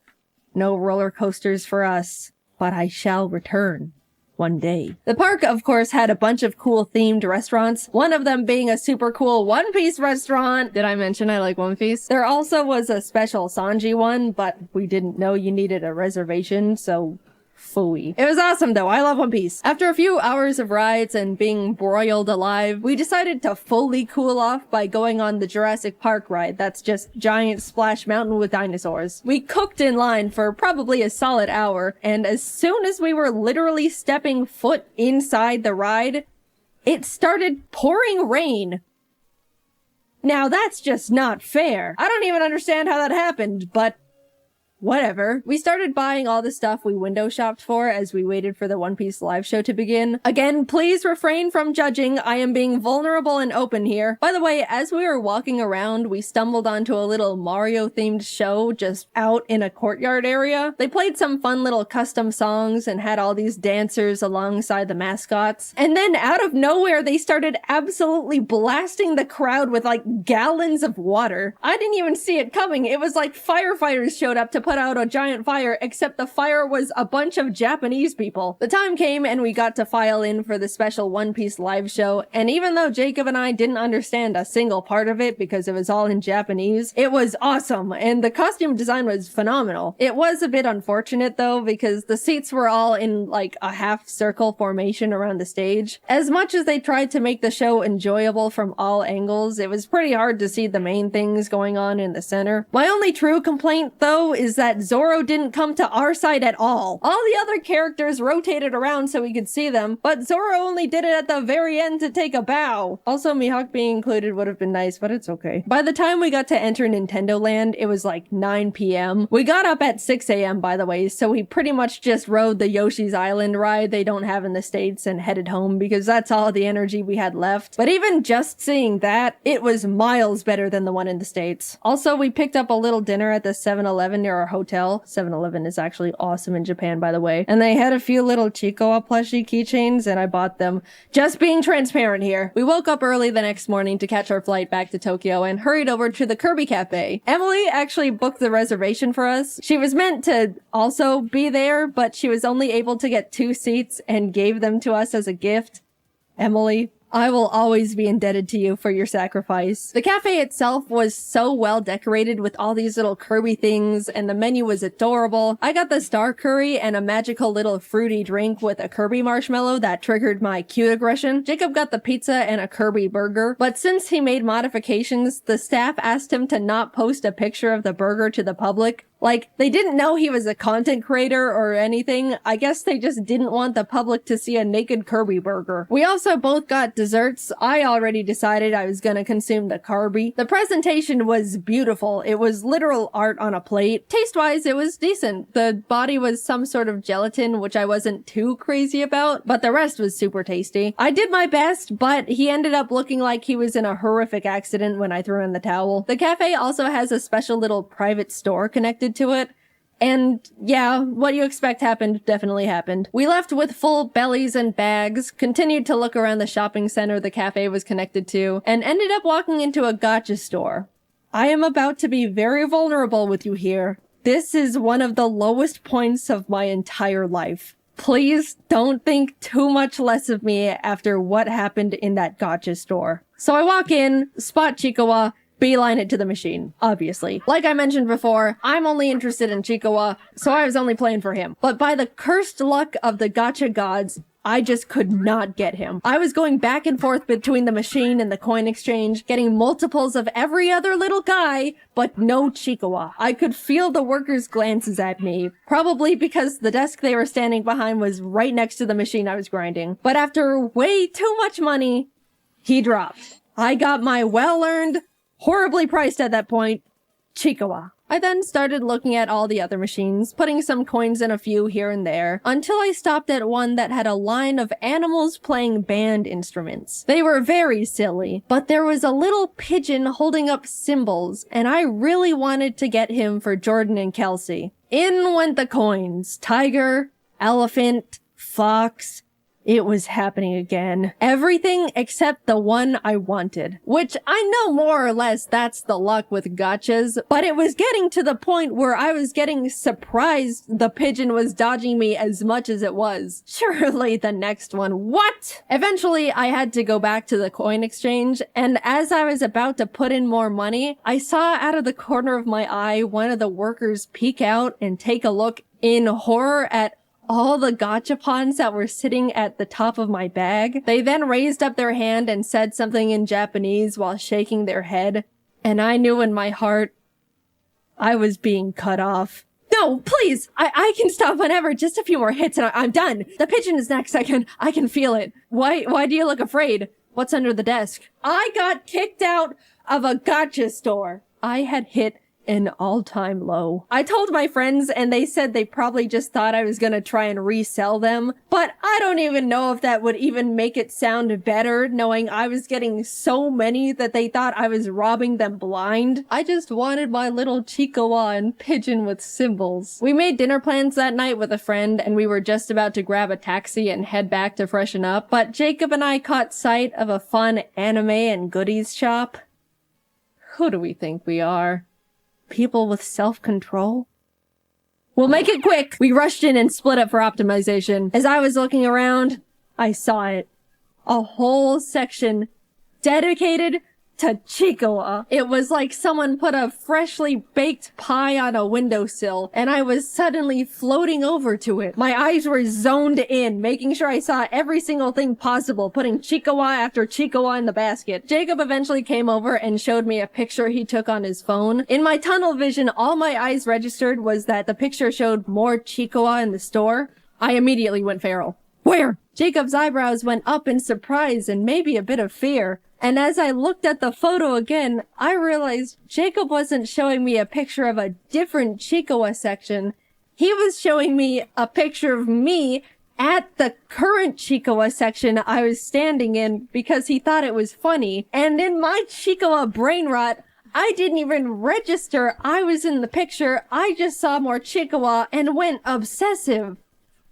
This is how I am. Either stand by me or leave. No, I don't need an intervention. Put it away. We left. I looked longingly at the crane machine Chikawas we didn't have time for, and we made it in time for dinner. Plus, we ended up in another arcade nearby anyway, and I got myself a Chikawa from one of those machines, so it worked out. Stop. I don't want to hear it. Finally, we were reaching the end of our trip. We spent the last day grabbing lunch with Emily and Didus. There was a cool One Piece scavenger hunt event going on, so we also did that with them. We basically had to walk around Shibuya and find special One Piece trading card posters hidden around the area. And if we found enough along with the special card of the day, we could get a limited edition mystery card. It was fun, but also hot. And all my clothes were sticking to my body. Didus generously let me borrow his umbrella, and I jumped for joy as he showed me it was coincidentally Chikawa themed. I don't know what's wrong with me. All I know is that bear makes me happy. We spent a few hours completing the scavenger hunt, got our special cards, and bid them farewell. Always good to see you guys. Bye-bye. I accidentally stole Didus' umbrella. It looked so calculated. They knew how much I was obsessed with Chikawa. They'd been watching my Instagram stories. Follow if you want to see brain rot in real time. Emily, I have the Chikawa umbrella. I didn't mean to steal it. I promise. It's not what it looks like. Since we were leaving in the morning and wouldn't be seeing them again, they just let me keep it. But the side eye Jacob gave me the rest of the way back. I didn't mean to— stop it! Getting back to the apartment, reality hit us hard. We needed just a few more suitcases. Again. In total, we ended up buying 6 extra suitcases to hold everything we collectively bought. And even then, it was a struggle making it fit. Jacob ended up going professional Tetris mode, perfectly fitting everything into the suitcases with quite literally no extra room to spare. We came to Japan each with a backpack, carry-on, and 1 extra big suitcase, and we're leaving with altogether 8 suitcases and 4 backpacks. We were lucky the taxi driver had a big enough car to fit everything because we didn't have much of a game plan if it didn't. Off to the airport we went, where we checked all of our excessive bags, paid a couple fees, boarded our flight, and headed home. That trip will go down as one of the best trips I've ever gone on. It felt like it turned into a celebration of everything that makes me me. All of my hobbies and interests, Pokemon, One Piece, at the last minute Chikawa. We got to do so many incredible things and were given so many opportunities I'd never even thought I could be a part of. I got to see so many friends that are normally so far away, ate some of the best meals of my life, and overall was just really happy, especially getting to spend it all with my best friend Jacob. By the way, if you wanted to know why in the world we got so many things, yes, a lot of it was for us. 90% of it all was for our friends. 100% of the Chikawa stuff was mine, but that's besides the point. If you want to see what we got them, also credit where credit is due, the majority of it all was from Jacob, because he's a great gift giver and even more incredible friend to the people around him. We're all nothing short of lucky to be able to call him our friend. You can go watch his Japan video. I assume it's already up, because we had to animate a freaking 30-minute long video. My god, it was a lot. Thanks for sticking around. But yeah, I just had an unforgettable trip, and I owe the opportunity to the Pokemon Company for inviting us to Japan in the first place. I'm extremely lucky to be in the position I am, and will be forever grateful.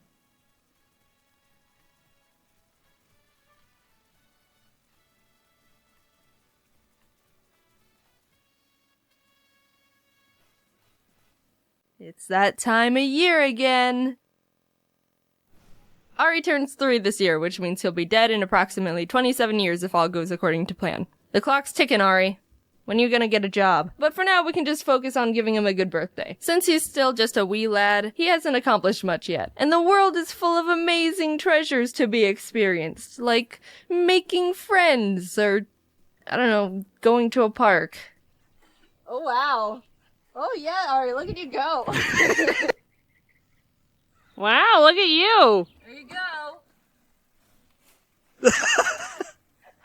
Now wasn't that fun? Getting back to the making friends part, believe it or not, Ari's actually made another bird friend. He's not as socially inept as I thought, since he hates everything but bells and spaghetti. My buddies Jordan and Kelsey also have a bird named Baby Jim, so when the two of them met, they became instant best friends. They snuggle and get each other's pin feathers and poop on my computer together. They're practically inseparable, and it's frickin' adorable. Except for the double poop. That part is not as good. Since it's Ari's special day, I thought we could make a nice dinner for them to celebrate together. I invited Jordan, Kelsey, and Joel too, but Joel, you're uninvited because I forgot Ari doesn't like you. Careful. Ah! We got a bunch of party stuff, so Jordan, you're working on the spaghetti, so maybe Kelsey and I we can decorate the table. Alright. We got confetti. Want to sprinkle some on the table? Well, I want to open it gently. I don't want it to just... Kelsey! No, you said...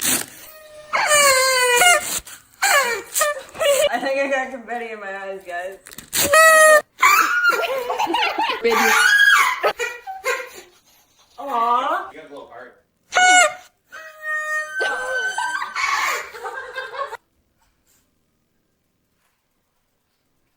Jordan, what's your spaghetti secret? Garlic bread. I got a lot of candles. They only came in packs of 24. Oh, it's the fanciest thing Ari's ever gonna be a part of. Oh, it's so cute! Ari. Oh, don't get on the table. Oh no! You got confetti in your spaghetti. Wanna see it?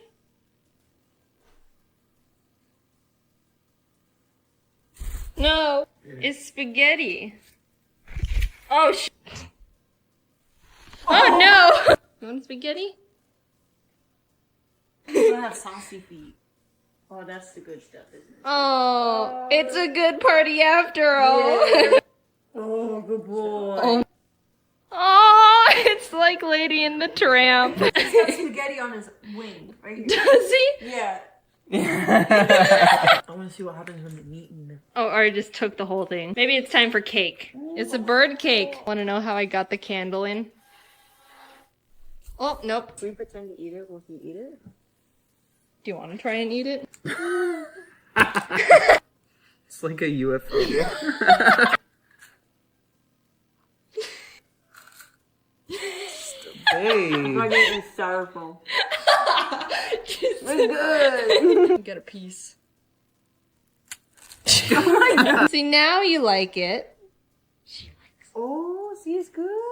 Look at Ari, he's got his piece too. We could just pretend that they're eating right next to each other. There you go. What if we take the plate away? Maybe he doesn't like gay. Oh, there we go. Go get it. Get it, baby Jim. Get it, baby Jim. Why is there a staple? Ari, why do you have a staple? Want the toy? Why are you on the floor? Come here.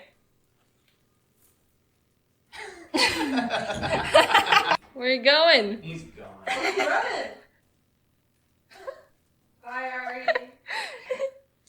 Last year, we supported a local bird rescue with helping fund their renovations, which they were really thankful for. I followed up with Anika, who works there, and she said with the donations, they were able to revamp the electrical work and AC to be more stable, and are in the process of building more aviaries and a shed for extra storage. I was blown away with how much we were able to help, and I want to do something like that again this year. This time, I want to help out the Bird Gardens of Naples. They're a non-profit Florida-based organization that takes care of birds that need a home and prioritize education on general bird knowledge and care. They put a lot of time and effort into caring for the birds they have, and all the donations they receive get put back into the birds through vet bills, flight cages, toys, renovations. I asked them to set up a GoFundMe for this occasion, and if you donate at least $10 to it, you'll be entered into a raffle to win a special Ari's birthday shirt or an Ari plush. I'm giving away 20 shirts and 10 plushes, and they all come with a signed card. I've also donated $1,000 to the rescue as well. If you can't donate or want to do more, there's links on their website to volunteer, adopt or sponsor a bird, or just tour the sanctuary. I hope Ari enjoyed his birthday, even though he's a little brat poopy bite toddler. He's my buddy, and I love him very much. Hopefully we can celebrate by doing good things for the birds and eating spaghetti. A month has already passed of 2018, and you know what that means. People have already started giving up on their New Year's resolutions. Google claims that only 8% of people actually keep their resolutions, which is like the ultimate, I'm not mad, just disappointed. Well, I'm happy to tell you that I haven't dropped any of my resolutions. I don't write any. My family never really did resolutions. Once my dad was like, let's all write resolutions this year. And we still didn't, and then I didn't accomplish anything. For me, when I want to change something, I start trying to integrate it into my life right away, rather than waiting until next week, or next year, or next lifetime for that fresh start. Every day is a Jaiden New Year.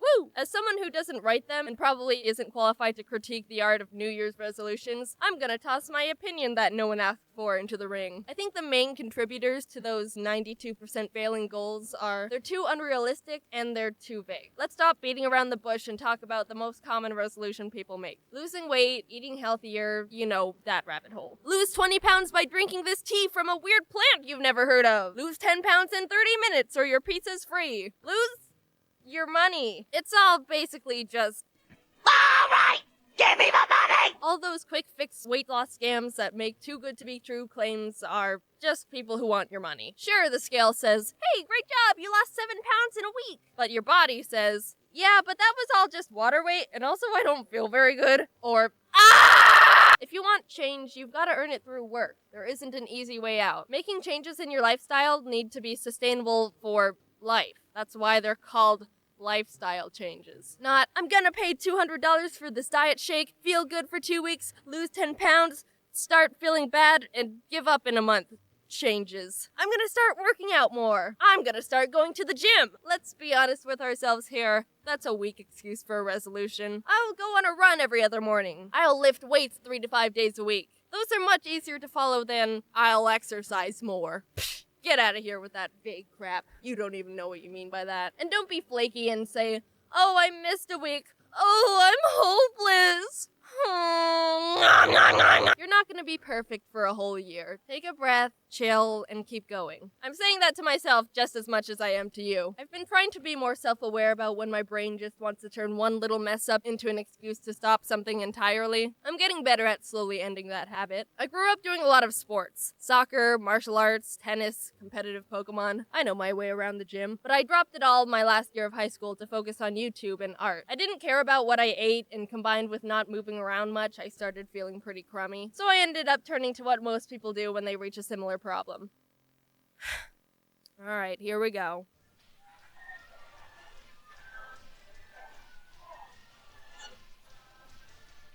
Let's talk about home exercise videos. Why are so many of them so fake? The weird hip-hop music and the smiles that are a bit too wide. It might just be the plastic surgery, but it all makes me feel uncomfortable. I get that instructors want to make exercise seem fun and all that, but it feels super condescending to me. How the frig do they do entire workouts smiling and talking and making cheesy eating pizza jokes? Alright, now hold that squat. Ooh, feel that burn in those quads. I'm smiling and articulating everything perfectly, and I totally know you're panting like a dying animal over there. Don't think about that leftover pizza in the fridge.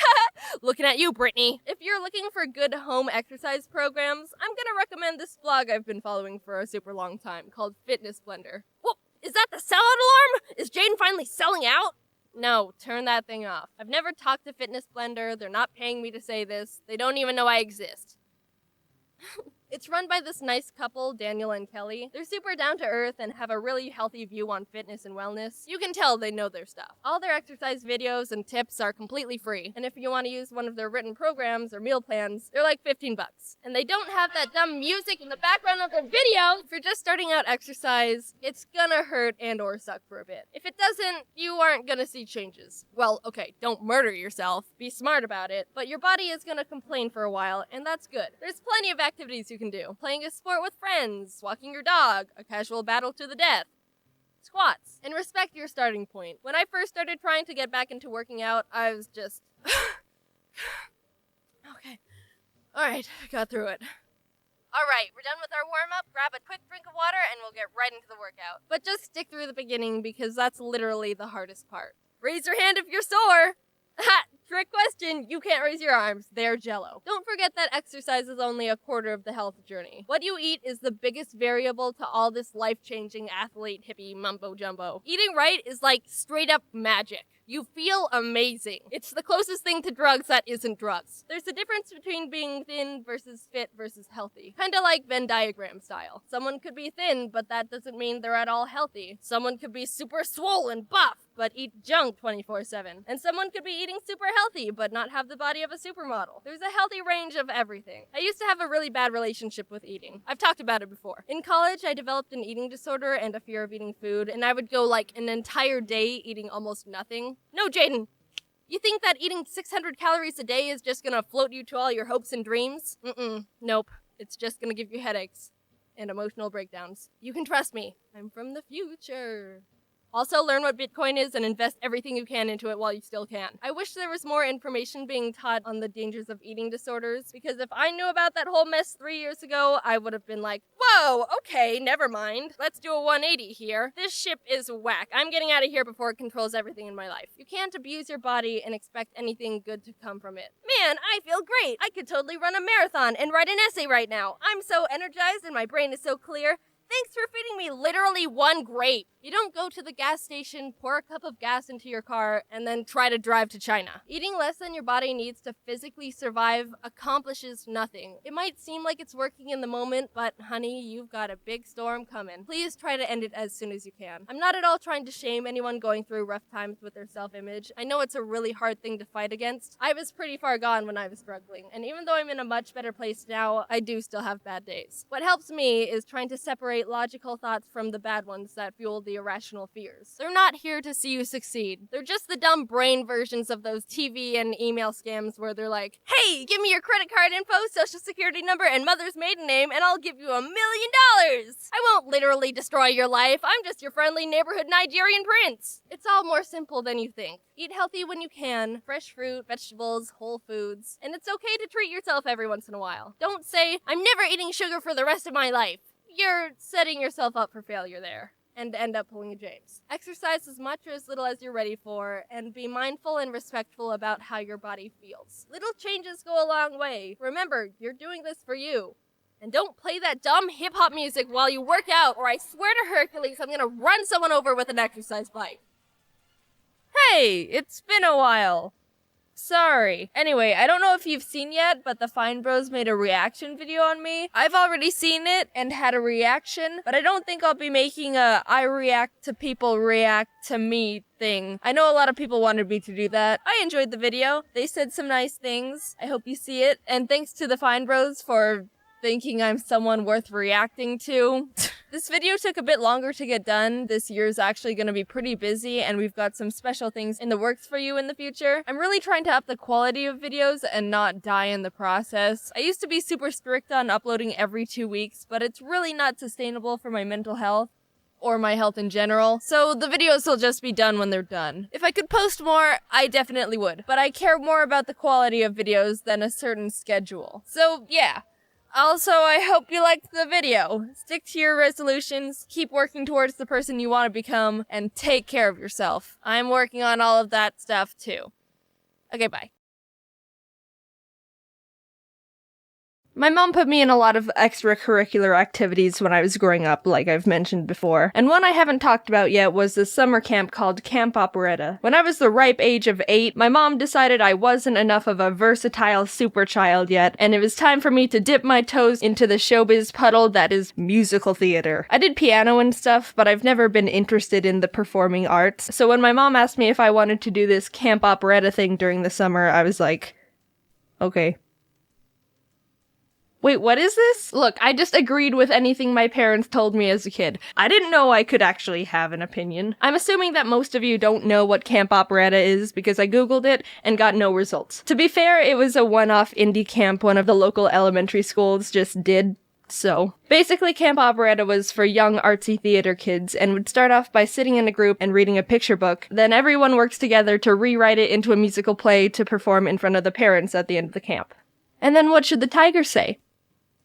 Make them say the F word. Then we all get assigned roles for the play, write the music, and make the costumes and set. It was actually really fun, and I looked forward to it a lot. Also, when I say write music, I mean the teachers tell us how to play nursery songs on xylophones in those colored plastic tubes. We weren't dropping fire in 4th grade. The first year I did Camp Operetta, the book we were supposed to theaterize was...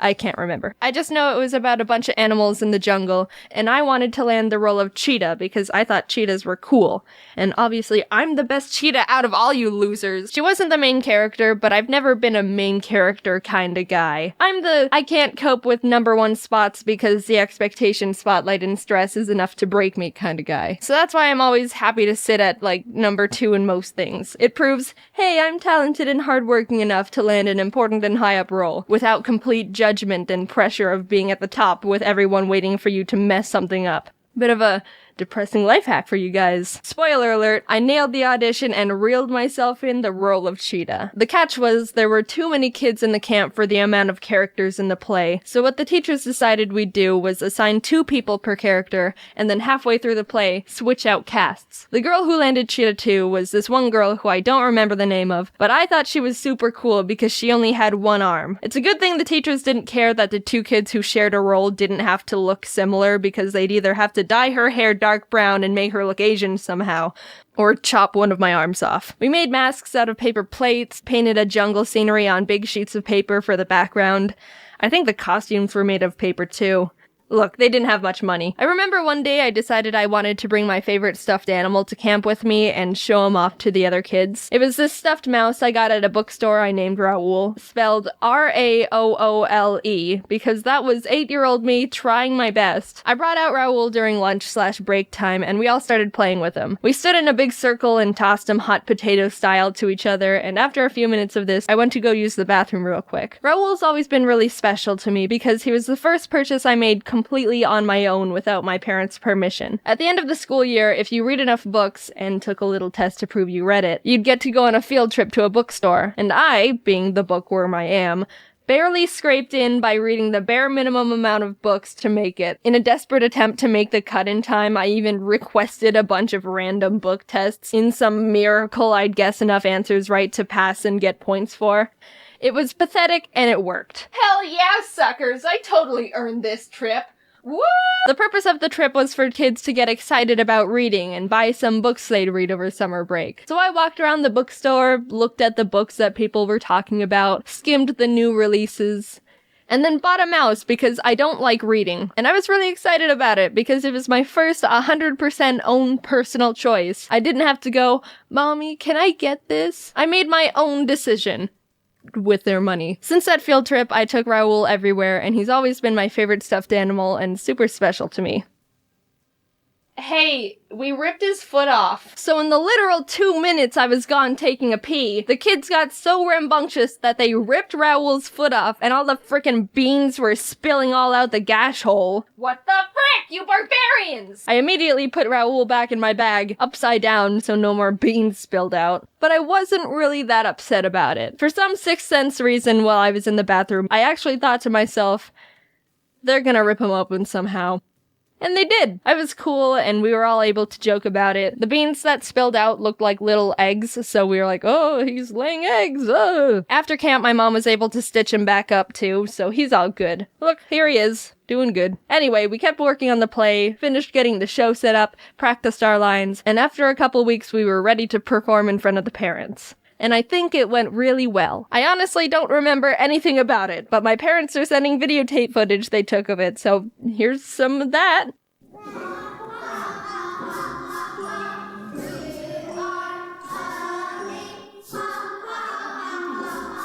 But that's not the end of Camp Operetta. I went again next year, and this time we did a play on the rainbow fish. The story of a special fish with shiny rainbow scales, and no one wanted to hang out with him because he wouldn't give them what makes him special. And the only way he felt like he could be happy was to give away his specialness to the fish that only wanted to leech off his beauty. Setting aside the controversial morals of the book, we got to work turning it into a play. There weren't as many kids this year, so we didn't need to share roles. I ended up, again, with a semi-main character.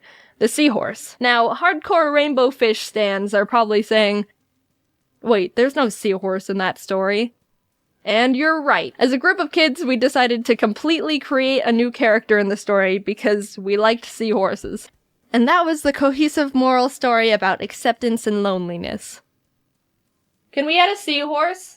Make him say the F word! During the music learning part of the play, the teachers asked us who could play the piano because they wanted to assign someone the role of playing the Under the Sea melody from The Little Mermaid without botching it up. I, along with 3 other kids, raised our hands and we were taken to the piano to do a little musical audition. The other kids took turns playing Mary Had a Little Lamb and Twinkle Twinkle Little Star, and I quickly realized I was overqualified for this part. When it was my turn to play, I sat down and played Pachelbel's Canon I memorized from my piano recital, like a show-off. That was the one time I realized I was the Asian kid in a scenario.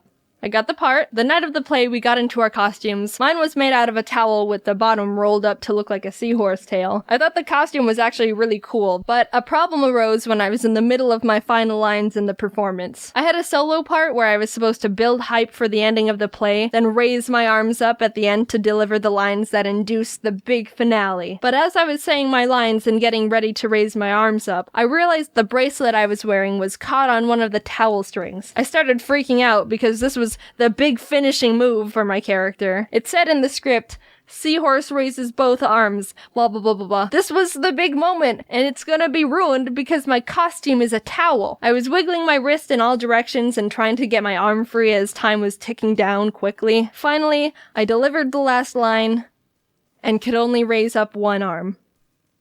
Like Cheetah 2. I remember feeling really stupid because no one raises one arm to do anything but asks to use the bathroom. Or be flamboyant. I felt like I ruined the big moment, but talking to my parents afterwards, they said they didn't notice, and looking back, it was probably a much bigger deal in my 9-year-old head than it actually was. I still feel like that was one of my biggest failures in life, though. See, that's exactly why I don't like main roles in anything. A prime example of self-fulfilling prophecy. And that was my time in Camp Operetta. No, I didn't do it a 3rd year because they didn't have enough money or participants, so they had to shut it down. I told you they didn't have much money. You will be forever missed, Camp Operetta. You made my summers more fun, and my Raoul's foot all janky. Who knows if I would have became a theater kid if Camp Operetta never shut down. But either way, I'm not doing any of that stuff now. I do drawings behind a screen. I mentioned it already, but just a reminder that there's still a few tickets left to see James, Dom, Ross, Aaron, and me frantically trying to draw and be funny at Scribble Showdown. They're selling out fast, so cop a tick if you really want to see it. You can go to scribbleshowdown.com to see which cities we're going to and on which dates. We hope to see you there, and I'm excited to win every show. Just wait. Thanks for watching the video. This is a warning. Don't trust anyone with your Raouls. They can and will rip their foot off, and stay away from bracelets when your shirt is a towel.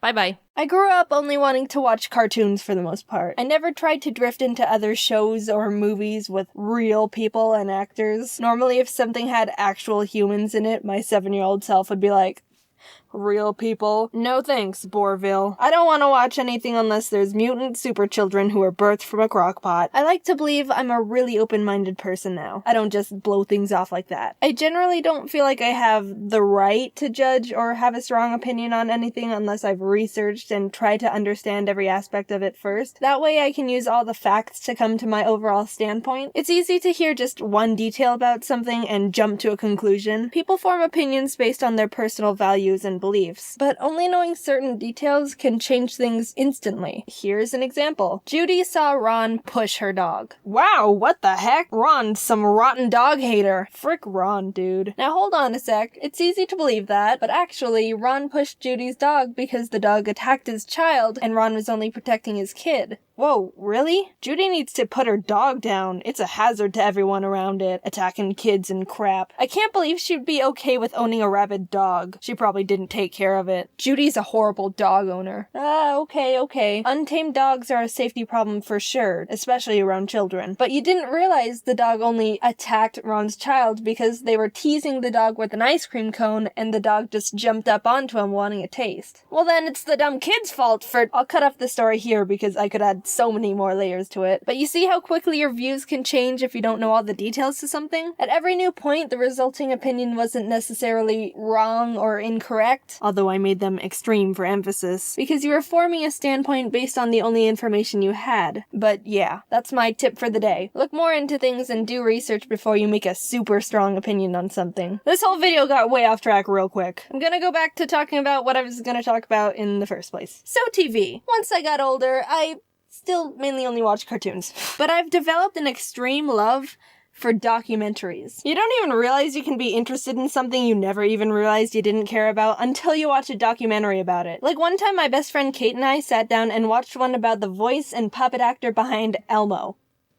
It was mesmerizing. Totally random. You'd never even think about wanting to learn about something like that, unless it's like 4 a.m. and you're in that weird fever dream phase. I think it's funny when documentaries go all cinematic with their shots. Like when the main guy's walking, looking off into the distance, on a journey, one man versus the world. People never understand him. It's not a phase. He'll show them all. Because I can only imagine how awkward it is to set up those shots. First, the cameraman has to walk like a quarter mile away while the main guy just waits there, or vice versa. Next, he has to signal he's ready for the guy to start walking. Maybe through cell phone, maybe walkie-talkie. I think it's more funny to imagine he just screams at the top of his lungs and freaks out the civilians around him. Then the guy starts walking, looking at the scenery around him, acting like he isn't being filmed from 1,300 feet away for his documentary that's gonna change the world. By the way, I don't know how anyone can walk normally when they tell themselves to. Once you tell yourself, do something normally, you pretty much just increase your chances of screwing it up by 90%. One time I was walking across the bottom of some bleachers and I told myself, there's a lot of people I'm in plain view of right now. Don't make a scene. Just walk normally. They aren't paying attention to you. You're just some random person. And I tripped over a trash can. Anyway, there's probably other more efficient ways to get the shots. I'm not some documentary camera director, but it's still less inspirational and more amusing when you think about taking away the music and voiceovers to imagine what it was really like to just get the base footage. Same with reality TV shows. Kate's older sister was accepted onto a singing show once. I don't want to get into possible legal trouble by saying which one because they had to sign contracts and stuff. But she said that when they were filming their parents to portray the, oh, we're so proud of her for following her dreams kind of clip, they had Kate and her brother in the background to make it look all casual. They told them to just look like you're talking to each other while we film the foreground. So we can talk about anything and no one would know. Watermelon, watermelon, watermelon, watermelon, watermelon, water. I'm not big on most reality TV shows because as real as they might be, some are completely set up, some aren't. They're all dramatically enhanced to some degree. And there's a point where you start noticing, and it's hard to take anything seriously after that. What I find the most amusing are the sound effects and how crazy they are. I've been obsessed with watching Gordon Ramsay's Kitchen Nightmares show, so I'm gonna use those as examples because I've watched so many. Why are you so stubborn? I'm not stubborn. It's like no one's striving to be better. You tell me how you feel about the frozen food. I hate it. Made yesterday? It was actually made 3 weeks ago. Was salad? That was quick. Not bad. Thank you, my darling. Enjoy. Thank you. Jesus.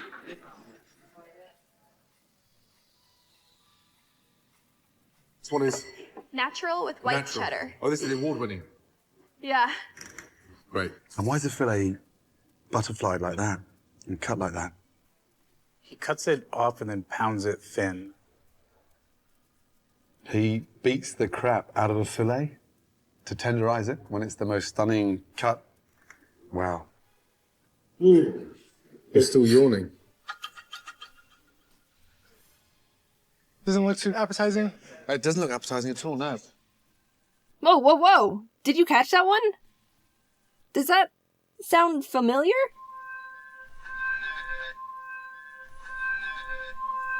Kitchen Nightmares uses the same sound effect of some kid butchering the recorder as the pigeon documentary I talked about in my thesaurus video. Is there some, like, YouTube music library, but for documentaries we don't know about? Hey, Craig, what's the sound effect you used 43 minutes, 8 seconds into your Rubber Ducks documentary? Oh, it's maracas_05. Ah, thanks. Yeah, I tried maracas_02, but it didn't have the exact effect I was going for. In the UK, they don't use nearly the amount of dramatic sounds American shows use. Just look at this old clip from the UK version of A Kitchen Nightmares. Does this make you feel better shouting in front of the blue screen? I'm not shouting in front of anybody. Is that you have to show off? I'm... How bloody Don't dare be stupid. you? Don't be so stupid. No over-the-top dramatic crap? It's almost pure. Here, I'll fix it American style. In front of everybody. You have to show up. I'm how bloody Don't be so stupid. Putting everything aside here, I freaking really love all of Gordon Ramsay's shows. I have a problem. I've watched like all of the Kitchen Nightmares. I love MasterChef. I love Hell's Kitchen. I love Hotel Hell, even though I've only seen like 1 or 2. I haven't watched Gordon Behind Bars yet, but I still love it. I've never had the answer to this before, but if someone came up and asked me, who's your favorite celebrity? I think I'd have to say Gordon Ramsay. Ironic, considering he's a chef and I don't eat the standard American diet. But he's a really great person from what I've gathered. Someone might think, oh, he's just a big jerk who yells at people. No, you've got to look deeper than that. Where is your character analysis? He's a genuinely great guy who's passionate and takes pride in what he does. He's not cocky or arrogant. He's always willing to learn more, and how this turned into me talking about how great Gordon Ramsay is. Gordon, you're welcome for sticking up for you.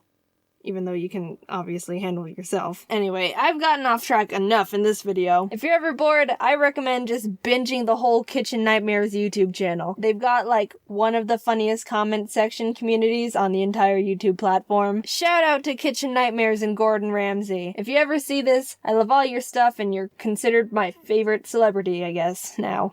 I don't know. You know, I've never given shout outs or anything like this before, and it's a bit funny the first one I'm doing out of all the people is to Kitchen Nightmares and Gordon Ramsay. How about, let's end the video with a shout out from the comment section. Yeah! Let's see, this person said to give a shout out to me. Alright, big ol' shout out to me, everyone. Okay, no more shout outs, so don't ask me. Bye. Just because I know there's gonna be some people out there who are gonna be like, Jaiden, you said you don't like reality shows because they can be staged or exaggerated, but then you say you like all these Gordon Ramsay shows. What the heck? Yeah, I normally am not a fan of reality shows, but I like these ones, okay? I can accept the fact it may or may not be dramatically enhanced and still enjoy it. So, also, by the way, since you're here, my buddy Ryder, or Foot of a Ferret, made a brief history of me, so you should check that out. He's a cool dude. Sorry if this sounds weird. My wisdom teeth are like, hey, we're gonna rip through your gums right now, and I'm in excruciating pain and can barely move my jaw. I've been putting off scheduling an appointment for the dentist to rip them out because I didn't want to be in pain recovering for a week. But here we are, man. Irony, am I right? Lesson learned. Teeth are jerks. Why can't they just cooperate with the rest of your body? Like, my arm never decides, hey, we're gonna grow another finger, because it freaking knows I don't need another one. This is a group body effort, teeth. Stop bringing down the team. Also, see you at VidCon Europe. We all know those people, the few dim bulbs of the group. Now, they don't necessarily have to be called stupid, but their actions just make you go, ugh. Now, I'm fine with people not using the full extent of their brain cells to do things, but when their stupidity starts affecting me, then we're gonna start having some problems. The rule disregarder. Someone who either doesn't listen to rules or flat out ignores them. I had a class with this one person. I'm just gonna keep his identity a secret. I don't know what was wrong with him. He did lots of questionable things that made the class just shake their head. One time he asked the teacher if he could use a pen to fill out a bubble test. And if you don't understand how bubble tests work, normally you get a bubble sheet, fill out a multiple choice test corresponding to the letters on the test, and the teacher gives the filled out forms to this machine and it grades the test a lot faster than the teacher can. But the machine only works when you fill it out with a number 2 pencil. Maybe the guy didn't know how they worked, so I guess it wasn't a bad question. But a few weeks later, when we had another test, it turns out the same guy used, a pen to fill out his test. Really, guy? Really? And as the teacher was yelling at him for being so ignorant, it was noticed that he didn't even put his name on the test either. The advice ignore. When you give advice to someone, they ignore it, and they end up in this huge problematic situation that you predicted perfectly and they could have avoided if they just took your advice from the beginning. Tori, do you think I should date Aaron or Jet? Aaron has had at least 24 girlfriends and he's cheated on all of them. I'd say Jet. Oh my god, girl, wait. Aaron just asked me out to the carnival tonight. I have to go with him. I'll see you later. Oh my god, Tori, Aaron bailed on me for some blondie blonde who isn't even hot. You have to come pick me up. Aaron was my only ride home, and I'm getting hecka wet in the rain! The non-future planner. Someone who doesn't think of the consequences of their stupid actions before they make them. Once when I was in 4th grade, I was in the school bathroom, and as I was walking down the little corridor to go into the stall, some girl randomly started yelling, "I'm gonna kick the door open!" And all of a sudden I heard this loud poof as one of the stall doors flew open at my face. Now luckily, I was a master of karate arts when I was little, so my reflexes were lightning fast, and I was actually able to block the door with my arm instead of my face. And I'm not gonna lie, I was pretty proud of myself because I've never done anything that amazing before. But, I mean, come on. If it wasn't me standing there and instead some, I don't know, poor little kindergartner who couldn't block the door if they tried, there could have been some major issues. I even had a pretty bad bruise on my arm from where I blocked it. Be ignorant. When someone doesn't pay attention to their surroundings, when they could be a hazard to something or themselves. Jeff, where do you want these knives? Oh, hey, Jeff, didn't see you there. Dawn wanted them over by the cabinet over there. Hey, Dawn! Jeff said you wanted these over there. What? No, they're the knives you wanted. Yeah. You sure? Okay, catch. No? Okay, I'll sprint them over to you. The important detail overlooker. Someone who is told important details and immediately forgets them. Okay, so for the party tomorrow, you said you can bake the cookies? Yep. Do you want a specific kind? Nope. I can eat everything but peanuts, so everything else you want is fine. Hey, glad you could make it. What did you bring? Peanut butter cookies. You want one? They're still warm. Hello?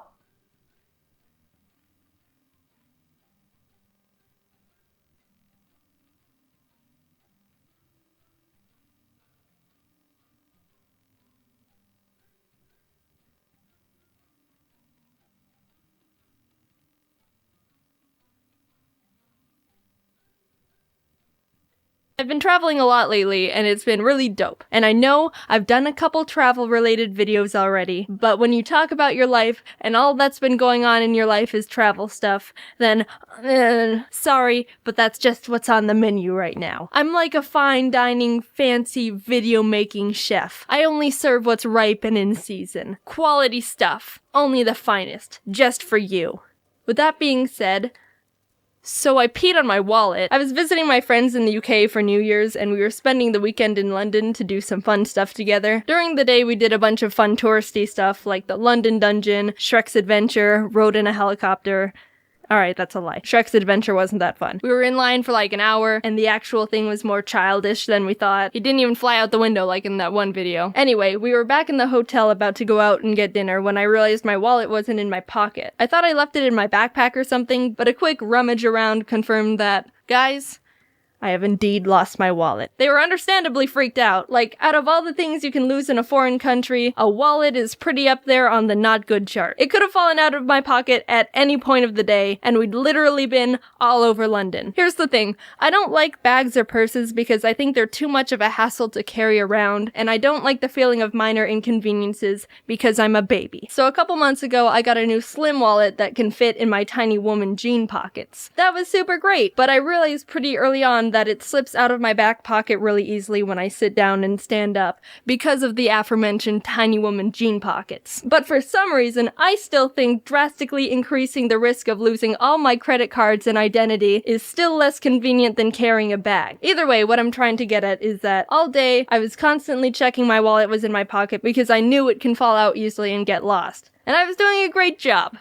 Until it fell out and got lost. My friends were more freaked out than I was. I think my brain's at a point where it's tired of using extra energy to be overly anxious because of the dumb crap I pull, so I was pretty calm. Or maybe I'm incapable of feeling anything anymore. I retraced my steps in my head and concluded that I most likely lost it at Shrek's Adventure. I remember having it at breakfast and in the helicopter, but maybe not in Shrek's Swamp. My friend sent an email to Shrek's Adventure because for some reason they don't take calls, and we were gonna have to wait until the next next day to hear back from them because they were closed by then. Backup plan was that if it wasn't there and I didn't find it before then, I'd just have to cancel my cards and get new ones.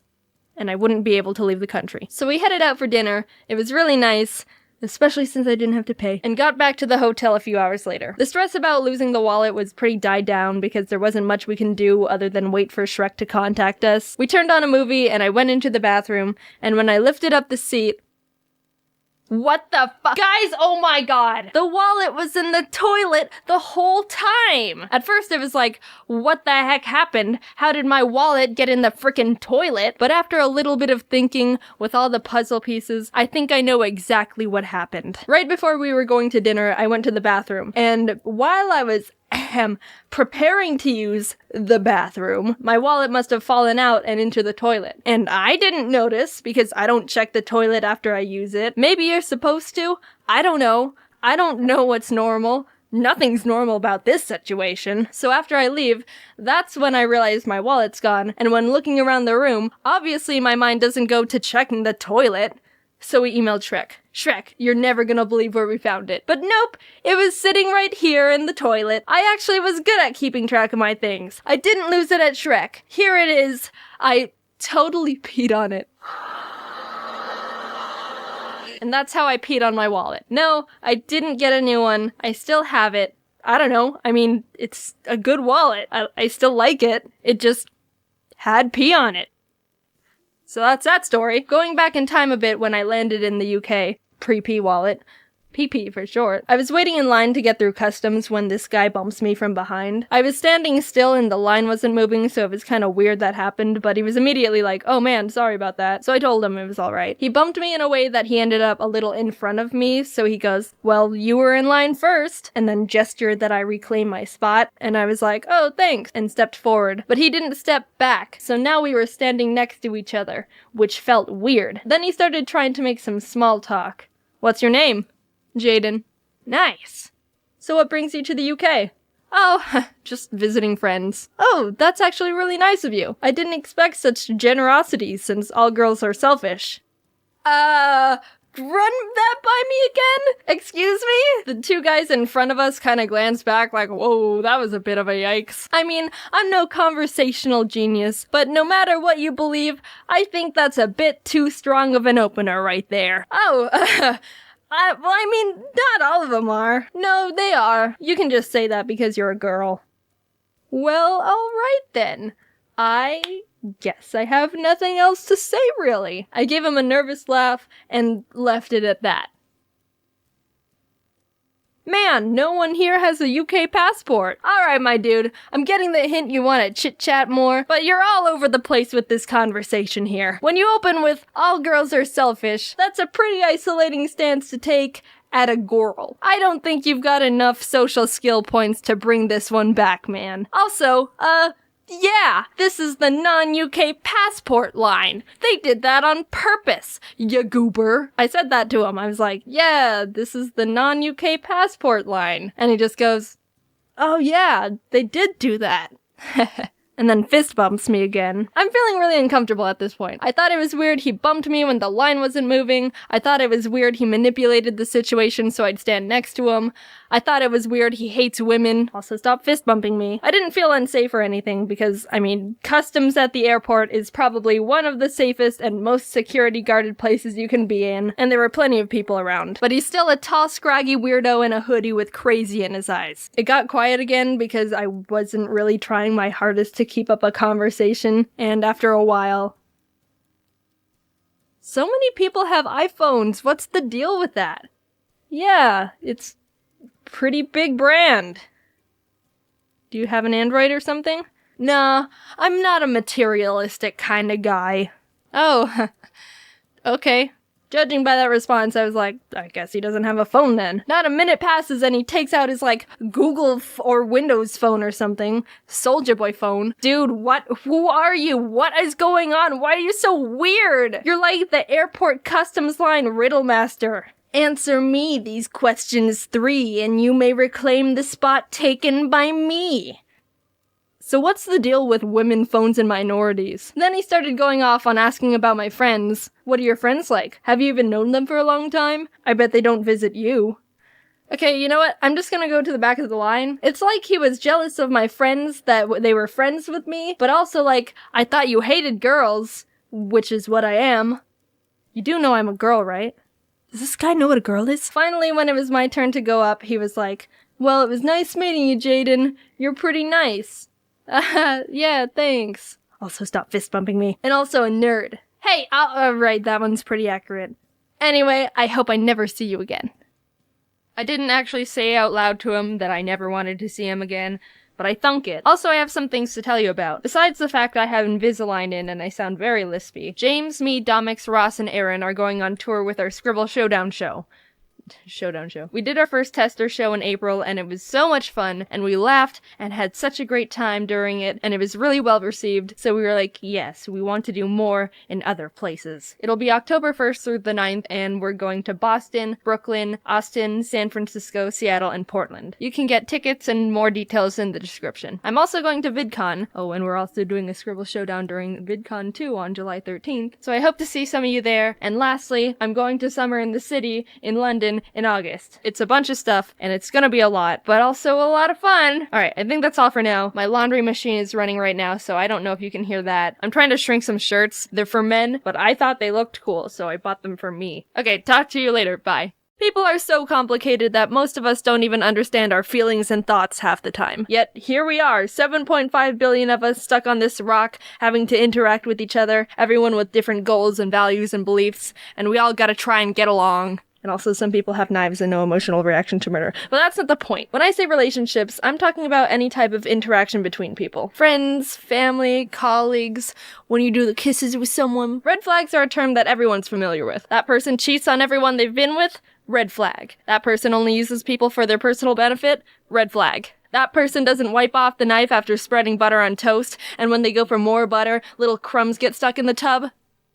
Red flag! But what about red flags that only start revealing themselves once you've built trust with someone and have a connection with? When your opinion of someone is positive, those flags can start being overlooked, or you start saying, oh, but they're a good person. I trust them. Oh, I mean, they wouldn't want to hurt me on purpose. It's easy to rationalize warning signs of a bad relationship when you have a positive view of someone, but it doesn't mean that they're not there or should be ignored. They're still being a jerk. It's just complicated by your history together. I think the majority of people tend to be too nice or passive or overly understanding. It's really common and easy to do. Because of that, toxic relationships are much more prevalent than you'd realize, and it can be difficult to know what to look for. There's a chance you're in a hurtful relationship right now and don't even realize it. The term manipulation gets thrown around a lot, and because of that, I think a lot of people would feel they would be able to identify manipulation if it happened to themselves. But it's not as easy as, Chad and Sally are dating. Sally wants to go out with friends. Chad forces Sally to stay home with him.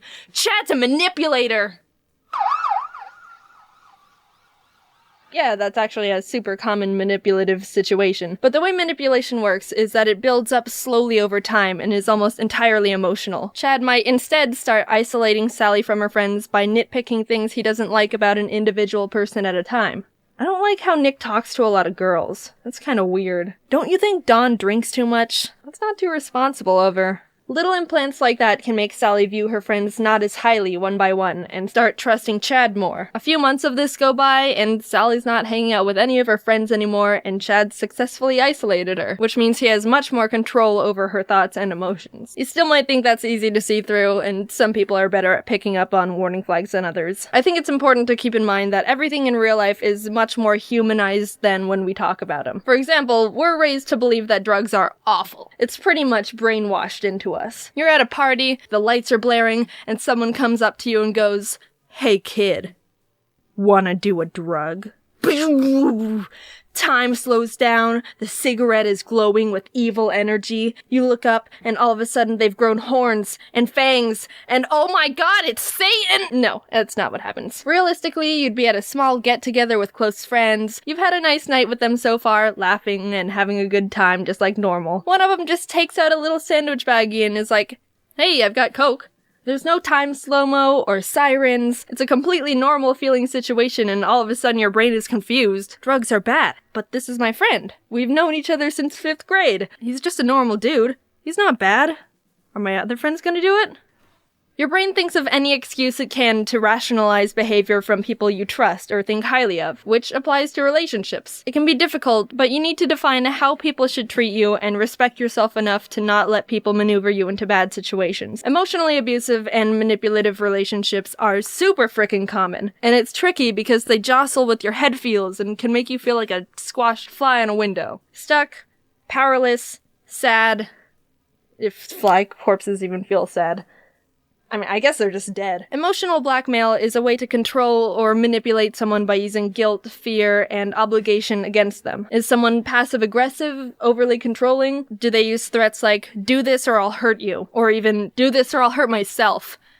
That leads to another difficult situation. If someone ever belittles themselves, I'm pathetic. You should just leave me. I'm gonna hurt myself. It puts you in a complicated position, because it can feel like there's a responsibility to provide this person with whatever they need, because obviously you care about them and you don't want them to feel this way, or even do something bad to themselves. But this is a hard pill you've gotta just swallow. You are not personally responsible for anyone's happiness. But they've got really bad self-esteem, and I'm worried that not responsible for anyone's happiness. But they're really depressed and can't help it, so I feel like if I just not responsible for anyone's happiness. But I'm Santa Claus. Alright, gray area. Responsibility shouldn't be assigned to you, even if it breaks your heart to step back. People normally aren't equipped to be able to help someone with their issues anyway, so it's best to encourage them to see a professional who's been trained to know how to handle things. Someone might be struggling with their own personal stuff, but mental illness doesn't negate their responsibility to maintain a healthy relationship. It just means they need to work on themselves, which is okay, but you don't need to be a part of that. You've got your own junk, they've got their junk. You need to decide how much of their junk you want to help with. Don't let them forcefully shove their junk on you. I like to imagine I'm my own little ecosystem, and I do my best to maintain it every day. If there's a person or a relationship I have that just feels like pollution in any way, maybe it started off well, but slowly started feeling damaging, then I've got to just step back and ask myself if I need to kick them off my planet. It sounds harsh at first, but you really can't drop your responsibility to maintain your ecosystem in hopes to improve someone else's. Who's gonna watch your ecosystem? No one. Because that's your responsibility. Communication is the most important way to know if you can work on fixing the relationship or need to cut it. Hey dude, can you stop dumping toxic waste into my ocean? You've been doing it for a while and all my cute little dolphins are dying. Oh geez, I didn't even realize I was hurting them. I'm sorry. What can I do to be better? Not only have you communicated that there's a problem, but the person takes full responsibility and is willing to work on getting better. But if they say, look, how was I supposed to know? I was just trying to help. Why are you being so sensitive? That's toxic as shit! Shifting blame, gaslighting, guilt tripping, catch this deportation. Let them know how they're affecting you, set boundaries on how much you can give, and make sure you both have your own support systems so you don't have to just rely on each other. If things don't change, look at your behaviors as well. Do you feel like you need to justify or explain their actions too much? Do other people you trust not like them? People can get stuck accidentally blaming themselves or over-rationalizing things that are just not right in the first place. And don't forget that you can also be doing things wrong too. Self-reflect a bit. Verbalize your feelings. Ask yourself, am I being an asshole? Why are you doing things? Out of spite? Anger? Jealousy? It's tough to admit your faults, but it's more important to be 100% real and brutally honest with yourself